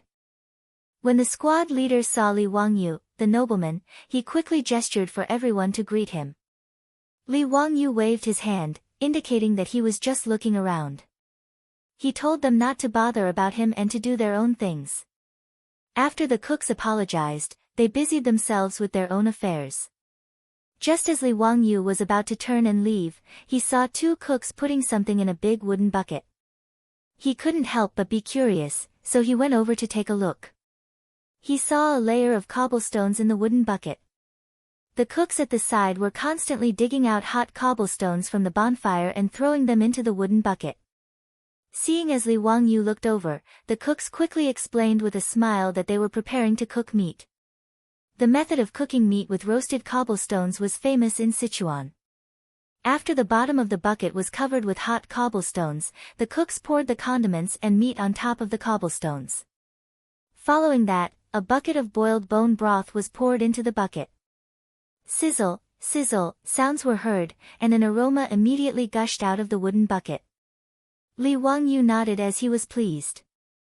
Looks like I'm going to have a good lunch today. He had seen the method of cooking meat with cobblestones in his previous life, and the taste was very unique. After praising the cooks, Li Wangyu turned around and left. But he hadn't taken a few steps when he suddenly stopped and turned around to look at the steaming hot wooden barrel. Immediately after, Li Wangyu's mind seemed to have been struck by lightning, and his thoughts became clear all of a sudden. Mwahaha, wonderful, truly wonderful. Niu Wu, reward these brothers. Li Wangyu raised his head and laughed loudly. Even Chen Yaojin's laughter could be heard. Niu Wu and the Zhang brothers looked at each other. They didn't understand what their Lang Jun meant. The cooks were pleasantly surprised. They couldn't understand why their Lang Jun would reward them for no reason at all. Li Wangyu didn't pay any attention to them, and directly walked towards Gao Shilian's tent with large strides. 2nd Battalion Commander, where's your mother's Italian artillery? Pull it up for me. Chapter 906. During the War of Liberation, the People's Liberation Army had very few cannons at that time, so their weapons and equipment were at a disadvantage. In order to solve the problem of insufficient firepower, the soldiers invented a crazy weapon, the heartless cannon. It used a gasoline barrel as a barrel to launch explosives. The official name of the launcher should be the Flying Thunder Cannon. In the movies of later generations, Li Wangyu had seen this kind of extremely crude weapon many times. Its structure and principle were also quite simple. It was an empty gasoline barrel, and the bottom was filled with propellant. Then, bundles of explosives were stuffed into a round shape. After the propellant was ignited, the 10-kilogram explosives could be thrown a distance of 1 to 200 meters. The caliber of the heartless cannon was the same as the thickness of the gasoline barrel. It was not an exaggeration to say that this was definitely the cannon with the largest caliber. Although its firing range was not very far, the explosive power of the 10-kilogram explosives could not be underestimated. Everywhere it passed, the bunkers, people, and horses would be blown away. Many of the enemies who were killed by the explosions often did not have any wounds on their bodies, but they died with blood flowing out of their 7 orifices. They were killed by the shock wave of the explosives. It was also because of this that this kind of cannon that could not be more crude was called the heartless cannon. This kind of homemade cannon played a huge role in the Huai Sea battle and the War of Resistance against the United States and Aid Korea. Li Wangyu had just seen the big wooden barrel in the cook's camp. When he saw the steam coming out of the barrel, the words, heartless cannon, unconsciously popped up in his mind. This naturally made him feel enlightened. That was why he was so excited and asked Niu Wu to reward the cooks. The principle of the heartless cannon was too simple. Now that he had the black gunpowder and the explosives in his hands, he could also fiddle with it. To launch the explosives, he did not even need something like a gasoline barrel. The earliest Flying Thunder cannon directly dug a round hole in the ground, stuffed the explosives and propellant into the hole, and fired. However, doing this was too inefficient, and the excavated barrel could only be used once. After that, the soldiers continued to improve and used the discarded gasoline barrel as the cannon barrel. Li Wangyu, on the other hand, didn't need to worry about that. All he needed to do was to toss the bag of explosives to the top of the mountain 100 meters away.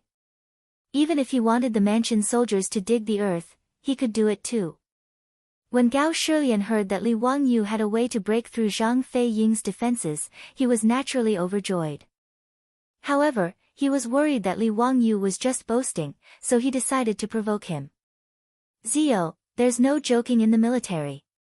You must not speak nonsense. Otherwise, even if His Majesty is here, this old man will punish you for the crime of making a false report. How could Li Wangyu not see through the old man's thoughts? He couldn't help but silently roll his eyes. Elder Gao, is it worth it for me to joke with you about this kind of thing? Since I said I can, then I am confident. Duke Gao, please don't be in such a hurry to withdraw your troops. Give me a day. Once I'm done with my experiments, I'll show it to Duke Gao and you'll understand. Gao Shilian naturally agreed to this and agreed not to mention the matter of withdrawing his troops for the time being. After delaying Gao Shilian, Li Wangyu led Niu Wu and the Zhang brothers to a secluded area outside the camp with several bags of explosives. They were preparing to launch the Heartless Earth Cannon.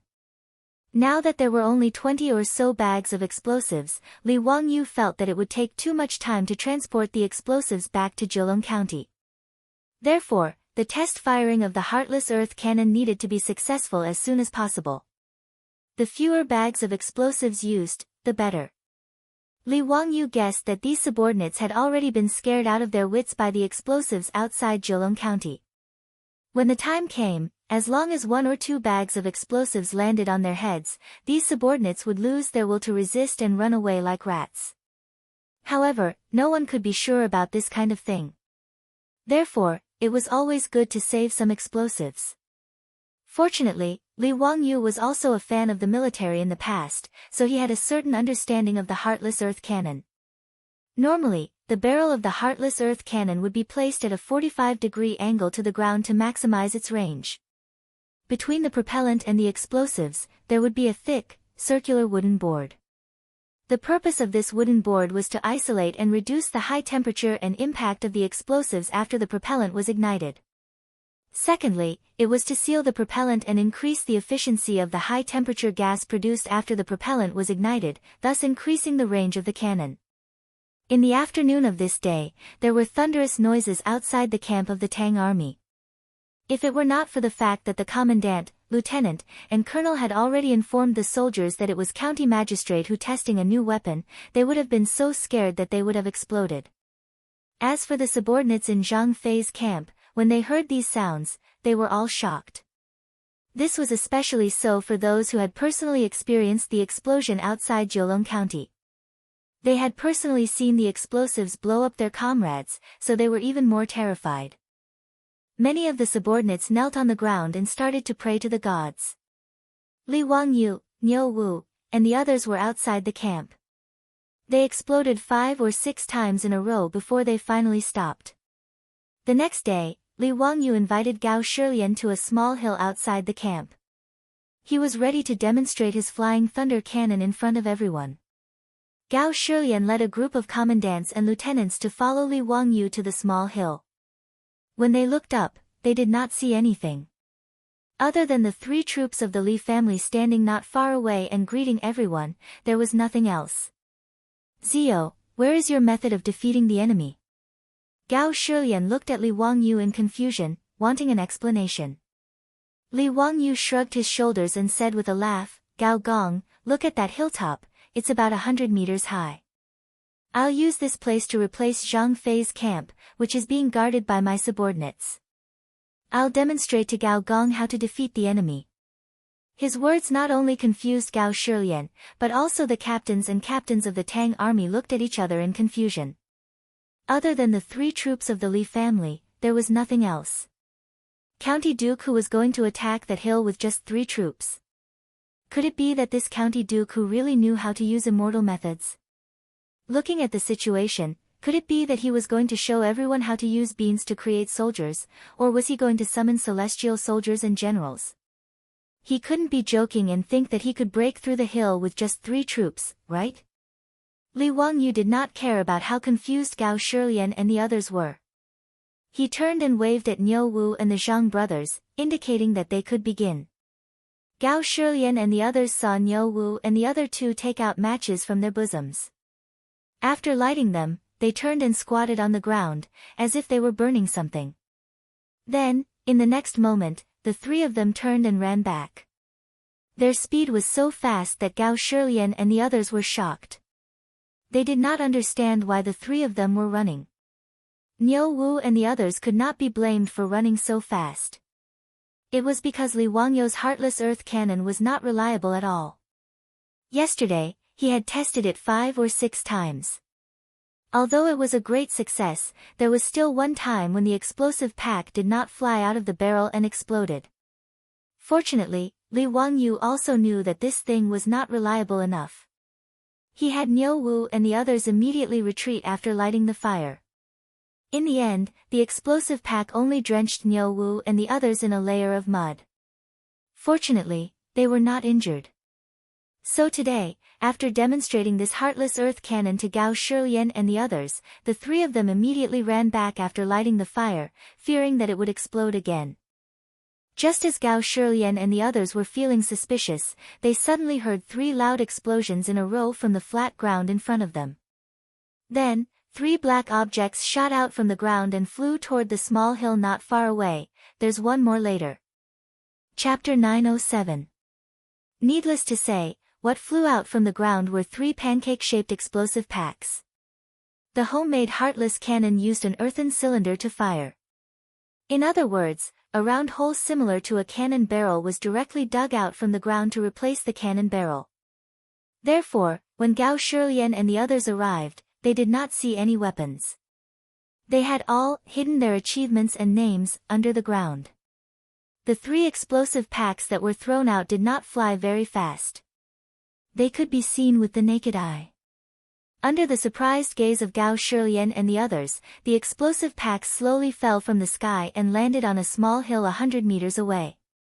However, the explosive packs seemed to have lost their effect. There was no movement at all. Gao Shilian looked at Li Wangyou suspiciously. He did not understand what was going on. Li Wangyou shrugged helplessly and spread out his hands. There was no other way. There were no detonators and no triggering devices. Even the burning speed of the powder was different. Therefore, it was very difficult to know when the explosive packs would detonate. In order to prevent the explosive packs from being detonated in the air, Li Wangyou could only let Niu Wu and the others make the powder longer so that it would burn for a longer period of time. It was better to detonate it later than to detonate it earlier. Zio, what is the meaning of this? Why? Gao Shilian waited for a while, but there was still no reaction. He could not help but ask. However, before he could finish his words, 3 thunderous sounds came from the small hill 100 meters away. Everyone looked over in horror, only to see that on top of the hill, following the explosion, flames suddenly appeared, black smoke rose, and trees fell one after another. As for the birds that were resting in the forest on the hill, they were so shocked that they flew into the sky and fled in all directions. This is the sky-shaking thunderbolt. It's the sky-shaking thunderbolt. Zio, how did the sky-shaking thunderbolt fly to the top of the hill by itself? You still say that you don't know magic? Gao Shilian was so shocked that he almost pulled his beard off. The Tang army's commandants and lieutenants also looked as if they had seen a ghost. Who would have thought that the sky-shaking thunderbolt would fly to the top of the hill 100 meters away and explode by itself? Li Wangyou laughed in his heart.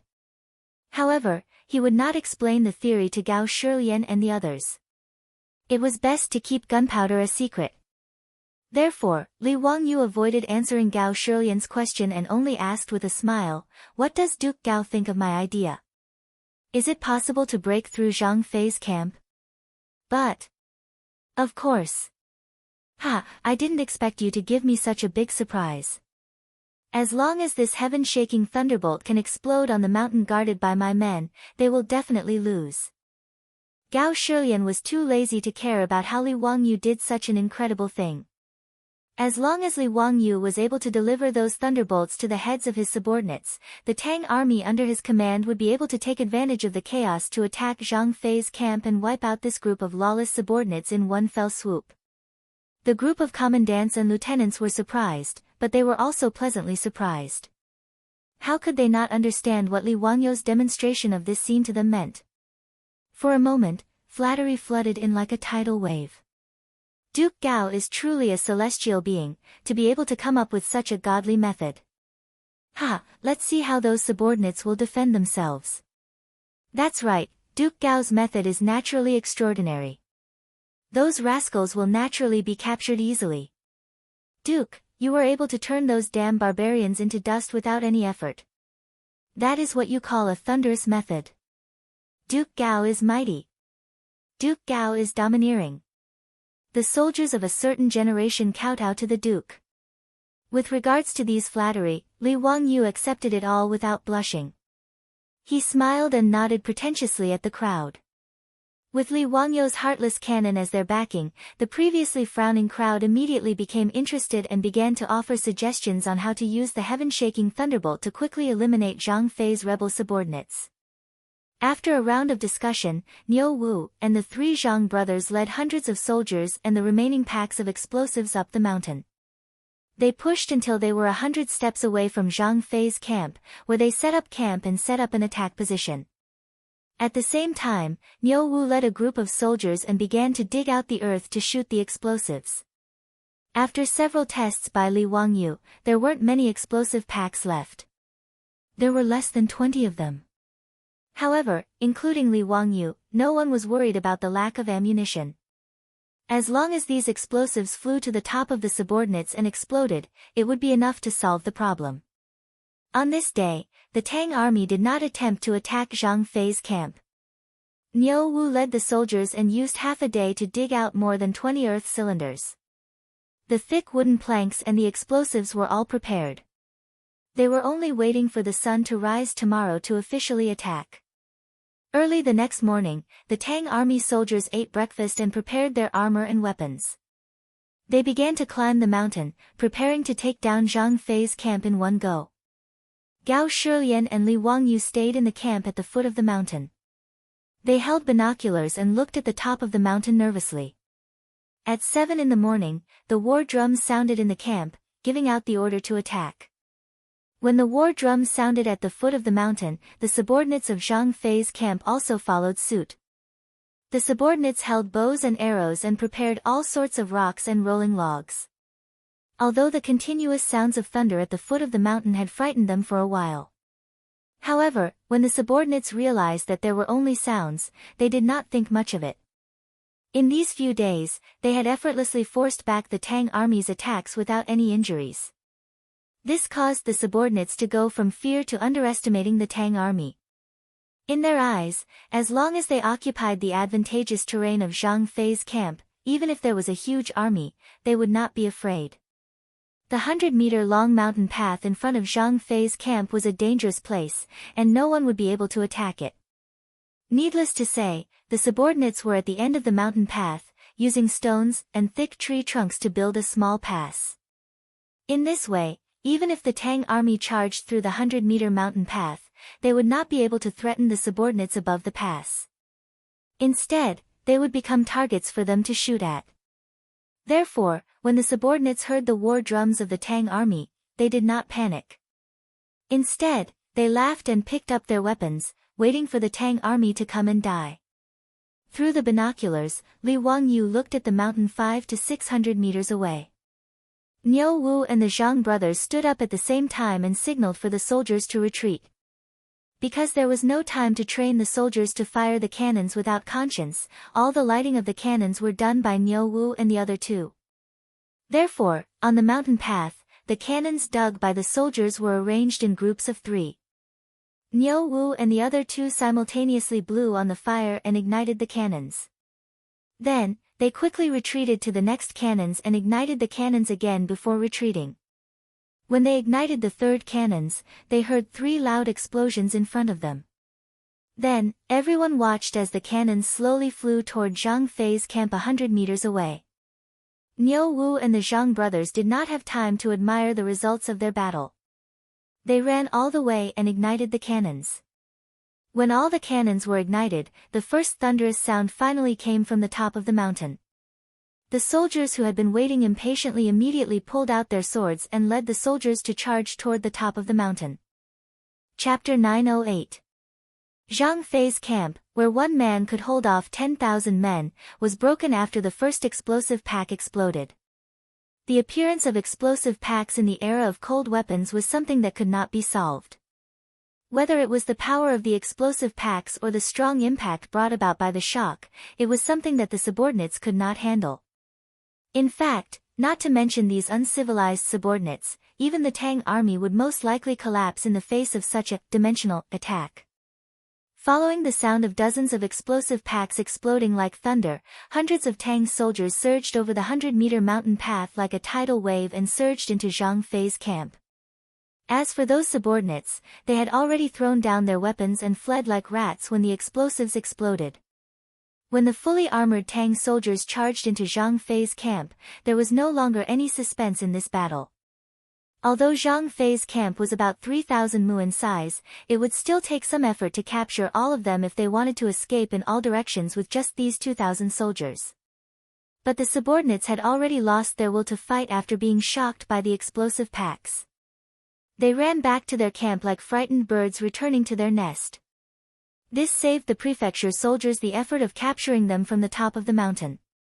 When the Tang army arrived, the subordinates of the 5 tribes quickly put down their weapons and surrendered. Knowing that the battle on the mountain had ended, Gao Shilian could not help but laugh and invited Li Wangyu to go up the mountain to see the captives. Li Wangyu was naturally interested. He wanted to know if the leaders of the 5 tribes had been captured. But when he and Gao Shilian, one old and one young, finally reached Zhang Fei's camp, they received a piece of bad news. According to the captives, the 5 tribe leaders and their trusted subordinates had all escaped into a wooden house on the mountain top after the Tang army had attacked Zhang Fei's camp and never appeared again. As for that wooden house, Li Wangyu looked in the direction of the Tang lieutenant's finger, only to see a wreckage that had been burned to the ground with smoke rising from it. What was going on? Li Wangyu was dumbfounded by this scene. Were all these subordinates so unyielding? He would rather commit suicide than be captured by the Tang army. Even if they would certainly be killed after they were caught, even ants would struggle to survive. Li Wangyu did not believe that the leaders of the tribes would be so righteous and brave as to sacrifice their lives for justice. This was too freaking illogical. Could there be a secret passage in the house? Did those deputy leaders escape through the secret passage? Li Wangyu asked, unwilling to give up. The Tang military officer shook his head, replying to the Duke, "This humble one has already led people to check that house and did not find the existence of a secret passage. Furthermore, I found more than a dozen charred corpses in the house. Just now, I've already asked those subordinates to identify them. They're confirmed to be the chief of their tribe, as well as the chief's trusted aides." These words immediately blocked Li Wangyu's stomach of words, and he didn't know what to say. What the f***ck? Li Wangyu cursed in his heart and turned around to leave. Immediately, he stopped and turned his head to ask, those subordinates, did they burn themselves to death or were they killed by someone?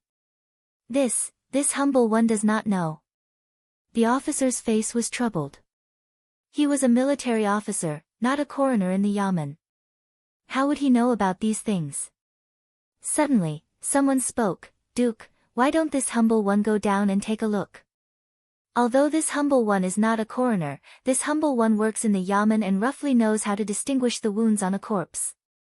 Li Wangyu looked up and saw that it was the yamen runner from Jiulong County who was sent to lead the way for the Tang army. Naturally, he agreed and nodded with a smile, indicating for the yamen runner to quickly check the charred corpses. Li Wangyu now had a suspicion in his heart. He felt that these subordinates did not commit suicide, but were killed to silence them. Otherwise, how could it be so coincidental that these subordinates and their trusted aides all burned themselves to death just as the Tang army broke through Zhang Fei's camp? Even if these subordinates were not afraid of death, they would not be so brave. The bailiff quickly ran to examine the corpses and quickly returned to report to Li Wangyu, replying to the Duke, "This lowly one has examined the corpses and confirmed that there are no sword wounds on them. They should have been burned to death." His words did not dispel Li Wangyu's suspicion.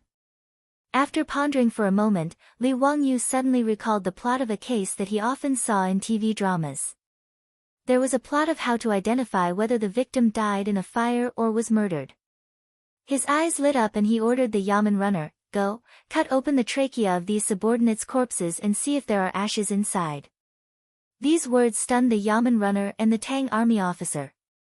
They looked at each other and did not understand the meaning of Li Wangyo's order. "Duke, I'm afraid this is not appropriate. Although these subordinates are despicable, the dead are more important. Duke, why don't you let these people go?" The Tang army officer hesitated and persuaded. He and the Yamen runner both thought that Li Wangyu hated these subordinates and wanted to humiliate their corpses. In Chinese tradition, stabbing corpses and beheading people was against morality. Even if they were enemies, they would not purposely destroy their corpses under normal circumstances.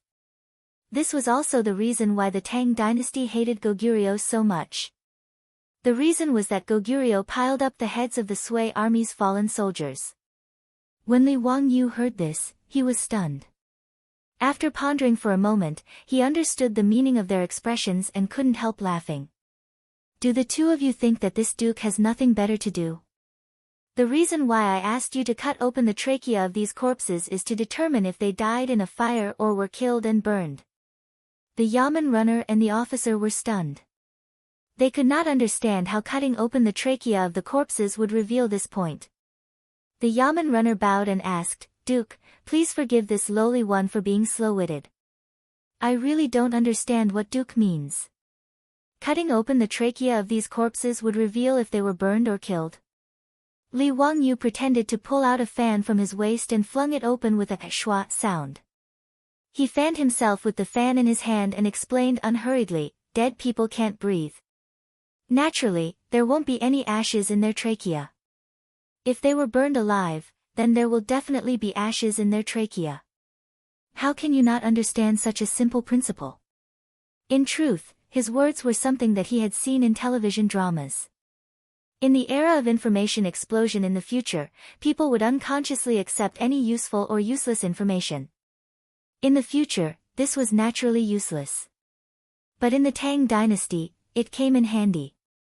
But if his words were heard by the forensic doctors of the future, they would probably laugh their heads off. Naturally, this was not completely correct. Some of the dead would quickly go into shock and stop breathing due to the pain of being burned. Naturally, there would not be any ashes in their trachea or lungs.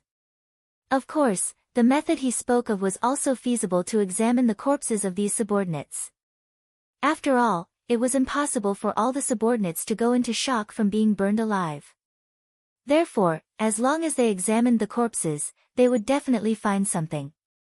How could the Yamen runner and the officer know about this? They only felt that Li Wangyu really knew everything from heaven to earth. As expected of a celestial figure, they hurriedly agreed and ran to examine the corpses, taking a break over the weekend. Only one update today. Chapter 909. Li Wangyu thought about the many movies he had watched in his previous life, and they all had plots where people passed off as genuine.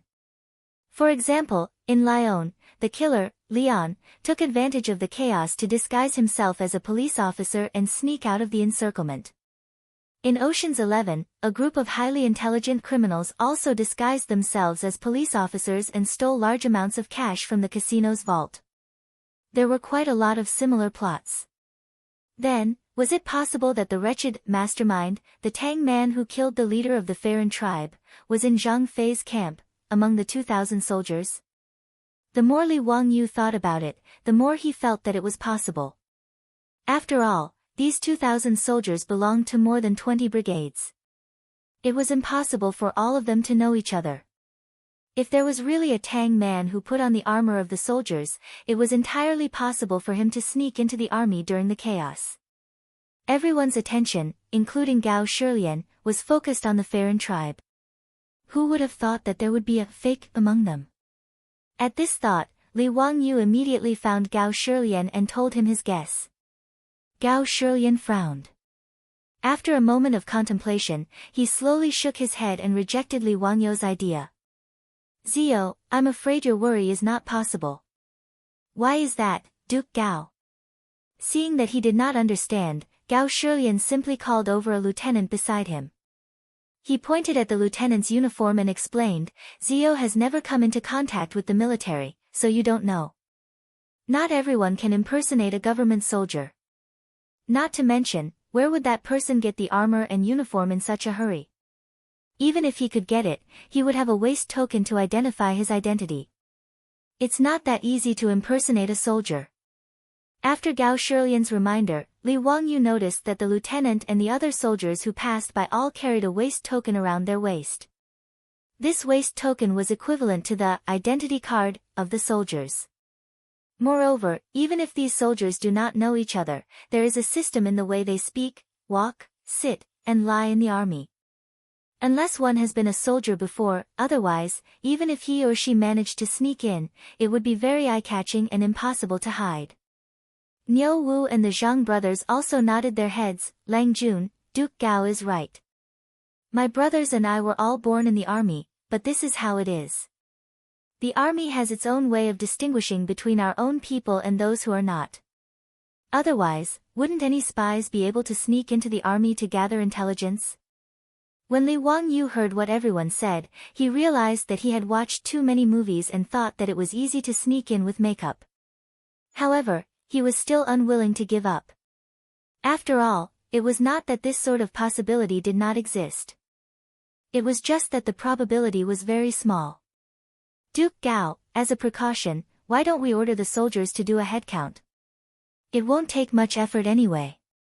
Seeing Li Wangyu so insistent, Gao Shilian pondered for a moment and nodded in agreement. Most of the government soldiers of the Tang dynasty were from the same hometown, so it was not difficult for them to confirm each other's identities. Following Gao Shilian's order, the government soldiers immediately divided themselves into brigades and began to count the number of soldiers in each squad. Following the orders, more than half of the 2,000 government soldiers were accounted for in no time. There were no abnormalities. Gao Shilian smiled at Li Wangyu. "Zio, you worry too much. This old man has already said that it is impossible for anyone to sneak into the government soldiers." Before he could finish his words, there was a sudden commotion not far away. Li Wangyu and Gao Shilian looked up in shock, only to see a person suddenly jump out from the government soldiers. He held a saber and went straight for Li Wangyu and Gao Shilian. Seeing that person's ferocious expression, Li Wangyu could not help but feel a little nervous. He and Gao Shilian, one old and one young, did not have any ability to protect themselves. If this person really came up to them, it would be terrible. However, Li Wangyu did not panic or dodge. After all, Niu Wu and the Zhang brothers were beside him. Li Wangyu was confident that this government soldier, who suddenly rushed out, could not threaten his safety. The reality was no different from what he had expected. Without waiting for that government soldier to reach them, Niu Wu and the Zhang brothers drew the weapons at their waists and went up to meet him. With Niu Wu and the other two's abilities, they knocked away the saber in that person's hand without much effort and placed 3 barrier sabers on his neck. "Niu Wu, don't kill this person. I have something to ask him," Li Wangyu hurriedly shouted. All of this happened rather quickly. Gao Shilian's words were still ringing in his ears when this sudden change occurred. By the time the old man reacted, Niu Wu's saber was already on that government soldier's neck. Gao Shilian's words were blocked and he almost choked to death on his own saliva. After a long while, the old man finally reacted to what had just happened. Cold sweat broke out on his back as he felt lingering fear. If not for Li Wangyu's insistence on doing a head count of the government soldiers, this person would certainly have sneaked away. He might even have quietly snuck up beside them and suddenly attacked. The commotion just now was obviously due to the mansion soldiers doing a head count to expose this person's whereabouts. That was why this person had no choice but to resort to desperate measures and wanted to kidnap him and Li Wangyu as a protective talisman. After thinking this through, Gao Shilian couldn't help but blush. "Zio, it's all thanks to you today. Otherwise, we might have been fooled by this guy. You're too kind, eunuch Gao." Seeing that the person was caught, Li Wangyu was also in a good mood. Just as he was about to turn around and order someone to fetch a rope to tie up this fake government soldier, another change occurred. The man whose arms were being held by the Zhang brothers suddenly roared. Everyone was startled by his sudden roar, and his body abruptly rushed forward.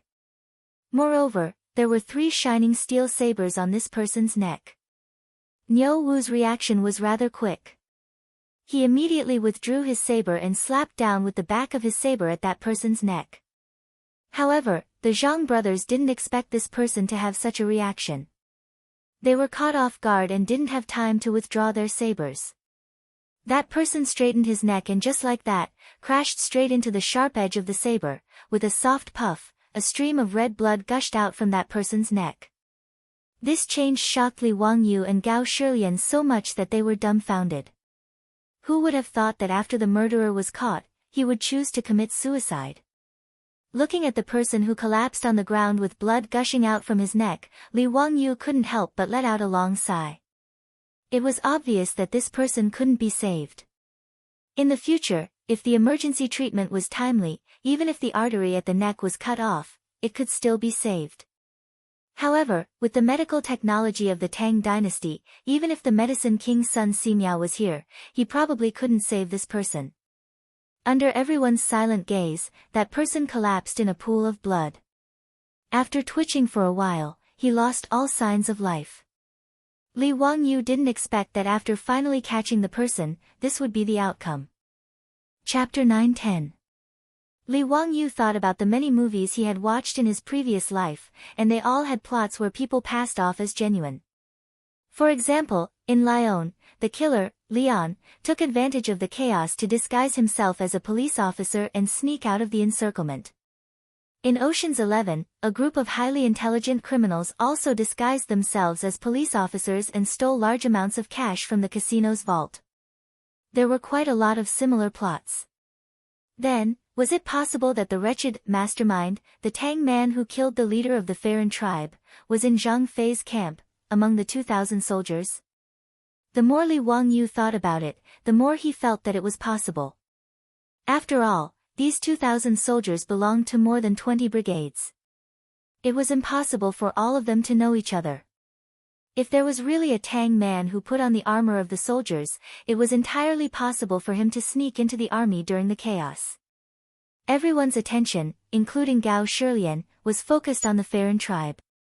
Who would have thought that there would be an imposter among them? At this thought, Li Wangyu immediately found Gao Shilian and told him his guess. Hearing this, Gao Shilian frowned. After a moment of contemplation, he slowly shook his head and rejected Li Wangyu's idea. Zio, I'm afraid your worry is not possible. Why is that, Duke Gao?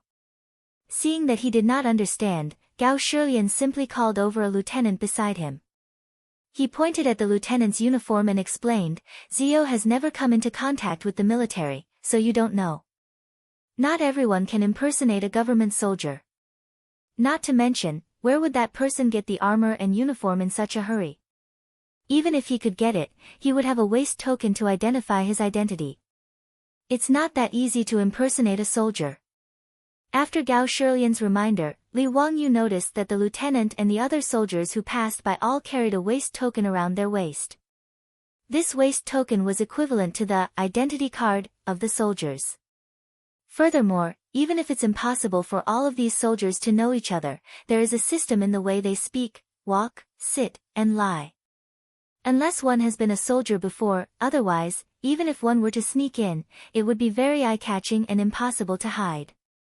Niu Wu and the Zhang brothers also nodded their heads. Lang Jun, Duke Gao is right. My brothers and I were all born in the army, but this is the case. The army has its own way of distinguishing between our own people and those who are not. Otherwise, wouldn't any spies be able to sneak into the army to spy on them? When Li Wangyu heard what everyone said, he realized that he had watched too many movies and thought that it was easy to sneak in with makeup. However, he was still unwilling to give up. After all, it was not that this sort of possibility did not exist. It was just that the probability was very small. Duke Gao, as a precaution, why don't we order the soldiers to do a head count? It won't take much effort. Seeing Li Wangyu so insistent, Gao Shilian pondered for a moment and nodded in agreement. Most of the government soldiers of the Tang dynasty were from the same hometown, so it was not difficult for them to confirm each other's identities. Following Gao Shilian's order, the government soldiers immediately divided themselves into brigades and began to count the number of soldiers in each squad. Following the orders, more than half of the 2,000 government soldiers were accounted for in no time. There were no abnormalities. Gao Shilian smiled at Li Wangyu. "Zio, you're worrying too much.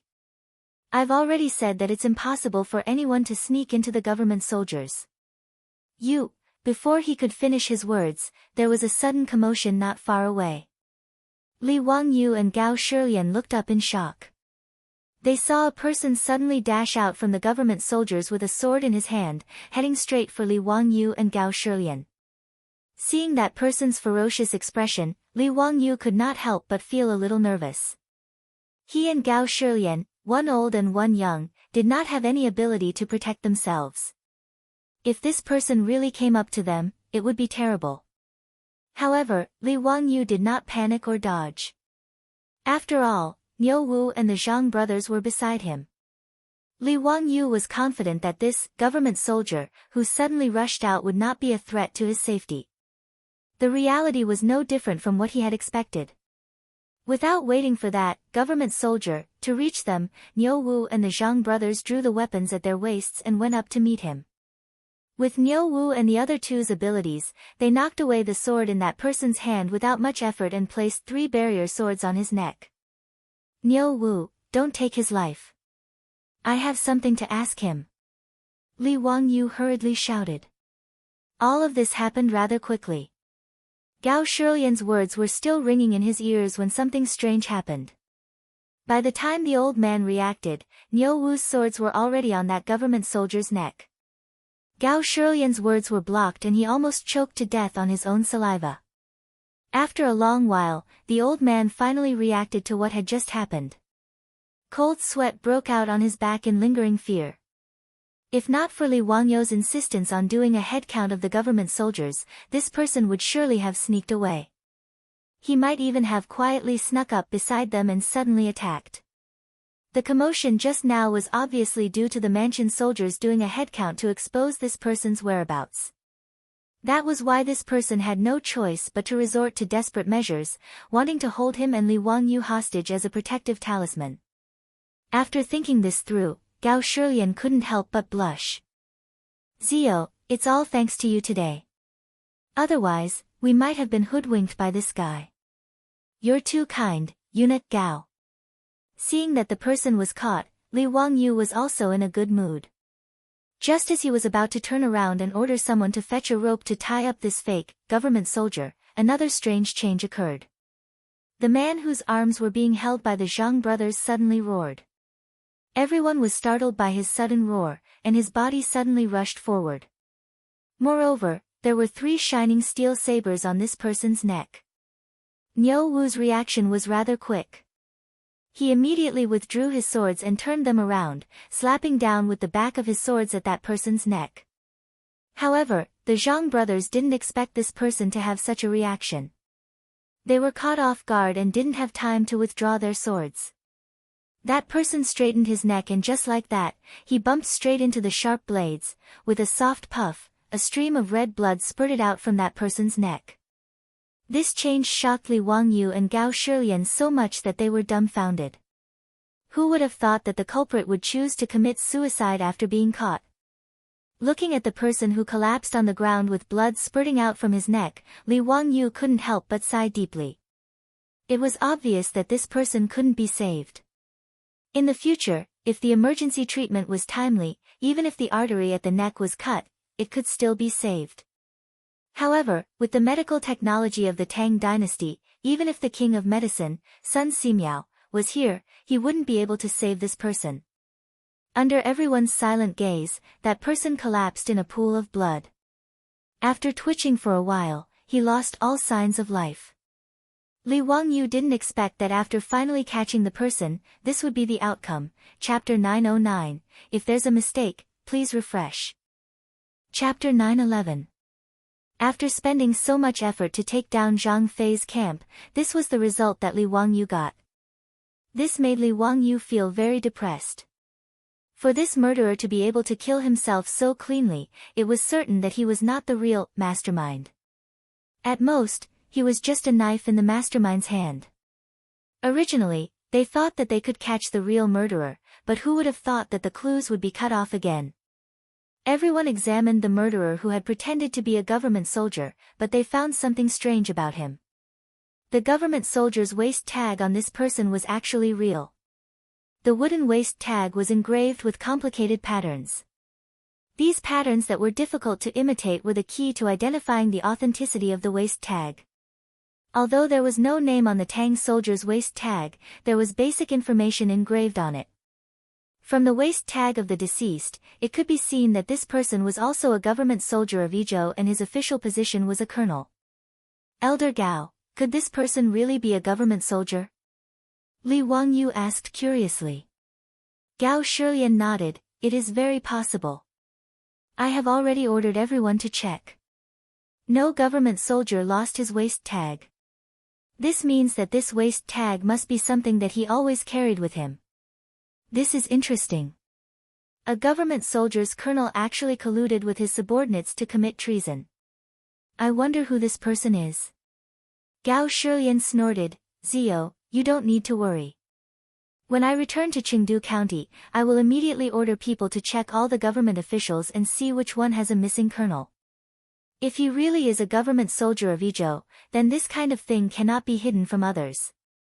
Li Wangyu also nodded in agreement with Gao Shilian's words. Now, they could only take things one step at a time.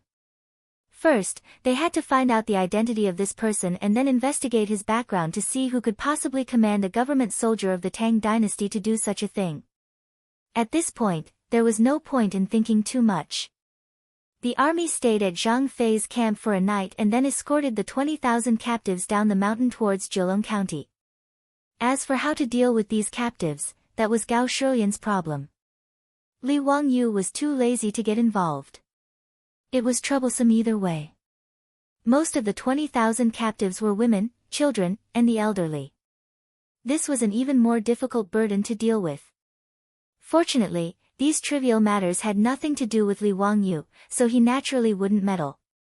The army escorted more than 20,000 people. After a few days of arduous travel through the forest, they finally returned to Jilong County. As soon as they returned to Jilong County, Li Wangyu mercilessly left Gao Shilian behind and led Niu Wu and the others back to the inn in the city. After being away for a few days, he missed his wife. Su Changqing, Afra, and Perrin were naturally happy to see that Li Wangyu had finally returned safely. They hurriedly took care of bathing, changing his clothes, and preparing food for him. Li Wangyu didn't tell the three girls about the details of the battle, so as not to scare them.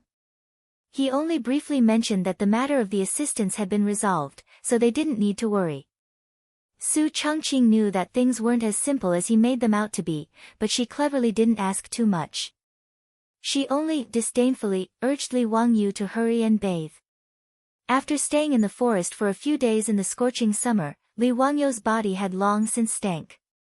No wonder the beauties disdained him. Even Li Wangyu felt uncomfortable when he smelled the rancid odor on his body.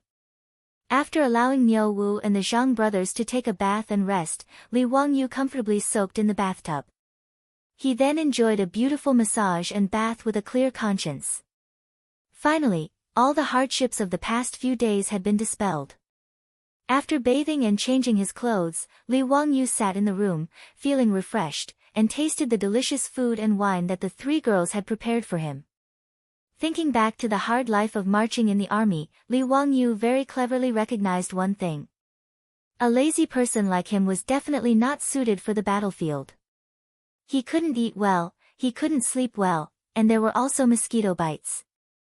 It was simply killing him. A gentleman labored with his mind, while a villain labored with his body. Li Wangyu felt that he could be considered a gentleman now, and his status was high enough. In the future, he would politely decline this kind of labor. He couldn't help but think of the ambition he set when he first transmigrated to the Tang dynasty. Beautiful wives and concubines, thousands of acres of fertile land, countless cows, horses, pigs, and sheep, and servants as many as the clouds. Sure enough, one shouldn't forget one's roots. One must not forget one's original intentions is the right path. Li Wangyu self-reflected in his heart about the experience of asking for trouble this time. He made up his mind that he would never do such a stupid thing again in the future. After eating and drinking to his heart's content, this guy looked at the two beauties beside him, Su Changqing and Aphrodite. Some men know how to be careful. Just as he was about to find an excuse to send Perrin, the little girl who was in the way, out, there was a knock on the door of the side room. Li Wangyu couldn't help but feel angry. Why was it so difficult to do something shameless? What's the matter? Being disturbed, Li Wangyu's tone was also very unfriendly. It was Niu Wu who knocked on the door. Lang Jun, Gao Gong sent someone to invite you to the county yamen to discuss something. Since Gao Shilian invited him, he naturally couldn't refuse. Li Wangyu rolled his eyes speechlessly and stood up with a long sigh. Fortunately, Su Changqing didn't know what he was thinking, otherwise, he would definitely make fun of him. Until he went to the county yamen and saw Gao Shilian, Li Wangyu's mood was not very high. He lazily greeted Gao Shilian. Gao Gong, you invited me to the county yamen, is there something you need? Gao Shilian didn't know the thoughts of a dissatisfied man. He twirled his beard and smiled.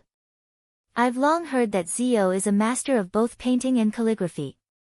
This old man wanted to draw a portrait of the dead colonel and wanted to see Zio's painting skills. Therefore, I'd like to trouble Zio to draw a portrait of the murderer. How about it? When the time comes, this old man will order someone to make a copy and take it to the various prefectures to find out the murderer's identity. When Li Wangyu heard this, his nose almost became crooked from anger. He immediately shook his head like a rattledrum. Was this old man crazy? For such a trivial matter, he actually sent someone to disturb him. This was an unforgivable sin. Li Wangyu was now a master of both painting and calligraphy. After all, sketching was the most lifelike art. Since it was a portrait, even the Tang people loved it. Since he transmigrated to this world, there weren't many paintings that had been circulated. However, those who obtained these paintings all treated them as treasures and carefully kept them. They wouldn't easily show them to others. Fortunately, Li Wangyu's identity was noble enough that not many people could ask him for a painting. Otherwise, he would be annoyed to death. As for calligraphy, he copied the thin gold body of Emperor Huizong of Song. Now, it was the famous, thin muscle body, of the Tang dynasty. Many people imitated his calligraphy. As the original creator, Li Wangyu's reputation went without saying. Even a famous calligrapher like Yu Shinan could write better than Li Wangyu after some practice. However, the world still believed that the thin muscle body of the county magistrate Li Wangyu was the orthodox one. Therefore, it wasn't wrong for Gao Shilian to say that he was a master of both painting and calligraphy. However, how could Li Wangyu be willing to draw a sketch of the murderer? Wouldn't that be crazy? Wouldn't it be nice to have someone at home? Running to the county magistrate's office to draw a sketch of a bloody person's head? How stupid would he be to do such a thing?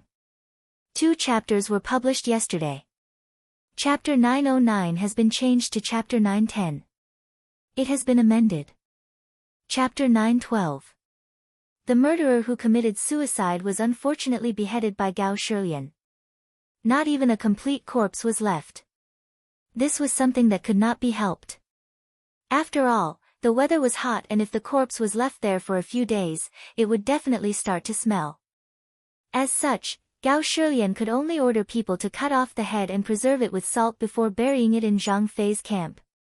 The reason why he wanted to keep the head was so that he could bring it back and find an artist to paint it so that he could find out the identity of the murderer. Gao Shilian did not know what he was thinking.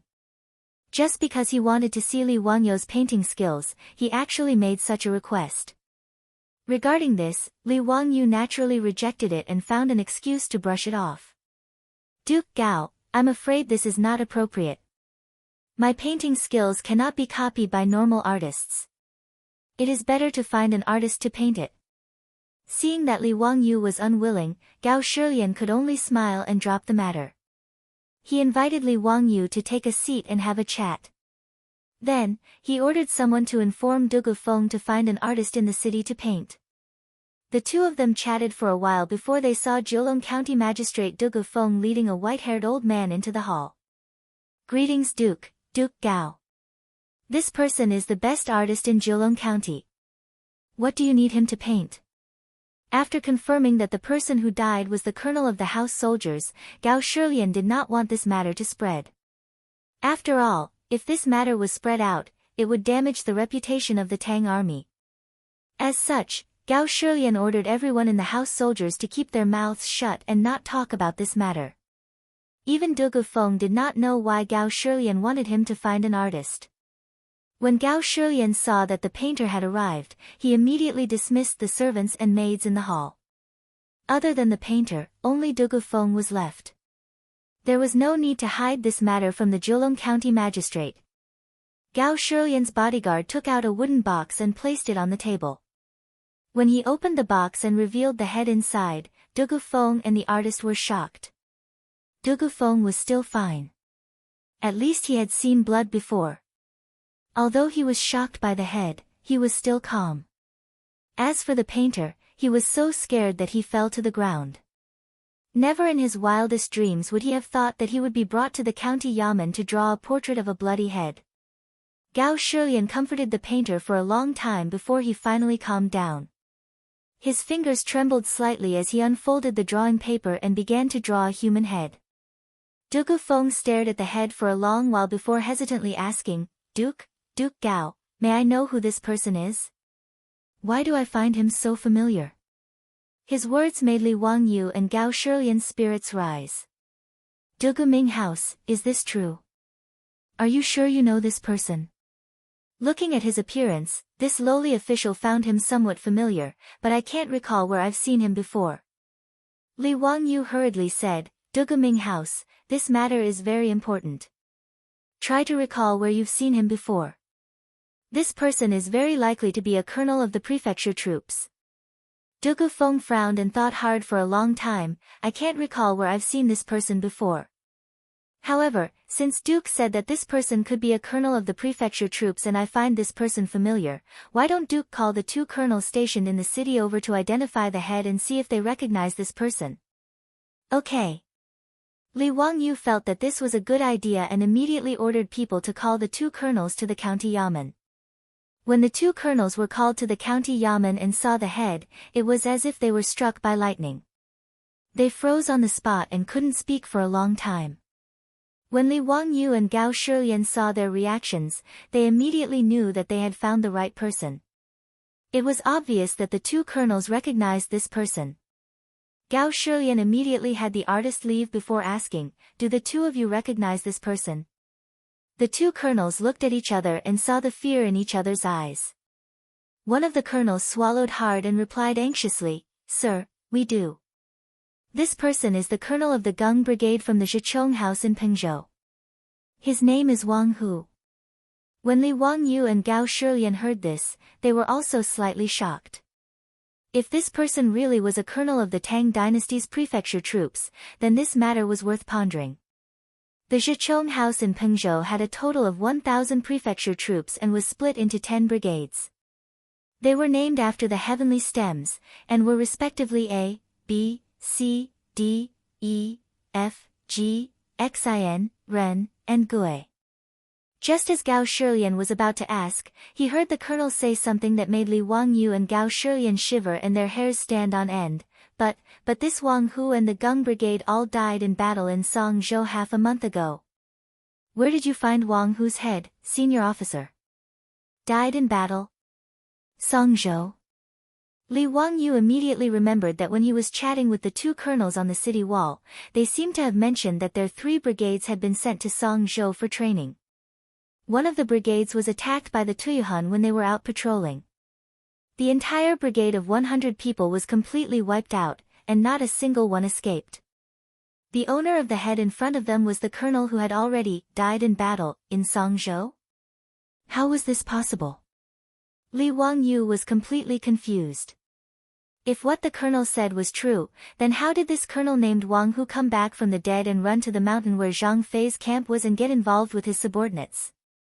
Gao Shilian's face was also green, and his expression was serious. One of the brigades of the Zhe house in Pengzhou was attacked by the Tuyuhun when they were sent to Songzhou for training. As the Yizhou Sir, he knew about this matter. Because of this matter, he even ordered the soldiers of the Zhe house to be transferred from Yanzhou, Jianzhou, and other places to Songzhou as reinforcements. However, the colonel who should have died in battle actually came back to life. Are the two of you really not lying? This person is really the colonel of the Gung Brigade of the Zhe house in Pengzhou, Wang Hu. The two colonels nodded without hesitation. Sir, we are not lying about this matter. Wang Hu has been with us all the time, so how could we not recognize him? On the side, Du Gufeng also slapped his head. That's right, I also remember. This person is the colonel of the Gung Brigade, Wang Hu. Because I don't have much contact with the prefecture soldiers, I didn't remember. Now that the two of them have said this, I am also certain that this person is Wang Hu. Gao Shilian immediately ordered people to bring the dead colonel's armor and waist token for the two colonels to identify. Sir, there's no mistake. This waist token is Wang Hu's. It can't be wrong. One of the colonels pointed at a crack on the side of the waist token and said, this crack was left on his waist token when I was drinking. I wasn't paying attention, and my machete hit his waist token. Because of this, Wang Hu complained to me for a long time. When Li Wangyu and Gao Shilian heard this, they no longer had any doubts about the identity of the dead colonel. It seemed like this person really was the colonel of the Gung Brigade, Wang Hu. However, after confirming his identity, Li Wangyu and Gao Shilian became even more confused. Why did a person who died in battle in Songzhou run back to Zhejiang County half a month ago? Whose orders did he listen to? What was his motive? Chapter 9:13. After Li Wangyu and Gao Shilian figured out the identity of the culprit, they became more and more confused. Not only did the fog in front of them not dissipate, but it became even thicker, making Li Wangyu completely lose his train of thought. The Furan tribe was tempted by someone to try to conquer Zhejiang County. What was their goal? Why did the colonel, who had died in battle half a month ago, appear in Zhang Fei's tribe again? Whose orders did this Colonel Wang Hu listen to? Wang Hu. Wang family name. Li Wangyu suddenly asked, this Wang Hu, is he from the Taiyuan Wang clan? His words made Gao Shilian freeze. He didn't understand why Li Wangyu would ask such a question. The two colonels also froze. They looked at each other and shook their heads. I don't know, but it shouldn't be. If I remember correctly, Wang Hu's ancestral home is Yizhou, not Taiyuan. Duke, how could Wang Hu be from the five families? Even if he was from a branch family, he couldn't be a colonel in the Zhitsong house, the other colonel replied. Li Wangyu thought about it and felt that it made sense. A colonel was just the captain of a 100-man squad. It was similar to a company commander in the future and didn't have any status.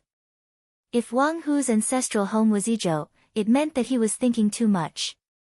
In reality, Li Wangyu thought of Yizhou's Governor-General Manners Sima Wang Yichuan and thought that since Wang Hu's surname was Wang, he might be from an aristocratic family.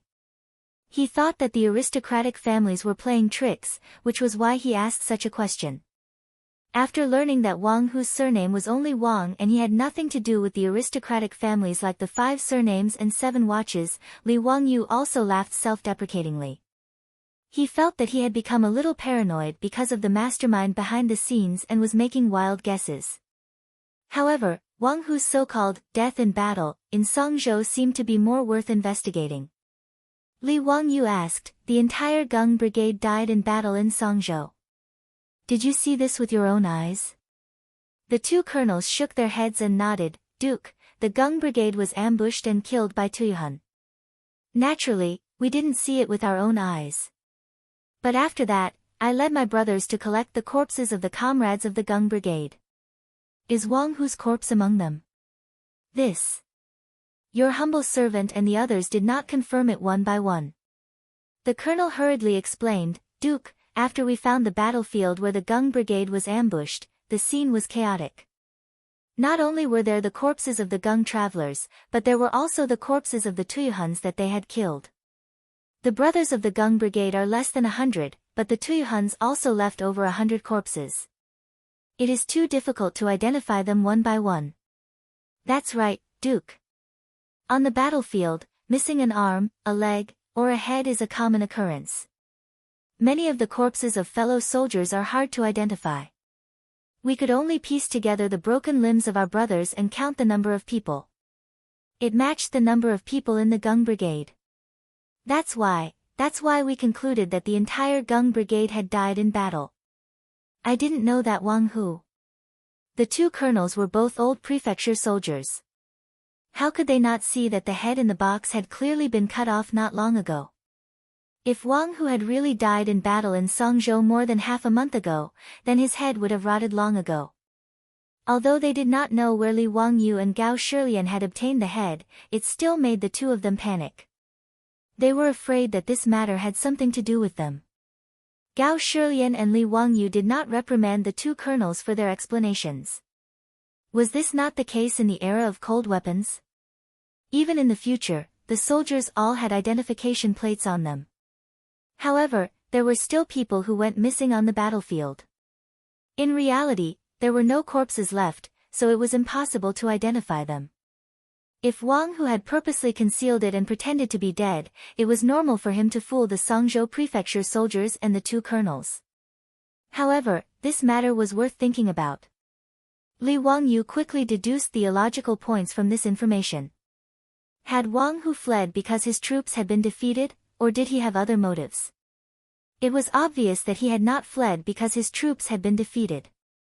This was because the two colonels had already said that when they were cleaning up the battlefield after the battle, they had counted the number of people in the Gung Brigade and confirmed that the number of corpses they counted matched the number of people in the Gung Brigade. Since they could be sure that Wang Hu had not died in Songzhou, then who were the extra corpses? Therefore, the only logical explanation was that Wang Hu had purposely used the attack on the Gung Brigade in Songzhou to escape. It was even more likely that the deaths of all the members of the Gung Brigade had something to do with Wang Hu. When the prefecture soldiers of the Tang dynasty went out on patrol, they all rode warhorses and were not weak at all. Although they were not cavalry and had to dismount during battle, if they wanted to retreat, it was not to the extent that none of them could escape and were surrounded by the Tuyuhun. The most likely possibility was that Wang Hu had colluded with the Tuyuhun people and purposely led the 100 or so Tang dynasty prefecture soldiers of the Gung Brigade into the Tuyuhun people's encirclement and then faked his death to escape. However, there was something that did not make sense. Li Wangyu could not understand. If Wang Hu wanted to escape by faking his death, there were many ways. Why did he have to go through so much trouble and even drag the entire Gung Brigade down with him? Did he have nothing better to do? He just randomly found a corpse, changed into his own clothes, and then burned the corpse. Would it attract the attention of others? Could it be that Wang Hu's goal was, a bold conjecture suddenly popped up in Li Wangyu's mind, and even he himself was shocked. If his guess was correct, then his previous thoughts were misguided. No wonder he could not figure out the motive of the mastermind behind the attack on Jiulong County. Previously, Li Wangyu could not figure out the motive of attacking Jiulong County. No matter if it was for money or food, it did not make sense. Jiulong County was just a normal county in the Tang dynasty. There was no conflict of interest in it at all. However, according to his guess, although it was a little unbelievable, it did make sense. The more Li Wangyu thought about it, the more shocked he became. However, this was just a guess. Whether it was the truth or not, it still needed to be proven. The mastermind had always been hiding in the dark. He might even be in Jiulong County. Li Wangyu felt that he could not be so passive anymore. He had to think of a way to find the mastermind. Looking at the hideous head in the wooden box, Li Wangyu thought of a way that was not really a way. Since Wang Hu committed suicide immediately after being captured, it meant that the mastermind must know a lot of inside information. Although Wang Hu was dead and they could not find out who the mastermind was, other people did not know. Gao Shilian did not want to damage the reputation of the Tang army. Only a few people knew about Wang Hu, and they were all ordered to keep their mouths shut. Therefore, they might as well create a fake Wang Hu. They could create the false impression that Wang Hu was captured and locked in Jiulong County's prison to be interrogated. Li Wangyu did not believe that the mastermind would not be anxious after knowing that Wang Hu was captured. I caught a cold. Seems like a fever. My whole body is sore and weak. I was not in the mood to write and only finished this chapter at 7 p.m. Chapter 9:14. Li Wangyu pondered for a while and felt that he could give this idea a try.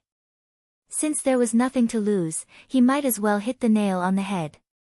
Even if the mastermind did not fall for it, there was nothing to lose. However, if the mastermind did something out of fear of the captured Wang Hu, it would be easy to give himself away. After thinking about this, Li Wangyu pulled Gao Shilian to the side and whispered his idea to him. When Gao Shilian heard this, he raised his eyebrows and revealed a joyful expression.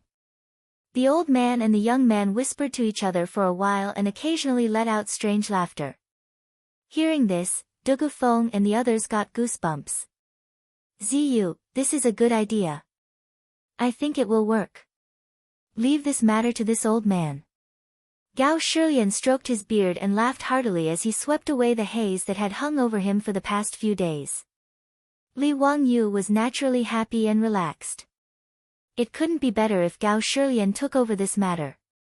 Instead of scheming against the mastermind behind the scenes, he still felt that it was more relaxing to go back and whisper sweet nothings to his beautiful superiors. That afternoon, the sound of gongs and drums could be heard in the small Jiulong County. The people walked out of their houses to see what was going on. They saw a large group of government soldiers escorting a prisoner carriage from outside the city. In the prisoner carriage was a man with blood stains on his face and messy hair. He was wearing a tattered Tang army armor. The commoners didn't know what was going on. They couldn't understand why they were captured and locked up in the prison carriage even though they were all prefecture soldiers. Just as they were discussing, a government soldier shouted to the people around them, "Everyone, come and take a look. This man is a government soldier of the Tang dynasty. He colluded with the Sun people and tried to break into Jiulong County and kill the people. Such a greedy bastard deserves to die." Luckily, his scheme was seen through. Otherwise, who knows how many people would have been killed. The people who were watching the commotion became excited when they heard the government soldier. When the Sun people besieged the city, the people in the city were terrified and could not sleep at night. They were afraid that the Sun people would break into Jiulong County and kill their way into the city. At that time, what kind of hell would Jiulong County become? The commoners didn't even dare to imagine. As for those who had young and strong men in their families who had gone to help defend the city, they were even more furious at this moment. Everyone immediately stared at the person in the prison carriage, their eyes almost spitting fire. No one knew who was the first to shout, "Beat this bastard to death." The crowd of onlookers immediately surged towards the prison wagon. The mansion soldiers who were escorting the prison wagons broke out in cold sweat when they saw the situation. They quickly raised their shields and blocked the prison wagons. The captain's back was drenched in sweat as he stole a glance at the prison wagon beside him. As Gao Shilian's trusted aide, he naturally knew the inside story. The person in the prison carriage was just a fake. If he was beaten to death by the angry citizens, it would be a real joke. In a moment of desperation, he shouted loudly, "Don't move." This person was a wanted criminal. He needed to be interrogated carefully before being executed. At this moment, anyone who approached the prisoner's carriage would be considered an accomplice of this person. Kill without mercy. The mansion soldiers around him also shouted, "Anyone who approaches the prisoner's carriage will be killed without mercy."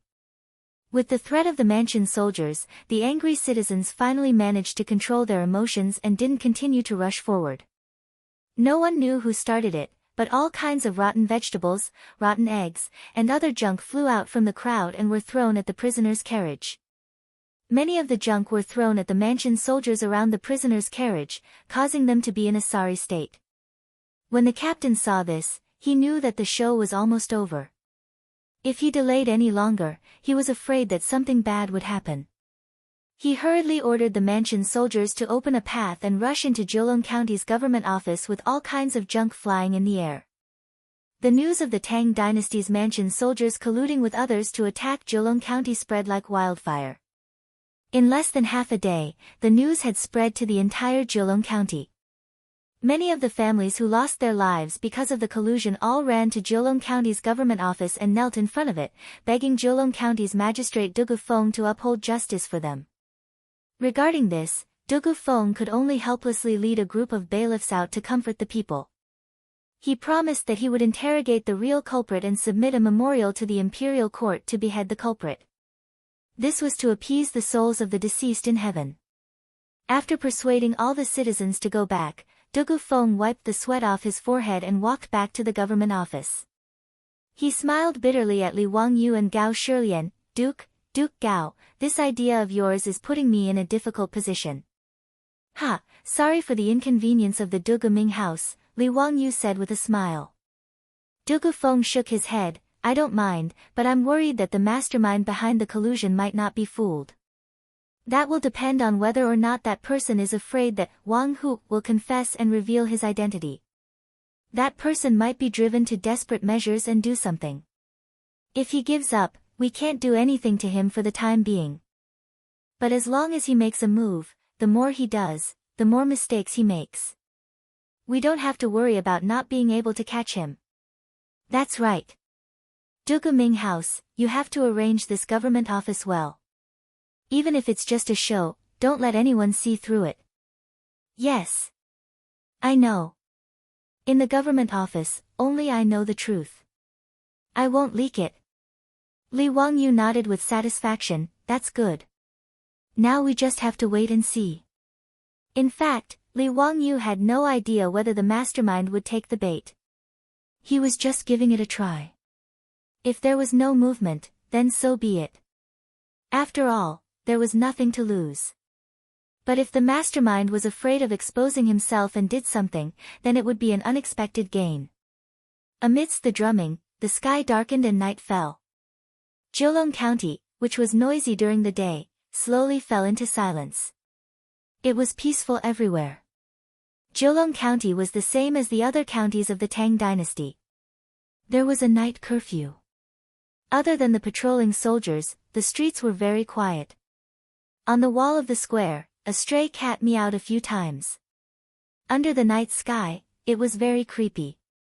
Someone in the square cursed twice before it returned to silence.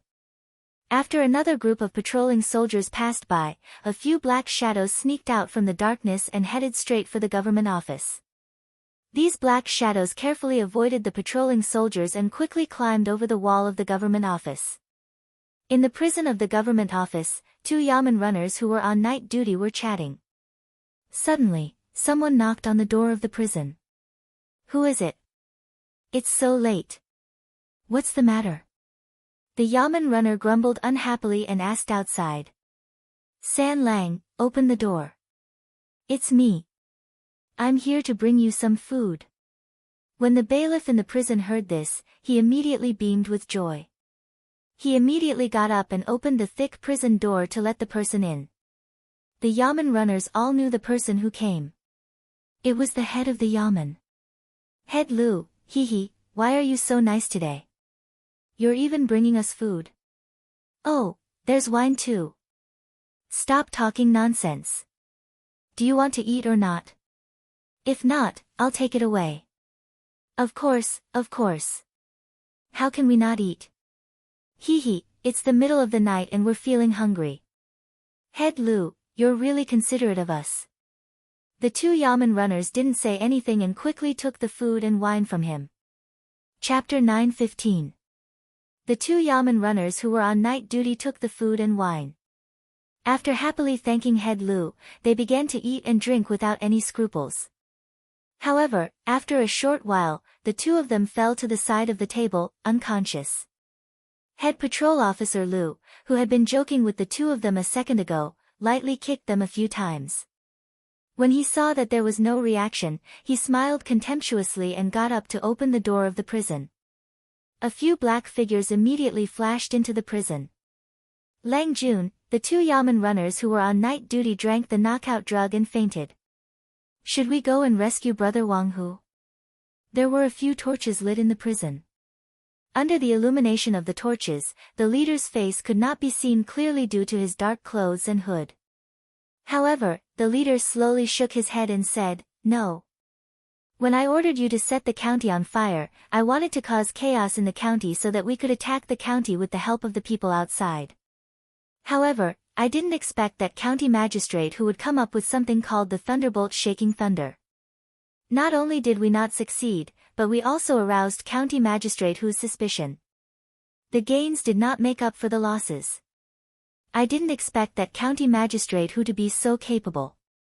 He was even able to create something as heaven-defying as the thunderbolt shaking thunder. However, this is also a good thing. It doesn't matter if we break into Jolong County or not. The most important thing now is to get the recipe for the thunderbolt shaking thunder." The leader in black looked into the dark depths of the prison and sighed regretfully. Wang Hu's identity has already been exposed. There is no point in saving him. Now, we just have to make him shut up. He waved his hand at the people behind him and said, "Go and bring the things in." Yes. A few people immediately brought in a large wooden bucket from outside the door. Pour this alchemical fire oil all over the prison. Old Lu, accompany this official to see Wang Hu. No matter what, he has worked hard even if he didn't make any contributions. This official will personally see him off. His words clearly meant that he was going to kill Wang Hu. From the looks of it, it seemed that they were going to burn down the entire county jail and destroy the corpses. The reason why they chose to set fire to the county government prison instead of rescuing Wang Hu or killing him in the prison was that the man in black was still delusional enough to pretend that it was an accident. If the prison accidentally caught fire and all the prisoners were burned to death, it would not be easy to arouse suspicion. If they rescued Li Wangyu or brazenly killed him in prison, it would definitely attract the attention of Gao Shilian and Li Wangyu, which might lead to even more trouble. Of course, this was only the black-clothed man's wishful thinking. Lu Ban felt a chill in his heart, but he didn't dare to say anything. He bowed slightly and led the way with the torch in his hand towards the depths of the prison. The two of them walked to the cell where Wang Hu was locked up. Under the light of the torch in Chief Lu's hand, the man in black looked at Wang Hu in the cell. His hair was disheveled, and he was covered in blood and heavy shackles. "Wang Hu, I'm here to see you. This official didn't expect that you would actually be captured alive. You've really disappointed this official. You promised me that Zhang Fei's camp was easy to defend and difficult to attack. Even if it was surrounded by 100,000 soldiers, it would not be taken down. However, in just a few days, I received news that Zhang Fei's camp was breached. Tell me, how are you going to explain this to me?" The Wang Hu in the cell didn't seem to hear him. He just sat on the ground with his head lowered and didn't respond. This Wang Hu naturally couldn't respond. He was just a person who Gao Shilian ordered to find among the soldiers who had a similar build to Wang Hu. He changed into Wang Hu's armor and messed up his hair so that people couldn't see his face clearly. He just pretended to be Wang Hu and acted as bait. No one expected that they would really catch a big fish. Seeing that the Wang Hu in the cell didn't speak, the black-clothed man didn't continue to say anything. He just said indifferently, "Wang Hu, I will keep my promise and take good care of your relatives. You can go in peace." After saying this hypocritically, he turned around and was about to leave. However, the Wang Hu in the cell wanted to fish for more information. He deliberately said in a hoarse voice, "You're just going to abandon me like this? I've risked my life for you." When the black-clothed man heard this, he suddenly turned around and stared at the Wang Hu in the cell. "You're not Wang Hu. Who are you?" Then, he abruptly dashed out of the prison. At this time, as long as he wasn't too stupid to be saved, he would know that he had been fooled. However, since this was a trap set up by Li Wangyu and Gao Shilian, how could they give him a chance to escape? Before the black-clothed man could run to the prison door, the originally closed cell door was forcefully pushed open from the outside. Outside the cell door were hundreds of fully armed soldiers with torches in their hands. How could the black-clothed man not understand now that he had fallen into a trap? He saw Li Wangyu and Gao Shilian walking out from among the soldiers and looking at the black-clothed man with smiles on their faces. "Major Wang, the night is long. Are you also not in the mood to sleep?" Li Wangyu couldn't help but tease as he recalled the lines in the Chinese novel Journey to the West. Under the illumination of the firelight, the face of the black-clothed man under the hood was revealed. It was the major of the Yi province's Governor-General's office, Wang Yichuan. The muscles on Wang Yichuan's face twitched uncontrollably a few times before he finally forced himself to calm down. This humble official also didn't expect that Duke and Duke Gao would still be awake even though it's already so late. Li Wangyu and Gao Shilian looked at each other, then raised their heads and laughed. "Aren't we waiting for Major Wang to walk right into our trap? I didn't expect that a fake Wang who would be able to trick Major Wang so easily." This humble official also didn't expect that Wang who was actually a fake. "In that case, Wang who must be dead. Am I wrong?" Wang Yichuan asked. Gao Shilian twirled his beard and smiled. "That's right. When Wang Hu was captured, he had already committed suicide." When Wang Yichuan heard this, he laughed bitterly. It seems that this humble official really did think himself clever. It's a pity that I didn't see through Duke Gao and Duke's plan. Otherwise, how would I have walked right into your trap? Li Wangyu shook his head and laughed. No. Major Wang, you're wrong. Even if you didn't appear tonight, I'm afraid that you wouldn't be able to hide for much longer. I've long suspected that you were the mastermind. Oh. How did this humble official give myself away? How did I make Duke suspect me? Wang Yichuan asked curiously. At this moment, Wang Yichuan and his subordinates had already become turtles in a jar. There was no need to worry that they would be able to escape from the county yamen. Li Wangyu was also in the mood to say a few more words to Wang Yichuan so that he could understand why he died. Li Wangyu's first sentence scared Wang Yichuan so much that he broke out in a cold sweat. "Major Wang, not only did I guess that you were the mastermind, but I also guessed that your goal was clearly related to Liz Ho. I wonder if I guessed correctly." Wang Yichuan looked as if he had seen a ghost. This is impossible. How did you know?" Chapter 9:16.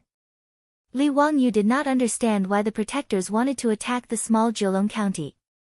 When he found out that Wang Hu faked his death and dragged the entire Gung brigade into making dumplings for the Tuyuhuns, Li Wangyu suddenly remembered that when he left Mianzhou, he saw a large group of soldiers heading to Songzhou. When Li Wangyu thought about how all the soldiers in Mianzhou were mobilized because of this, he suddenly had a bold guess. Could it be that all of this was to attract the attention of the Yi Prefecture Governor-General and mobilize all the soldiers in Yi Prefecture?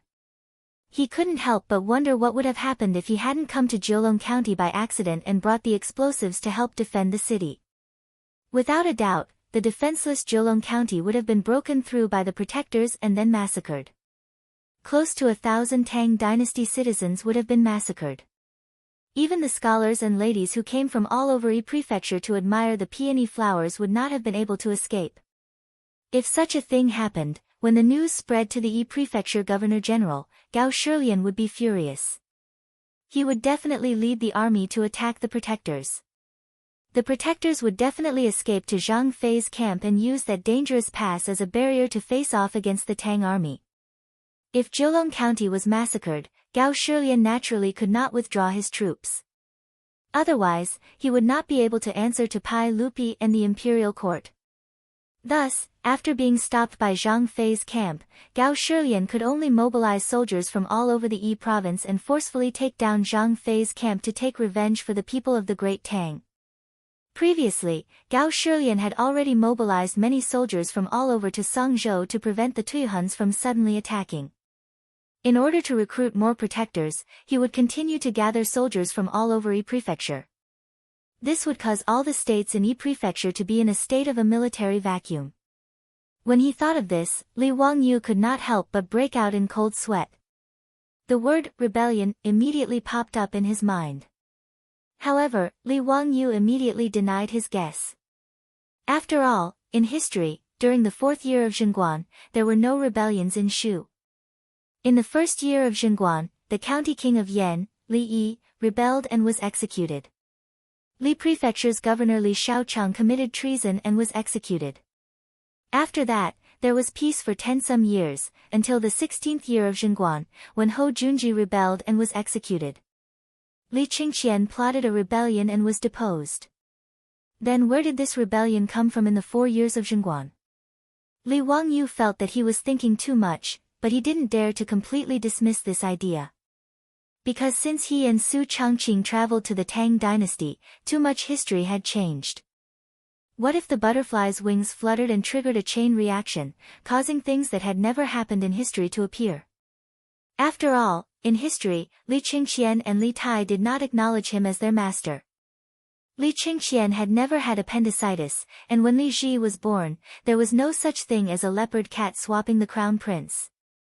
Therefore, even if there was no rebellion in Shu during the 4th year of Zhenguan's reign, Li Wangyu could not be sure that there would be no rebellion in Shu today. However, this was just Li Wangyu's personal guess, and there was no real evidence, so he did not tell Gao Shilian about it. As for Wang Yichuan, Li Wangyu had always had suspicions in his heart, but Wang Yichuan had always concealed it well, so he only had suspicions in his heart. Today, Li Wangyu and Gao Shilian were sitting in the county office, waiting for someone to walk into the trap. While chatting, the two of them talked about Li Prefecture's governor Wu Shiqin. Gao Shilian unintentionally said something, but it attracted Li Wangyu's attention. Speaking of Li Prefecture, Duke Wu has really worked hard. After Li Shaochang was executed for treason, there were still remnants of Li Shaochang causing chaos in Li Prefecture. After Duke Wu took office, he stabilized the situation in Li Prefecture and contributed greatly to the country. Oh right, speaking of which, I am Wang Sima of the governor's office, and I also held the position of Sima of the governor's office in Li Prefecture. It is said that in stabilizing the situation in Li Prefecture, I also put in a lot of effort. Li Wangyu was slightly startled. Sima Wang also held a position in Li Prefecture. That's right, but Sima Wang was not involved in Li Shaochang's treason, so he was not implicated. Instead, because of his contributions, he was promoted to the position of Sima of the governor's office in Yi Prefecture. When Li Wangyu heard this, his heart could not help but beat like a drum. Wang Yichuan really had nothing to do with Li Shaochang's treason. His heart moved slightly, and he summoned Niu Wu and gave him a few orders. After Niu Wu understood his words, he nodded his head and immediately walked out. After Niu Wu returned, he whispered a few words into Li Wangyu's ear. Li Wangyu told Niu Wu to ask the two colonel commanders whether or not Wang Hu had anything to do with Li Prefecture. The answer he received was something he did not expect. Wang Hu was actually the colonel of the Zhichong manor in Li Prefecture. Because he was implicated in Li Shaochang's treason, he was moved out of Li Prefecture and demoted to colonel. Li Wangyu did not believe that this was all a coincidence. At this moment, he started to suspect that Wang Yichuan and Wang Hu were the trusted aides of Li Shaochang in Li Prefecture. Therefore, after Wang Yichuan had been captured, Li Wangyu had purposely said this to trick Wang Yichuan and verify his guess. Who would have thought that he would be right? Just looking at Wang Yichuan's expression like he had seen a ghost, Li Wangyu knew that his guesses were right. This Wang Yichuan and Wang Hu really did have something to do with Li Shaochang. However, Li Wangyu was still confused. Did that Li Shaochang really have such great charm? He had already died for 4 years, and there was still someone who wanted to inherit his dying wish and try to start a rebellion in the Shu lands. Such a huge scheme, Li Wangyu did not believe that Wang Yichuan alone could do it. It was not that Li Wangyu looked down on him, but Wang Yichuan did not have the ability to be the mastermind. At most, he was just a knife in the hands of the mastermind. Furthermore, a secondary grade 4 major of the Governor-General's manor did not have the ability to make Wang Hu and the others work for him. Not to mention, he still had to convince the leaders of the 5 tribes to listen to his commands. However, Li Wangyu was not in a rush. Since he had captured Wang Yichuan, he could slowly ask him about these things. Li Wangyu did not believe that Wang Yichuan was someone like Wang who would not hesitate to commit suicide just to keep a secret. For an old official like Wang Yichuan who was used to living like a prince, not to mention torture, once he was locked up and saw the torture tools, he would immediately confess. Major Wang, this duke knows a lot of things, but there are still many doubts that I need Major Wang to clear up. Li Wangyu smiled in a relaxed and happy manner. Wang Yichuan's face was ashen, and he lowered his head. Since you have something to ask, I will naturally answer everything that I know. This lowly official only hopes that the duke can see this lowly official's cooperation and plead leniency on this lowly official's behalf. As long as this lowly official can be spared from death, it will be enough. Li Wangyu could naturally agree to Wang Yichuan's request. He did not care about the life and death of such a small character. What Li Wangyu cared about was the real culprit behind the scenes who could command Wang Yichuan and Wang Hu. Okay. I guarantee that you won't die, you. Before Li Wangyu could finish his words, he saw that behind Wang Yichuan, there were a few men in black who were also dressed in black. Suddenly, one of them dashed out, pulled out the blade at his waist, and viciously stabbed towards Wang Yichuan's back. Chapter 9:17. Li Wangyu and Gao Shilian didn't expect that one of Wang Yichuan's subordinates would suddenly launch an attack in such a situation. Everyone was caught off guard and could only watch as the shiny blade pierced Wang Yichuan's back and blood spurted out. Wang Yichuan's back was stabbed and he immediately spat out a mouthful of blood. He turned his head with a frightened and stunned expression and looked at the person behind him. You're actually his man. I. Before he could finish his words, he died and fell to the ground. The person who assassinated Wang Yichuan from behind pulled out the blade from Wang Yichuan's back without hesitation, turned the blade around, and slit his own neck. All of this happened in a flash. Before anyone could react, 2 corpses had already fallen to the ground. Looking at Wang Yichuan lying in a pool of blood, Li Wangyu only wanted to curse in his heart. He had painstakingly set up a trap and the fish had already been caught. Who would have thought that such a thing would actually happen? Li Wangyu didn't even need to use his knees to think that the person who killed Wang Yichuan and then killed himself so cleanly must be a man of sacrifice sent by the real mastermind behind the scenes. This person must be responsible for monitoring Wang Yichuan.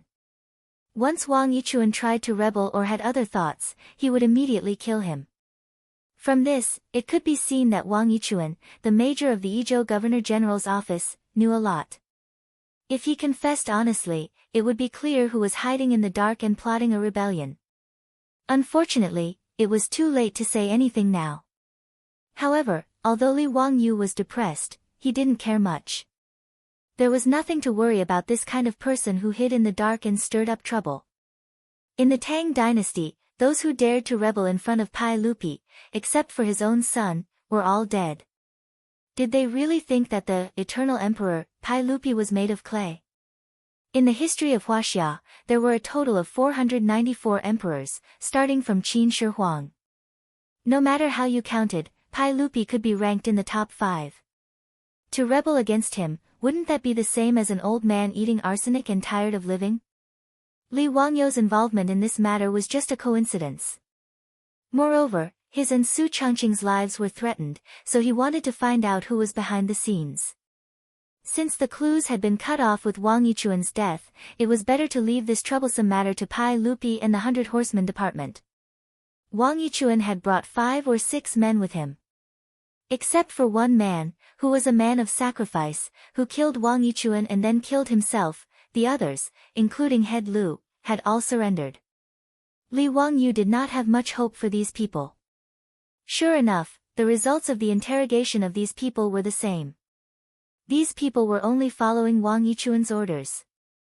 They couldn't get anything of value out of them. However, Li Wangyu and Gao Shilian were clear about what Wang Yichuan had done in this rebellion. According to Wang Yichuan's subordinates, the subordinates who attacked Zheolong County were bewitched by Wang Yichuan. Wang Yichuan promised that he would give the subordinates a large amount of wealth, beauties, and even make them officials. Wealth moved people's hearts, so the subordinates were naturally no exception. Both sides hit it off. Wang Hu was sent by Wang Yichuan to be in charge of contacting the leaders of the 5 tribes. On that day, Wang Yichuan was not trapped in Jiulong County by accident. He purposely stayed in Jiulong County to help the subordinates attack the city. Wang Yichuan did not expect Du Gufeng to react so quickly, sealing off the 4 gates at the first moment. He also knew that the subordinates lacked siege weapons and was worried that something would happen if they delayed. Thus, he pretended to be in a hurry to leave the city and ordered Du Gufeng to open the south gate.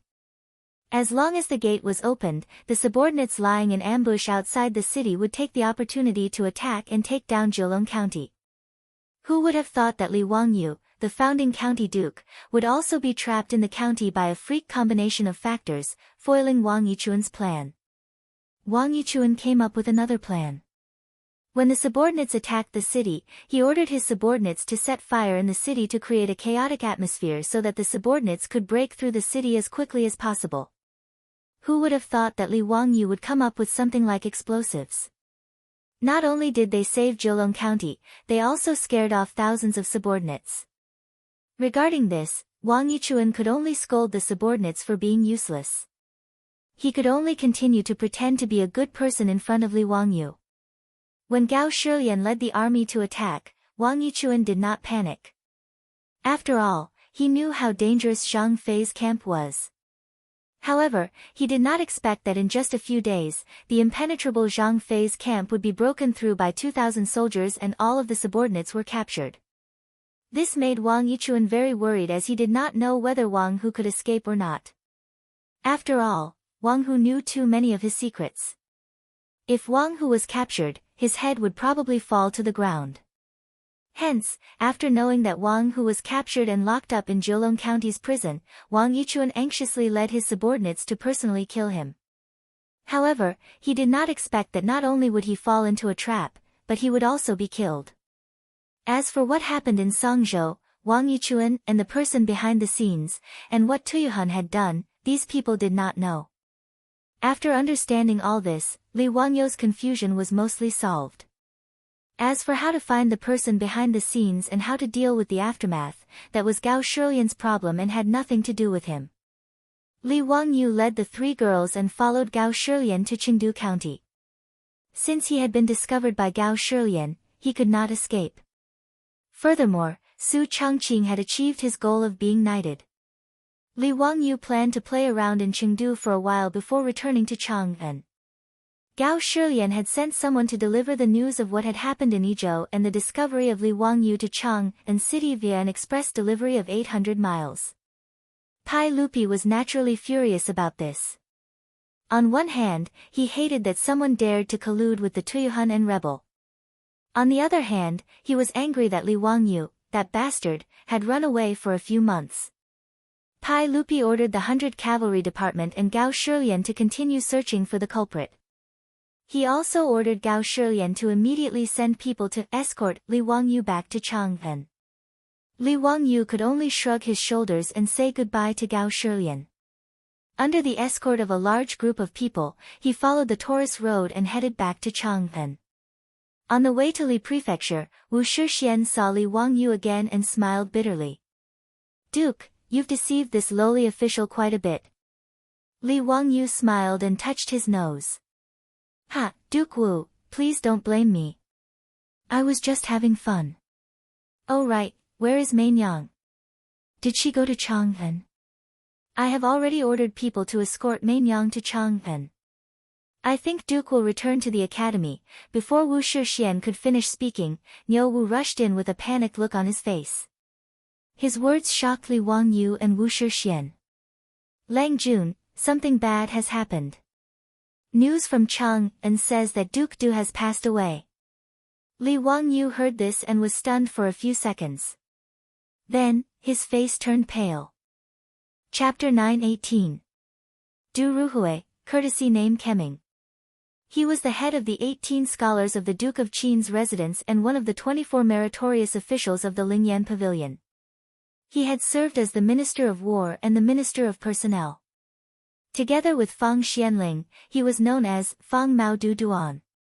He had assisted Li Shimin in establishing the rule of Zhenguan. He was born in 585 AD and died in 630 AD, which was the 4th year of Zhenguan. This was the record of Du Ruhui in Li Wangyu's memories.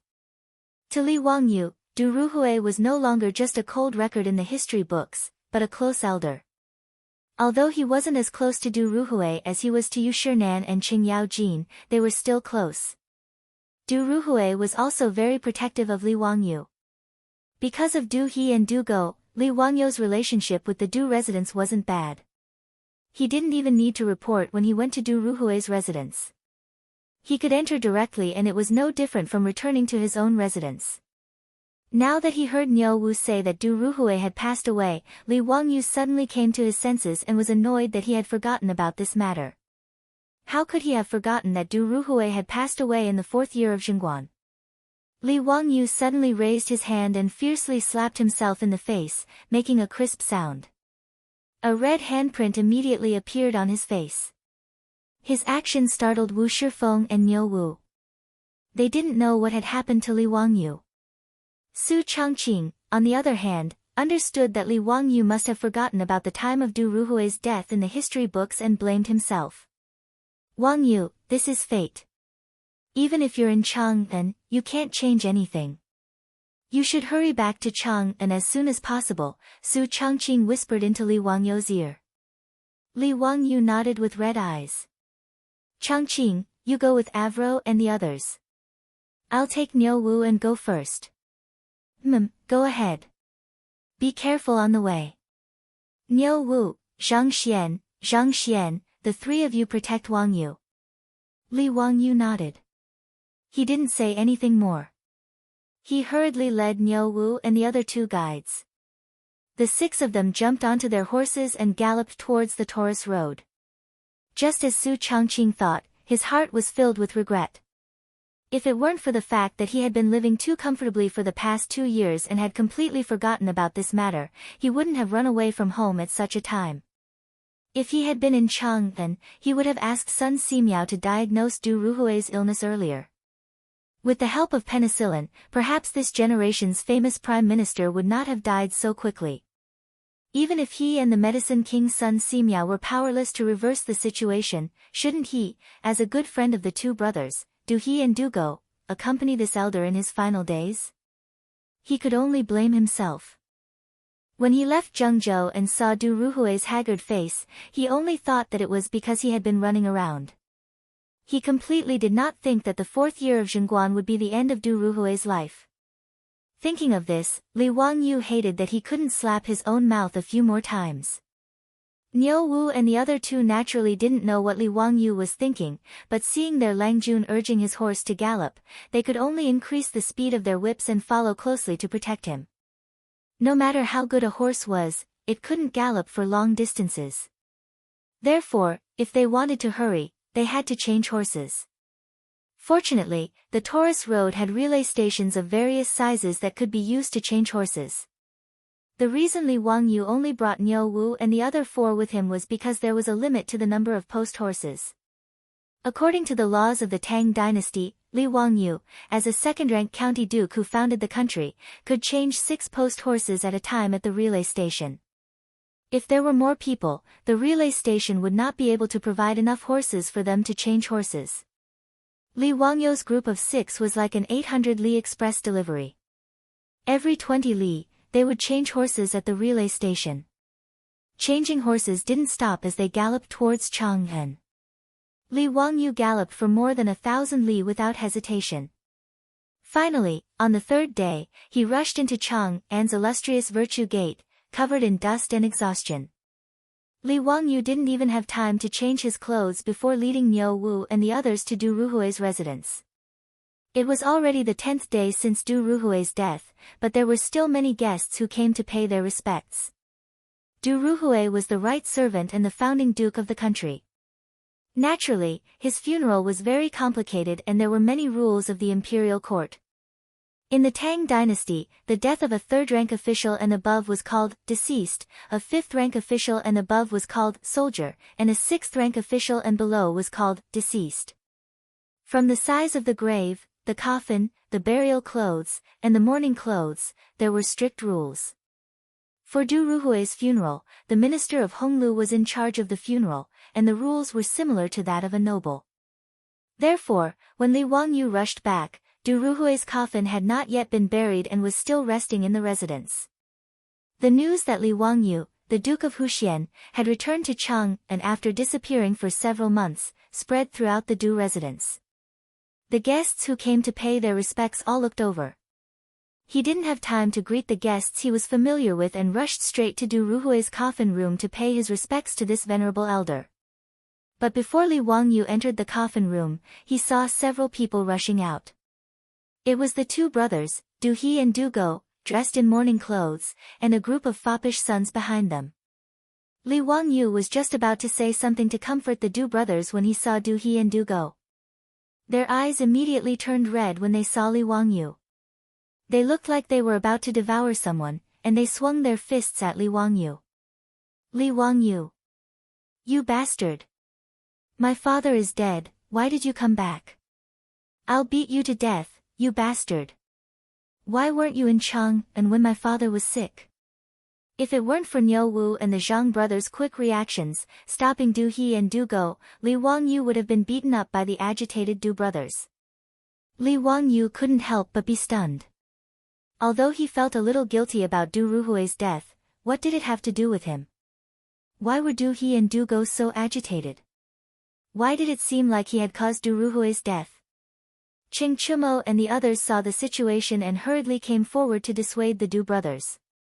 Ai, Ziyu, don't blame Du He and Du Go for blaming you. When old man Du was seriously ill, the two brothers went crazy looking for you, the divine doctor, to come back and save their lives. Unfortunately, you were still one step too late. Fang Yai patted Li Wangyu's shoulder and sighed. Li Wangyu stood there stunned. He opened his mouth, but didn't know what to say. He suddenly understood why Du He and Du Go were so agitated. It was all because he had treated Li Qingqian and Qing Chumo. Including the group of playboys, everyone in Chang'an, from the common people to the high officials and nobles, even including Pai Lupi and Empress Zhangsun, all thought of Li Wangyu as a divine doctor who could bring back the dead. Du Ruhui was seriously ill, so Du He and Du Go naturally hoped that Li Wangyu could save their father. But Li Wangyu just so happened to be missing, and there was no news of him for several months. When he returned to Chang'an, Du Ruhui had already passed away.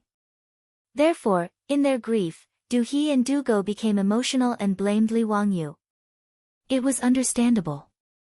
In response, Li Wangyu could only sigh helplessly. He knew his own family's affairs.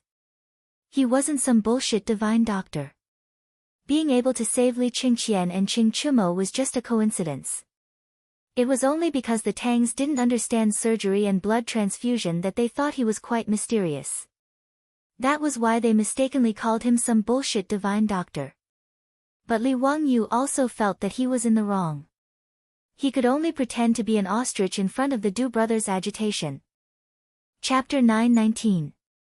In fact, when Du Ruhui was seriously ill, the Du family had already gone to Xianwei and asked Sun Simiao and Zhang Baozong to diagnose him. However, Du Ruhui's illness was beyond cure and could not be cured with the power of medicine. Even with penicillin, it was not a miracle drug that could cure all diseases. Therefore, Sun Simiao and the others could not do anything. After delaying for a period of time, Du Ruhui finally left the mortal world and traveled to the west on a crane.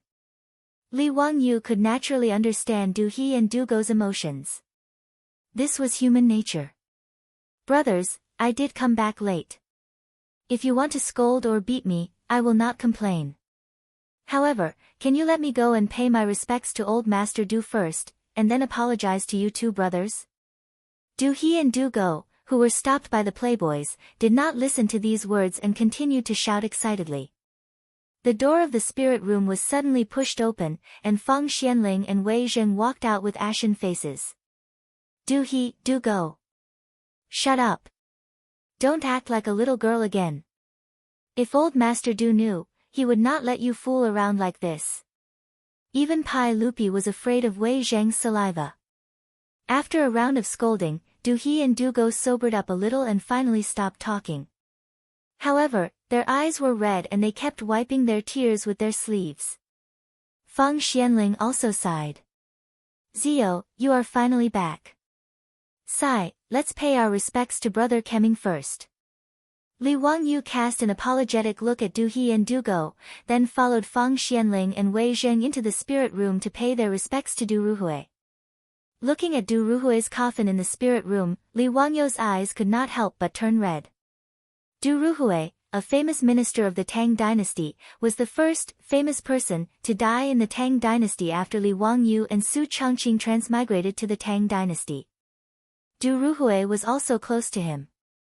From Du Ruhui's death, Li Wangyu thought of Yu Shinan, Li Gang, and the others who would pass away in the next few years and felt even more sad. He suddenly felt that it was not a good thing to predict the lifespan of people he knew in advance. However, there was nothing he could do. In this damned life, joys and sorrows were all fates. He, Li Wangyu, could not change his fate, and he did not have the ability to do so. Fang, how is His Majesty's mood now? After paying his respects to Du Ruhui,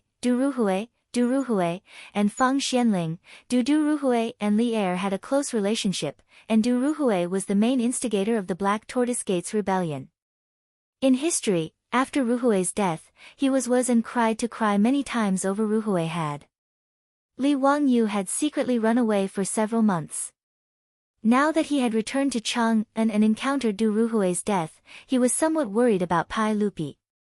After all, apart from the matter of Princess Changle, Pai Lupi, this cheap uncle, had been quite good to him. Li Wangyu was also very concerned about Pai Lupi. He was worried that Pai Lupi would be overly sad because of Du Ruhui's death. Fang Xuanling's expression was gloomy. Shaking his head, he said, because of Kemming's matter, His Majesty has already suspended court for many days and has not dealt with court affairs. He then pointed at a golden belt placed in the spirit room and said, His Majesty ordered me to bring this here as a gift for Brother Kemming.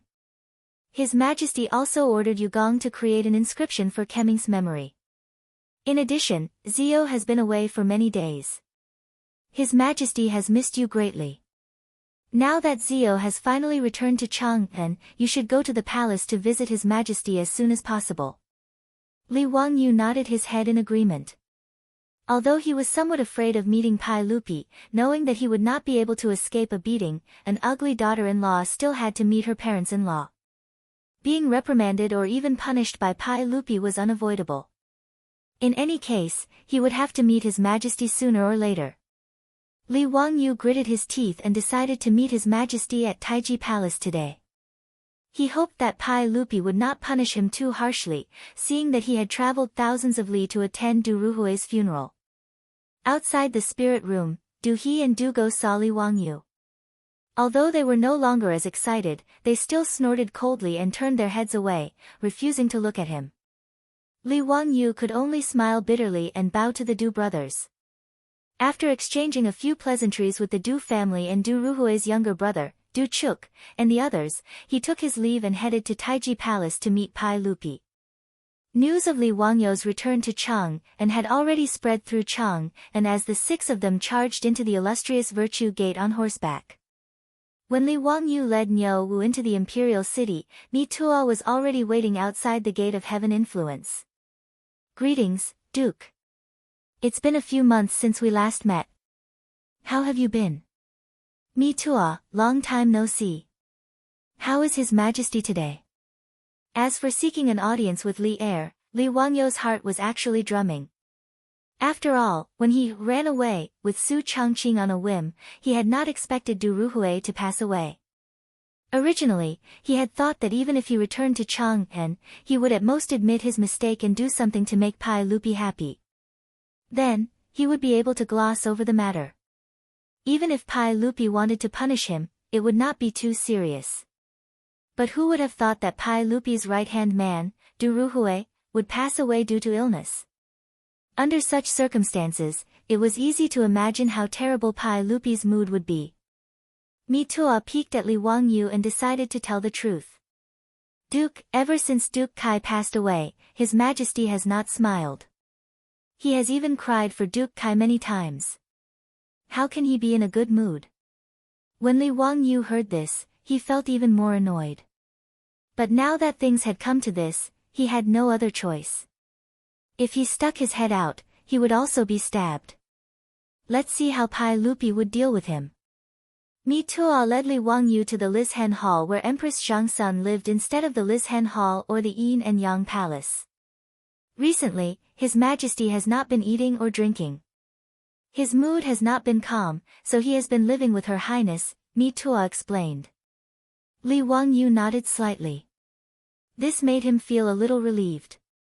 With Empress Zhangsun by his side, Pai Lupi would not kill him, right? After Mi Tuo informed him, he invited Li Wangyu into Lishen Hall. In the hall, Pai Lupi's face was ashen. He stared at Li Wangyu without saying a word, which made him feel a little scared. Empress Zhangsun, who was standing to the side, smiled when she saw Li Wangyu. Nice to meet you, uncle and aunt. Nice to meet you, uncle and aunt. Li Wangyu did not hesitate and immediately bowed to Pai Lupi and Empress Zhangsun. Uncle and aunt, I haven't seen you for a long time. I'm really worried and miss you. A day without seeing you is like 3 years in autumn. I miss Chang-en and uncle and aunt every day. Li Wangyu hurriedly flattered him, but Pai Lupi was still ashen. He stared at Li Wangyu without saying a word. Pai Lupi's performance made Li Wangyu more and more uneasy. He hurriedly threw out his trump card. Uncle, aunt, when I was away and missed you, I wrote a poem called Quiet Night Thoughts. The moonlight in front of the bed is like the frost on the ground. Looking up at the bright moon, I bow my head and think. Li Wangyu copied Li Bai's poem again. He wanted to curry favor with Pai Lupi and Empress Zhangsun. Unexpectedly, before he finished reciting Quiet Night Thoughts, Pai Lupi slammed his palm on the table in front of him. Enough. I know you are talented.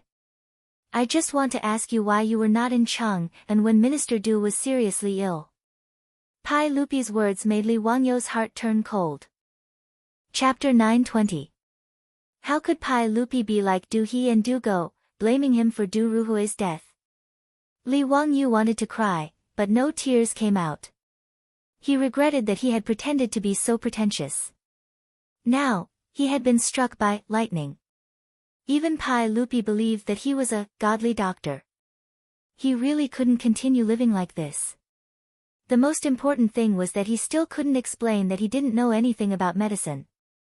Even if he said it now, no one would believe him. They would only think that Li Wangyu was trying to shirk responsibility.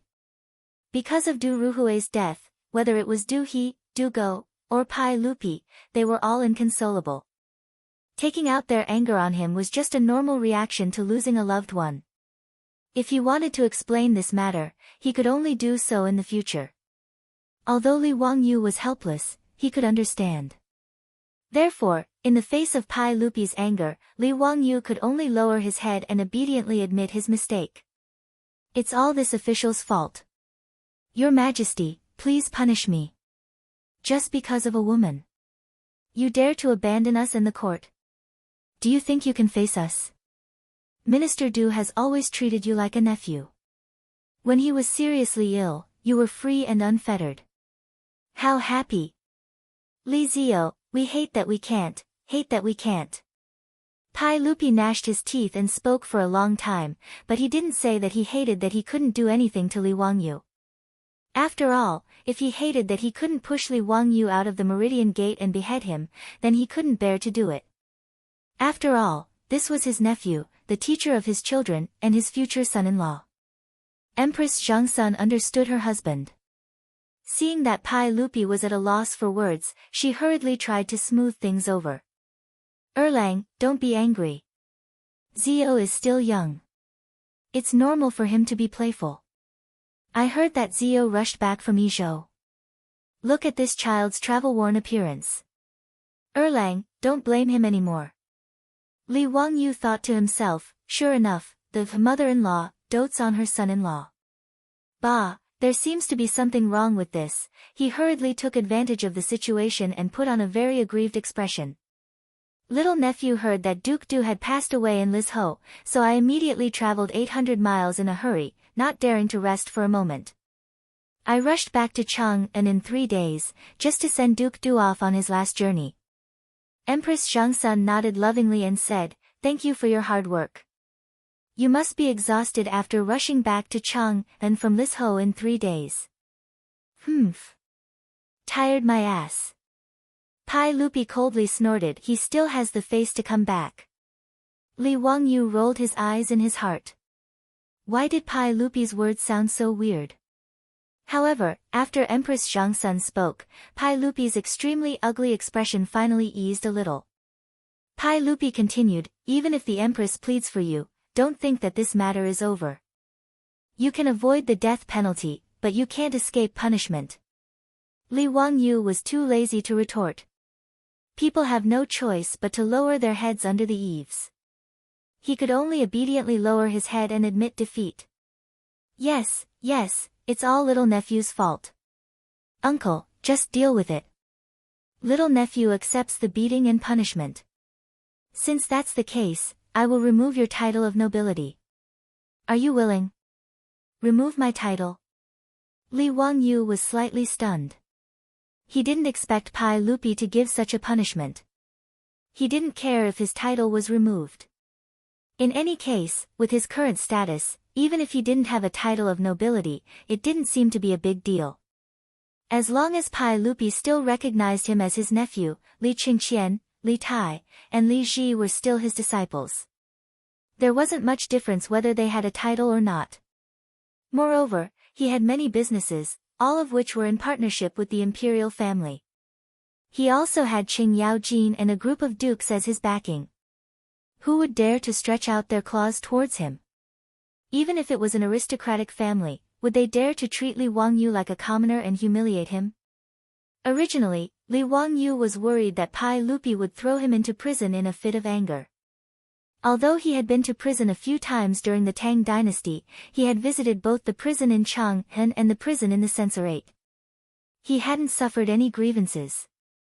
However, if he could avoid going to prison, it was better not to. It wasn't something to be proud of. Compared to going to prison, removing his title wasn't a big deal. I'm willing. Little nephew did something wrong and naturally should be punished. Little nephew will have no complaints about how uncle deals with me. Good, since that's the case, I will issue a decree to remove your title of nobility. Alright, that's it. I'm tired. You can leave. Scram back to Dingzhou village. If you don't have my decree, then obediently stay in Dingzhou village. If you dare to enter Chang'an without reason, I will immediately order people to arrest you and send you to prison.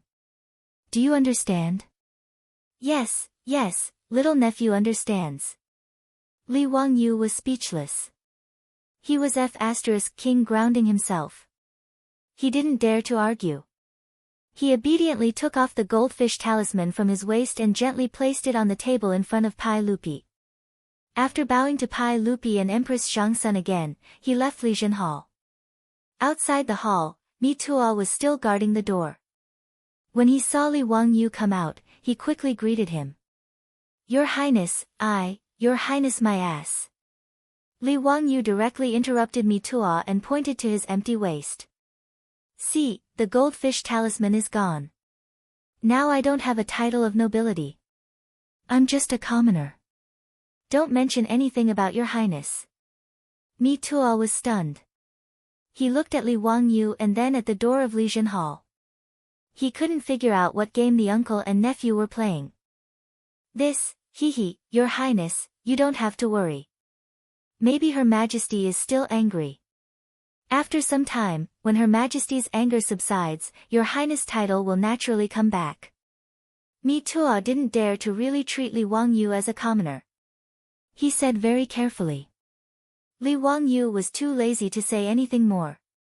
He lifted his foot and walked out.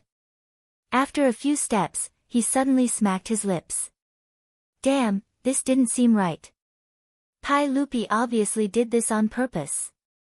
Because now he was a commoner, but his beautiful boss had a title of nobility. Marquis Yanling, Well, now it was the other way around. Su Chongqing had a title of nobility, but he was a commoner. If someone said that Pai Lupi didn't do this on purpose, he wouldn't believe it even if he was beaten to death.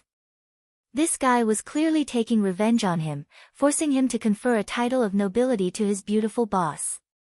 After Li Wangyu understood this, he couldn't help but turn around and raise his middle finger at Li Zhenhao behind him. The petty and vengeful Pai Lupi was not cute at all.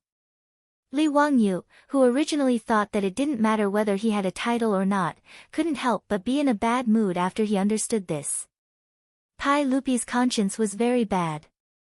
If Su Chongqing knew about this, he would definitely use this to make fun of him. And Qing Chumo and those bastards would definitely laugh at him if they knew that he didn't have a title and his woman was a marquis. Damn, they were all bad people. Li Wangyu was very angry, but also helpless. After leaving Tai Chi Palace, he didn't even bother to say anything. He originally wanted to go to the Du residence to keep watch over Du Ruhui's coffin, but now he could only order Niu Wu to return to Dingzhou village. After galloping all the way back to Dingzhou village, Li Wangyu pulled on the reins. Looking at the Xanadu that he and Su Chongqing had personally created, Li Wangyu's bad mood from Du Ruhui's death finally eased a lot. The men and women in the village were overjoyed when they saw that their Lang Jun had returned. They all rushed forward to greet Li Wangyu. Lord Ju is back. Duke is back. That's great, Duke is well. No wonder this morning, I heard the magpies chirping. So Duke is back. When Li Wangyu heard this, his face instantly turned black. There's one more later. Chapter 921. This group of farmers simply touched the pot that did not boil. Duke my ass. Li Wangyu laughed and scolded, then pointed to his waist. Do you see that? The goldfish talisman is gone, and my title has been stripped by His Majesty. Now I am also a commoner, so don't mention the bullshit Duke or Duke anymore. His words made the villagers look at each other. How could their main family's title be taken away without any reason? The villagers didn't know what had happened, so they couldn't help but feel worried. Dingzhou village relied on Li Wangyu to be where it was today, and the villagers were naturally well aware of this. It could be said that Dingzhou village and Li Wangyu were grasshoppers on the same rope, and all the glory and disgrace belonged to Li Wangyu alone. How could they not be worried when they heard that Li Wangyu's title had been stripped away by the sage? The old villager walked out from the crowd and greeted Li Wangyu with a smile. Duke, what are you saying? You are still our main family even if you don't have the title. Moreover, even if you don't have the title, isn't the sage still your uncle? These words immediately reminded the villagers, and they all laughed. In the eyes of these simple men and women, since Li Wangyu was the nephew of the sage, what difference did it make if he didn't have the title? Moreover, the crown prince was Li Wangyu's disciple, so what was there to worry about? The villagers of Dingzhou village were no longer illiterate like they used to be. Not to mention that the children of the right age from each family were now studying in the Tang dynasty's academy. Even Li Qingqian and Li Tai often came to the village to play with their classmates. Because they came too often, and because their children were always hanging out with Li Qingqian, Li Tai, and the other princes. The mystery of the royal family had long disappeared in the eyes of the villagers of Dingzhou village. The villagers of Dingzhou village were the only ones who could treat the royal family as ordinary people. While everyone was joking around, the old housekeeper Li Heng and Niu Yong rushed over after receiving the news. Lang Jun, you're finally back. I've missed you so much, old slave.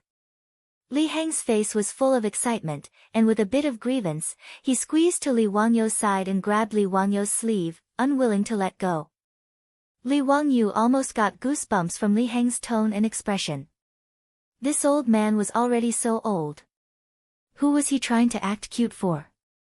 When Li Heng heard that Li Wangyu's title as the Duke of the founding county had been removed by Pai Lupi, his words made Li Wangyu even angrier. Lang Jun lost his title. Anyway, Lady Su was now a marquis. TSK, Marquis Yanling was the first female marquis since the creation of the Tang dynasty. It's just that the plaque of the mansion is troublesome. Lang Jun lost his title, but the plaque of the Duke of the Huxian County's mansion can't be hung. Should it be replaced with the plaque of Marquis Yanling's mansion? Li Heng's words even attracted the gossip of the surrounding villagers. They began to discuss what should be written on the plaque of Li Wangyou's mansion. Old me has to see the plaque of Marquis Yanling's mansion. This is the rule. No, no, no. Where is the Duke? It's better to hang a plaque of Lai Hot. Just don't hang anything to save trouble. Tisk, tisk, forget about the plaque of the Duke's mansion. The key is that the Ministry of Works sent people to build the hung gate according to the regulations of the founding county duke. Now that the Duke's title is gone, does the hung gate have to be demolished? Bullshit. Ever since the Duke was conferred the title, the hung gate in front of the mansion has been changed a few times. Last time, when the Ministry of Works came to build the new hung gate, I chatted with the Ministry of Works official. The Ministry of Works was annoyed to help our Duke fix the hung gate. If it's demolished, it will have to be fixed again after a while. Wouldn't that be like having nothing to do after eating? Ha, that makes sense. That's not right. Lady Su is now a marquis. The hung gate in front of the mansion should be the regulations of the founding county marquis. The hung gate of the founding county duke is against the regulations. I think the Ministry of Works will have to come and fix it. But there's no reason to build two hung gates, right? Ha, it seems that the Ministry of Works officials are having a headache now. Should they tear down the hung gate of the county duke and replace it with the marquis, or should they just ignore it? In the Tang dynasty, there were regulations for the residences of the commoners and officials of the imperial court. Under normal circumstances, they could not be violated. Li Wangyou's manor was specially approved by Pai Lupi. Moreover, it was not built according to Chinese standards. As a result, even the Ministry of Works officials could not say for sure if this manor followed the regulations or not. In front of the manor of an official who was conferred a title, there had to be a corresponding hung gate. The hung gate was the prototype of a memorial arch. It was made up of 2 pillars and a crossbar. Different hung gates had different regulations for different titles. In these 2 years, Li Wangyou's title had risen quickly. He had been promoted from a county duke to a founding county duke. However, he had to trouble the Ministry of Works to come to Dingzhou village every few days to change the hung gate for him. The villagers were having a lively discussion. Even the elders of the village were having a good time arguing, let alone those gossipy ants in the village. Li Wangyou's face became even darker. Are you treating me like I don't exist? Do you think I don't want my face? He was too lazy to bother with these bastards who wanted to watch the show and directly urged his horse to return to the manor. After being disturbed by the villagers, his mood, which had been depressed because of Du Ruhui's death, was much better. The dead could not be brought back to life, and these cute villagers were more worthy of him working hard to protect. After returning to the mansion, Li Wangyou took a good bath in the hot spring to wash away the tiredness of the past few days. Then, he stayed in the mansion obediently. He did not step out of the mansion at all, cultivating his body and mind. He only ordered Li Heng to make a few trips to the Du Manor to deliver some gifts. 7 or 8 days later, Su Changqing, Aphrodite, and Perrin also rushed back to Chang'an City. As the Tang dynasty had always favored extravagant burials, Du Ruhui's tomb was still under construction. For the time being, there was no rush to bury him. This was a very normal thing. In the Book of Rights, Royalty, it was recorded that kings died in 7 days and were buried in 7 months. Vassals died in 5 days and were buried in 5 months. Physicians were buried in time. Scholars and commoners were buried in a month. At present, the Du Manor was still in the midst of the 7 chambers of the 7 chambers. Du Ruhui's coffin would only be buried 49 days later. During this period, the popinjays still frequently came to Dingzhou village and mercilessly ridiculed Li Wangyou for having his noble title removed. As for the brothers Du He and Du Go, they did not appear because they had to keep vigil for their father. However, they had Qing Chumo and the others pass a message to Li Wangyou, saying that after their lord was buried, they would drink Li Wangyou, that bastard, to death. The popinjays and Li Wangyu all knew that the brothers Du He and Du Go had thought things through and no longer blamed Li Wangyu for their father's death.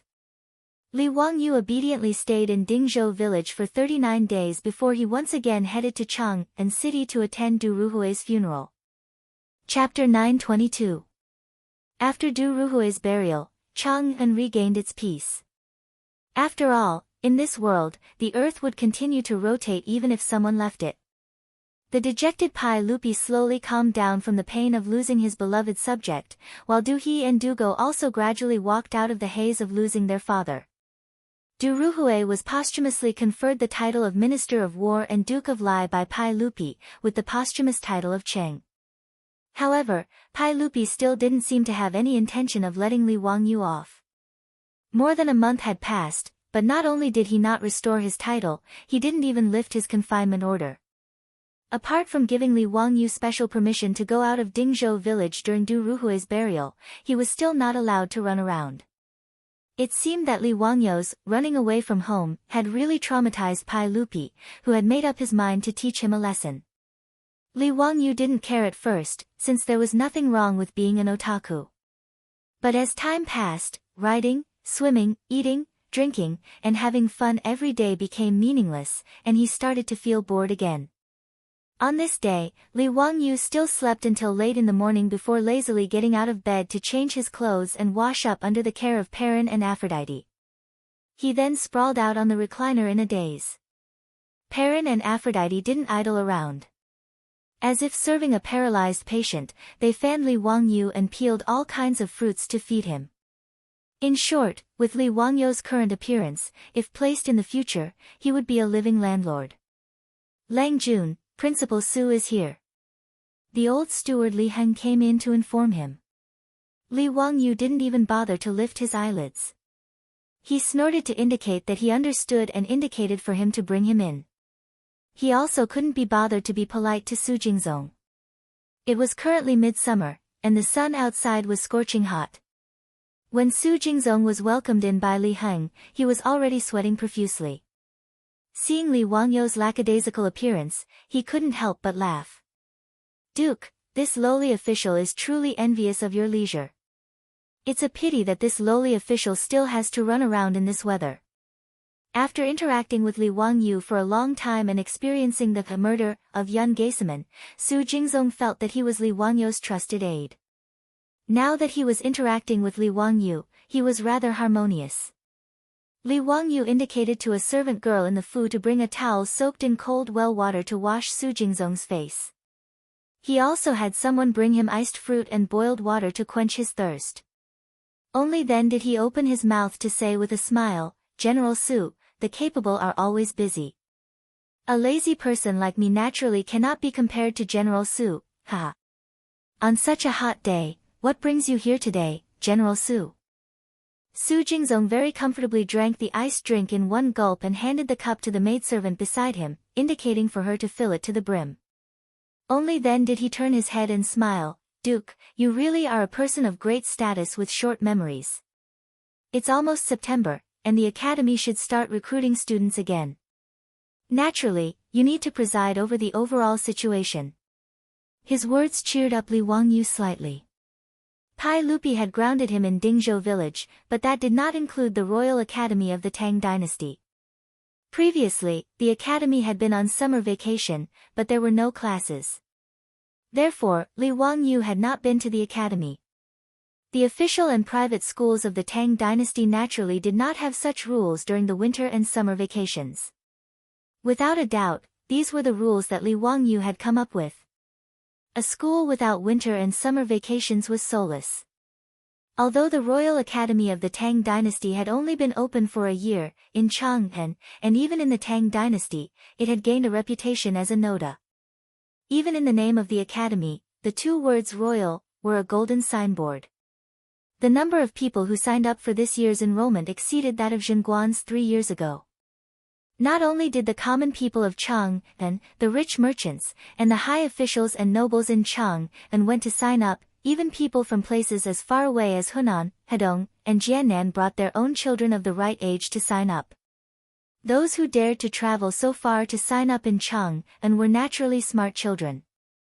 It could be imagined that the number of students in the Royal Academy of the Tang Dynasty this year would be greater than in previous years. However, how to enroll students this year was difficult for Su Jingzong. After all, the little tricks that Li Wangyu had come up with during the enrollment of the academy last year had already been widely spread. It was obviously impossible to rely on tangram, huarongdao, and psychological tests to select students. Toys like tangram and huarongdao had long been popular in the Tang dynasty. At least Li Wangyu had seen children playing in the small county of Jiulong County in Izhou that day. Li Wangyu was astonished at how fast the news spread. As for Su Jingzong's problem, Li Wangyu did not find it difficult at all. Last year, he was just lazy and did not bother to come up with questions, so he used a trick to enroll students. Now that the academy was on the right track, it was impossible to play such games again. Therefore, in this year's enrollment exam, Li Wangyu planned to imitate the enrollment exam of the private primary schools in the future and make a set of exam papers to test the children's logical analysis, common sense, vocabulary, and other abilities.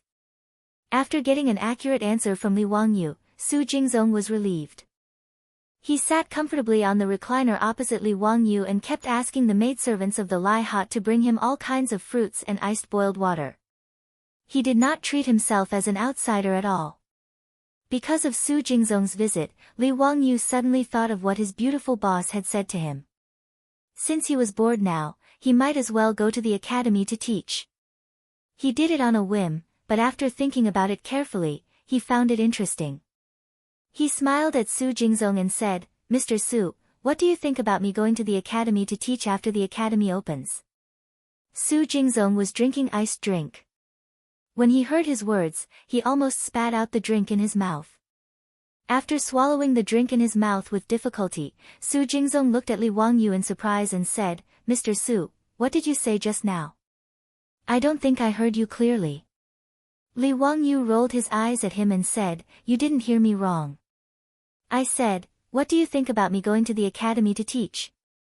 This is naturally good. If Mr. Su is willing to teach those children, it would be their blessing." "What does Mr. Su plan to teach?" Su Jingzong was overjoyed and applauded. According to Li Wangyu's arrangement, the Royal Academy of the Tang Dynasty was similar to the schools in the modern world. There were many classes arranged. From the Tang Dynasty's traditional Moai poetry, arithmetic, calligraphy, painting, music, all kinds of physical education, horse riding, archery, swimming, the variety of classes was even more extensive than the primary schools in the modern world. What should he teach? This was a bit difficult for Li Wangyu. Of course, he couldn't teach Moe poems or scriptures. Although Li Wangyu's talent was famous all over the world, and everyone thought of him as a literary star who had descended from the heavens. However, Li Wangyu was well aware of what he had in his belly. If he did not copy the poems and essays of those big shots, he was nothing. He could teach arithmetic, but there was no point in just teaching arithmetic. He only remembered a little about physics, chemistry, geography, and biology. This was also very normal. After so many years of graduation, most people could only remember some general knowledge in their minds. Although Li Wangyu's memory was much better now, it was still impossible for him to recall the complete physics, chemistry, geography, and biology textbooks of junior high school. After thinking for a long time, Li Wangyu suddenly clapped his hands. "Got it, Mr. Su. I'm going to teach a new class called Encyclopedia." Chapter 923. What Baidu? Baidu Baidu Baidu. Su Changqing's voice suddenly rang out. Soon after, he saw the beautiful woman walking in with Wu Meinyang. Wu Meinyang had been sent to Chang'an by Wu Shiqiang in advance, preparing to enter the academy. Wu Shiqiang had previously been an official in Chang'an. Naturally, the Wu family had a residence in Chang'an. However, in that residence, there was no one else other than the Wu family's servants. After Su Changqing returned to Chang'an and learned of this matter, he immediately went to the Wu family to bring Wu Meinyang back, personally taking care of her. Wu Meinyang and Su Changqing hit it off very well, calling each other master's wife. The two had a very close relationship. Li Wangyu was naturally happy to be idle. Although he was her teacher in name, he had actually never taught Wu Meinyang, leaving everything to Su Changqing. Just like Princess Chang'e in the past, Su Changqing was able to deal with these little lolas with great ease. Seeing these two beauties, Li Wangyu couldn't help but have black lines appear on his forehead. What baidu baidu baidu baidu? Wu Meinyang's face was filled with curiosity. Master's wife, what is baidu baidu baidu baidu? Seeing Su Changqing appear, Su Jingzong hurriedly rose to pay his respects. At present, Su Changqing was a bona fide county marquis who founded the country, a lower third-rank official. He was on the same level as Su Jingzong, the vice principal of the Imperial Academy of the Tang dynasty. However, although they were both lower third-rank officials, Su Changqing's county marquis title was slightly higher than Su Jingzong's official title. After all, titles could be inherited. Although the inheritor was usually one rank lower than the original, Su Changqing's children could inherit the title of county marquis.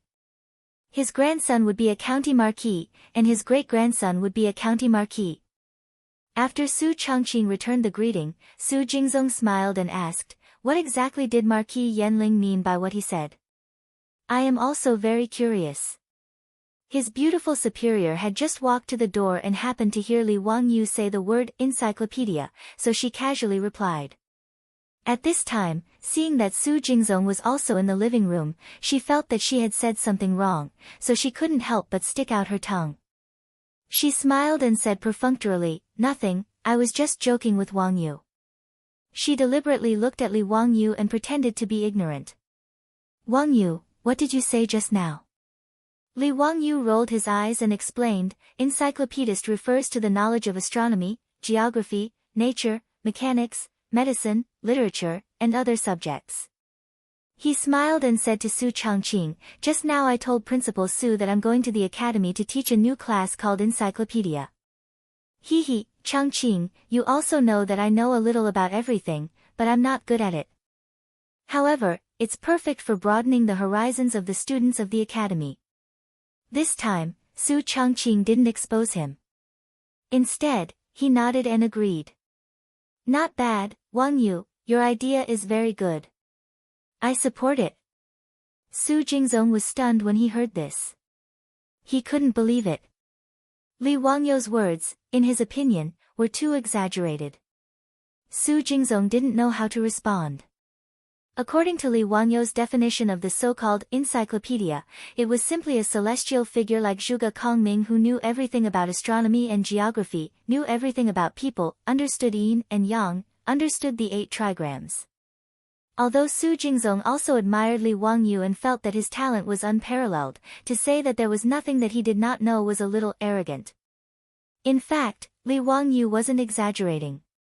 Although he was just an ordinary underachiever in the future. However, he and Su Changqing had experienced the baptism of the huge explosion of knowledge in the future. Their knowledge of the world in their minds was really unparalleled. It wasn't an exaggeration to say that he was knowledgeable and multi-talented. Of course, Su Jingzong didn't dare to say these words. Although Li Wangyu didn't have a noble title, he was still a shareholder of the Royal Academy of the Tang dynasty. As an employee, he didn't dare to criticize his boss for bragging. If Su Jingzong was a straightforward person, he wouldn't have been listed as the #1 treacherous official in history. If the Duke is willing to teach these skills to the students of the academy, it's their fortune. Huan Chang and City doesn't know that the Duke is the reincarnation of a powerful person who has great knowledge. Hearing the Duke say this, even this lowly official wants to attend the Duke's class and learn some knowledge from the encyclopedia. Su Jingzong's words made Li Wangyu laugh. He was very satisfied with this guy's level of supporting the Duke. Wu Meinyang's eyes also lit up. "Teacher, can Meinyang also attend the class?" "Of course." Li Wangyu nodded and rubbed Wu Meinyang's head lovingly. Although he was lazy and didn't personally teach Wu Meinyang, after interacting with her for a long time, he was quite fond of this little loli. Now, neither he nor Su Changqing treated Wu Meinyang as a future empress. After all, who wouldn't like a sweet and obedient little loli who was only 6 years old? It would be crazy to treat Wu Meinyang with something that would disappear decades later. Su Jingzong asked with a smile, Duke, how do you plan to teach this encyclopedia class? Are you only going to teach the first years? Needless to say, the division between the first and second years was naturally made by Li Wangyu. There was no other reason. It was a habit and sounded pleasing to the ear. Li Wangyu was a lazy person. Although he planned to teach at the academy, he didn't plan to turn himself into a miserable teacher. Standing on a 3-foot podium every day, eating chalk dust, and speaking until his voice was hoarse. This kind of thing was very scary just thinking about it. Li Wangyu pondered for a moment and replied, Isn't the academy's auditorium finished? How about this? In the future, I'll teach 1 day every 10 days in the academy's auditorium. As for the students who listen to the class, well, let all the students of the academy come and listen. This fellow's idea was to directly teach a big class like the universities in the future. The academy's auditorium was modeled after the theater of the Tang dynasty. The semicircular auditorium was used to receive and amplify the sound. In an era without loudspeakers, it was really troublesome to let everyone hear the voice of the person on the stage clearly. Fortunately, the skilled craftsmen of the Ministry of Works had figured out many tricks after building the theater of the Tang dynasty. Therefore, the scale of the academy's auditorium was much larger than the theater. The theater of the Tang dynasty could only hold 300 audience members, but the academy's auditorium could hold nearly 1,000 people. This was already a miracle in the Tang dynasty. Now, the academy only had 500 students in one grade. If they recruited another grade this year, it would only be 1,000 people. It was just enough to accommodate all of them. Therefore, Li Wangyu proposed this idea. Su Jingzong naturally agreed with this idea. He didn't care what Li Wangyu was going to teach. In short, it was fine as long as his boss was happy. Su Changqing glared at Li Wangyu. He felt that this fellow was really too lazy. He only taught 1 class every 10 days, and he still had the nerve to say that he was going to teach at the academy. This fellow should just be lazy to death. Everyone chatted for a while. Just as Su Jingzong left, the old butler Li Heng came to report that Crown Prince Li Qingqian and King Yu Li Tai had come. Li Wangyu heard this and frowned. These 2 little bastards, why were they here again? Was it so easy to poach his younger brother's wife? I have something to do these 2 days, so I'll update last time. Chapter 924. The reason why Li Wangyu cursed in his heart was because Li Qingqian and Li Tai, these 2 little bastards, seemed to have fallen in love with the little loli of the Wu family after seeing her for the first time. Now, these 2 little fellows liked to come to his residence when they had nothing to do. In name, they came to visit him, their teacher, but in reality, they came to play with Wu Meinyang. Damn it, a 10-year-old and an 11-year-old brat actually dared to peep at his Meinyang. Did they even put him, their teacher, in their eyes? Did they even put Pai Lupi and Li Ji in their eyes? Of course, this matter should have nothing to do with Pai Lupi. If that old pervert, Pai Lupi, dared to summon Wu Meinyang into the palace in the future, he, Li Wangyu, would definitely fight him to the death. As for Li Ji, well, he was only 2 years old now. It was too far away to think about him. He believed that for a long time, Wu Meinyang would not have any interest in her destined one. Li Wangyu was quite worried about this. If Wu Meinyang did not like Li Ji in the future, or if some little bastard stole her heart in advance, what should he do? If the only empress in the history of China disappeared because of him, Li Wangyu would really feel sorry for Wu Meinyang. The Tang dynasty should also have the legend of Wu Zetian. As for whether Wu Meinyang would continue to slaughter the members of the Li Tang royal family after she ascended to the throne, Li Wangyu could not be bothered to care. Moreover, he believed that with his and Su Changqing's careful guidance, Wu Meinyang's mentality and worldview might not be the same as in history. As long as Wu Meinyang no longer used cruel politics after ascending to the throne, his goal would be achieved. Li Wangyu felt that Pai Lupi should really thank him. For the sake of the Li Tang dynasty, for the sake of Pai Lupi's family, he was simply worried sick. To be honest, before meeting Wu Mainyang, Li Wangyu had actually thought about it in his heart. If he could take the empress of a generation into his harem, how carefree would that be? This was the same as how the losers of the later generations viewed female celebrities in their hearts. It had a kind of celebrity effect. However, after seeing Wu Mainyang, who was only 6 years old in the new year, Li Wangyu had long thrown this thought to the back of his mind. After all, Li Wangyu's mental age was already 27 or 28 years old. No matter how beastly he was, he wouldn't do such a perverted thing that would incur the wrath of heaven and people. This was also the reason why he was against Pai Lupi marrying Chang'e to him. In fact, after interacting with her for a long time, Li Wangyu saw the smart, cute, and obedient little lowly Wu Mainyang as his own daughter. It was precisely because he had this sort of mentality that he felt even more furious that Li Qingqian and Li Tai, those two little bastards, actually dared to covet Wu Mainyang. He felt as if his cabbage was about to be eaten by pigs. However, Li Qingqian and Li Tai were still his disciples. Li Wangyu couldn't just use a broom to chase these two brats out. Therefore, even though he was unhappy in his heart, he could only signal Li Heng to invite them in. Why didn't the two of you study in the palace today? Why did you come to Master's place? The academy is about to start school. Have you finished the summer homework you've been waiting for? As soon as Li Qingqian and Li Tai entered the living room, Li Wangyu lectured them with a straight face. Needless to say, the summer homework was something that Li Wangyu had come up with again. This fellow was also deliberately taking revenge on society. He hadn't forgotten the suffering he had suffered when he was in school. He had given it all to the students of the academy in the Tang dynasty. Li Qingqian nodded with a smile. Teacher, I've already finished the summer homework. Yes, I've also finished it, Li Tai said. Li Wangyu glared at them. Then it seems that there's too little homework. I should give you more homework. When Li Qingqian and Li Tai heard this, they immediately begged with bitter expressions. Teacher, please spare us. It's rare for us to be free for a few days. Please don't give us any more homework. On the side, Su Changqing couldn't help but cover her mouth and laugh. Wangyu, don't torture these two brats anymore. Let them play for a few days. Yes, yes, teacher's wife loves us so much. We really do study hard. These few days are just a rare break. Li Qingqian and Li Tai hurriedly agreed.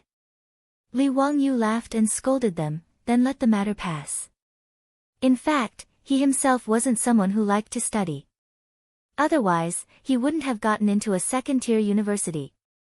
However, who would expose this kind of thing himself? In the future, no matter how much parents didn't like to study, wouldn't they still urge their children to study and do homework every day? Wu Mainyang was willing to play with Li Qingqian and Li Tai. After all, the Lai hut was so big. Although there were servant girls to play with her, it was normal for a child to always want to play with people of the same age. After sending the three little ones out to play, Li Wangyu instructed the servant girls in the residence to keep an eye on the three of them. Only then did he smile bitterly and say to Su Changqing, Changqing, if this continues, the empress of this generation will disappear. The history of the Tang dynasty is becoming more and more messed up because of us. Su Changqing, on the other hand, didn't take it too hard. If there's no empress, then there's no empress. As long as Mainyang is happy, it's fine. Don't tell me you think that becoming an empress is definitely the life that Mainyang wants. Her philosophical words left Li Wangyu at a loss for words. Indeed, who could say that Wu Mainyang's life goal and pursuit was definitely to sit on the throne? After thinking this through, Li Wangyu was too lazy to worry about it anymore. Who cared who they were? It had nothing to do with him. Li Wangyu was also too lazy to worry about things that would happen decades later.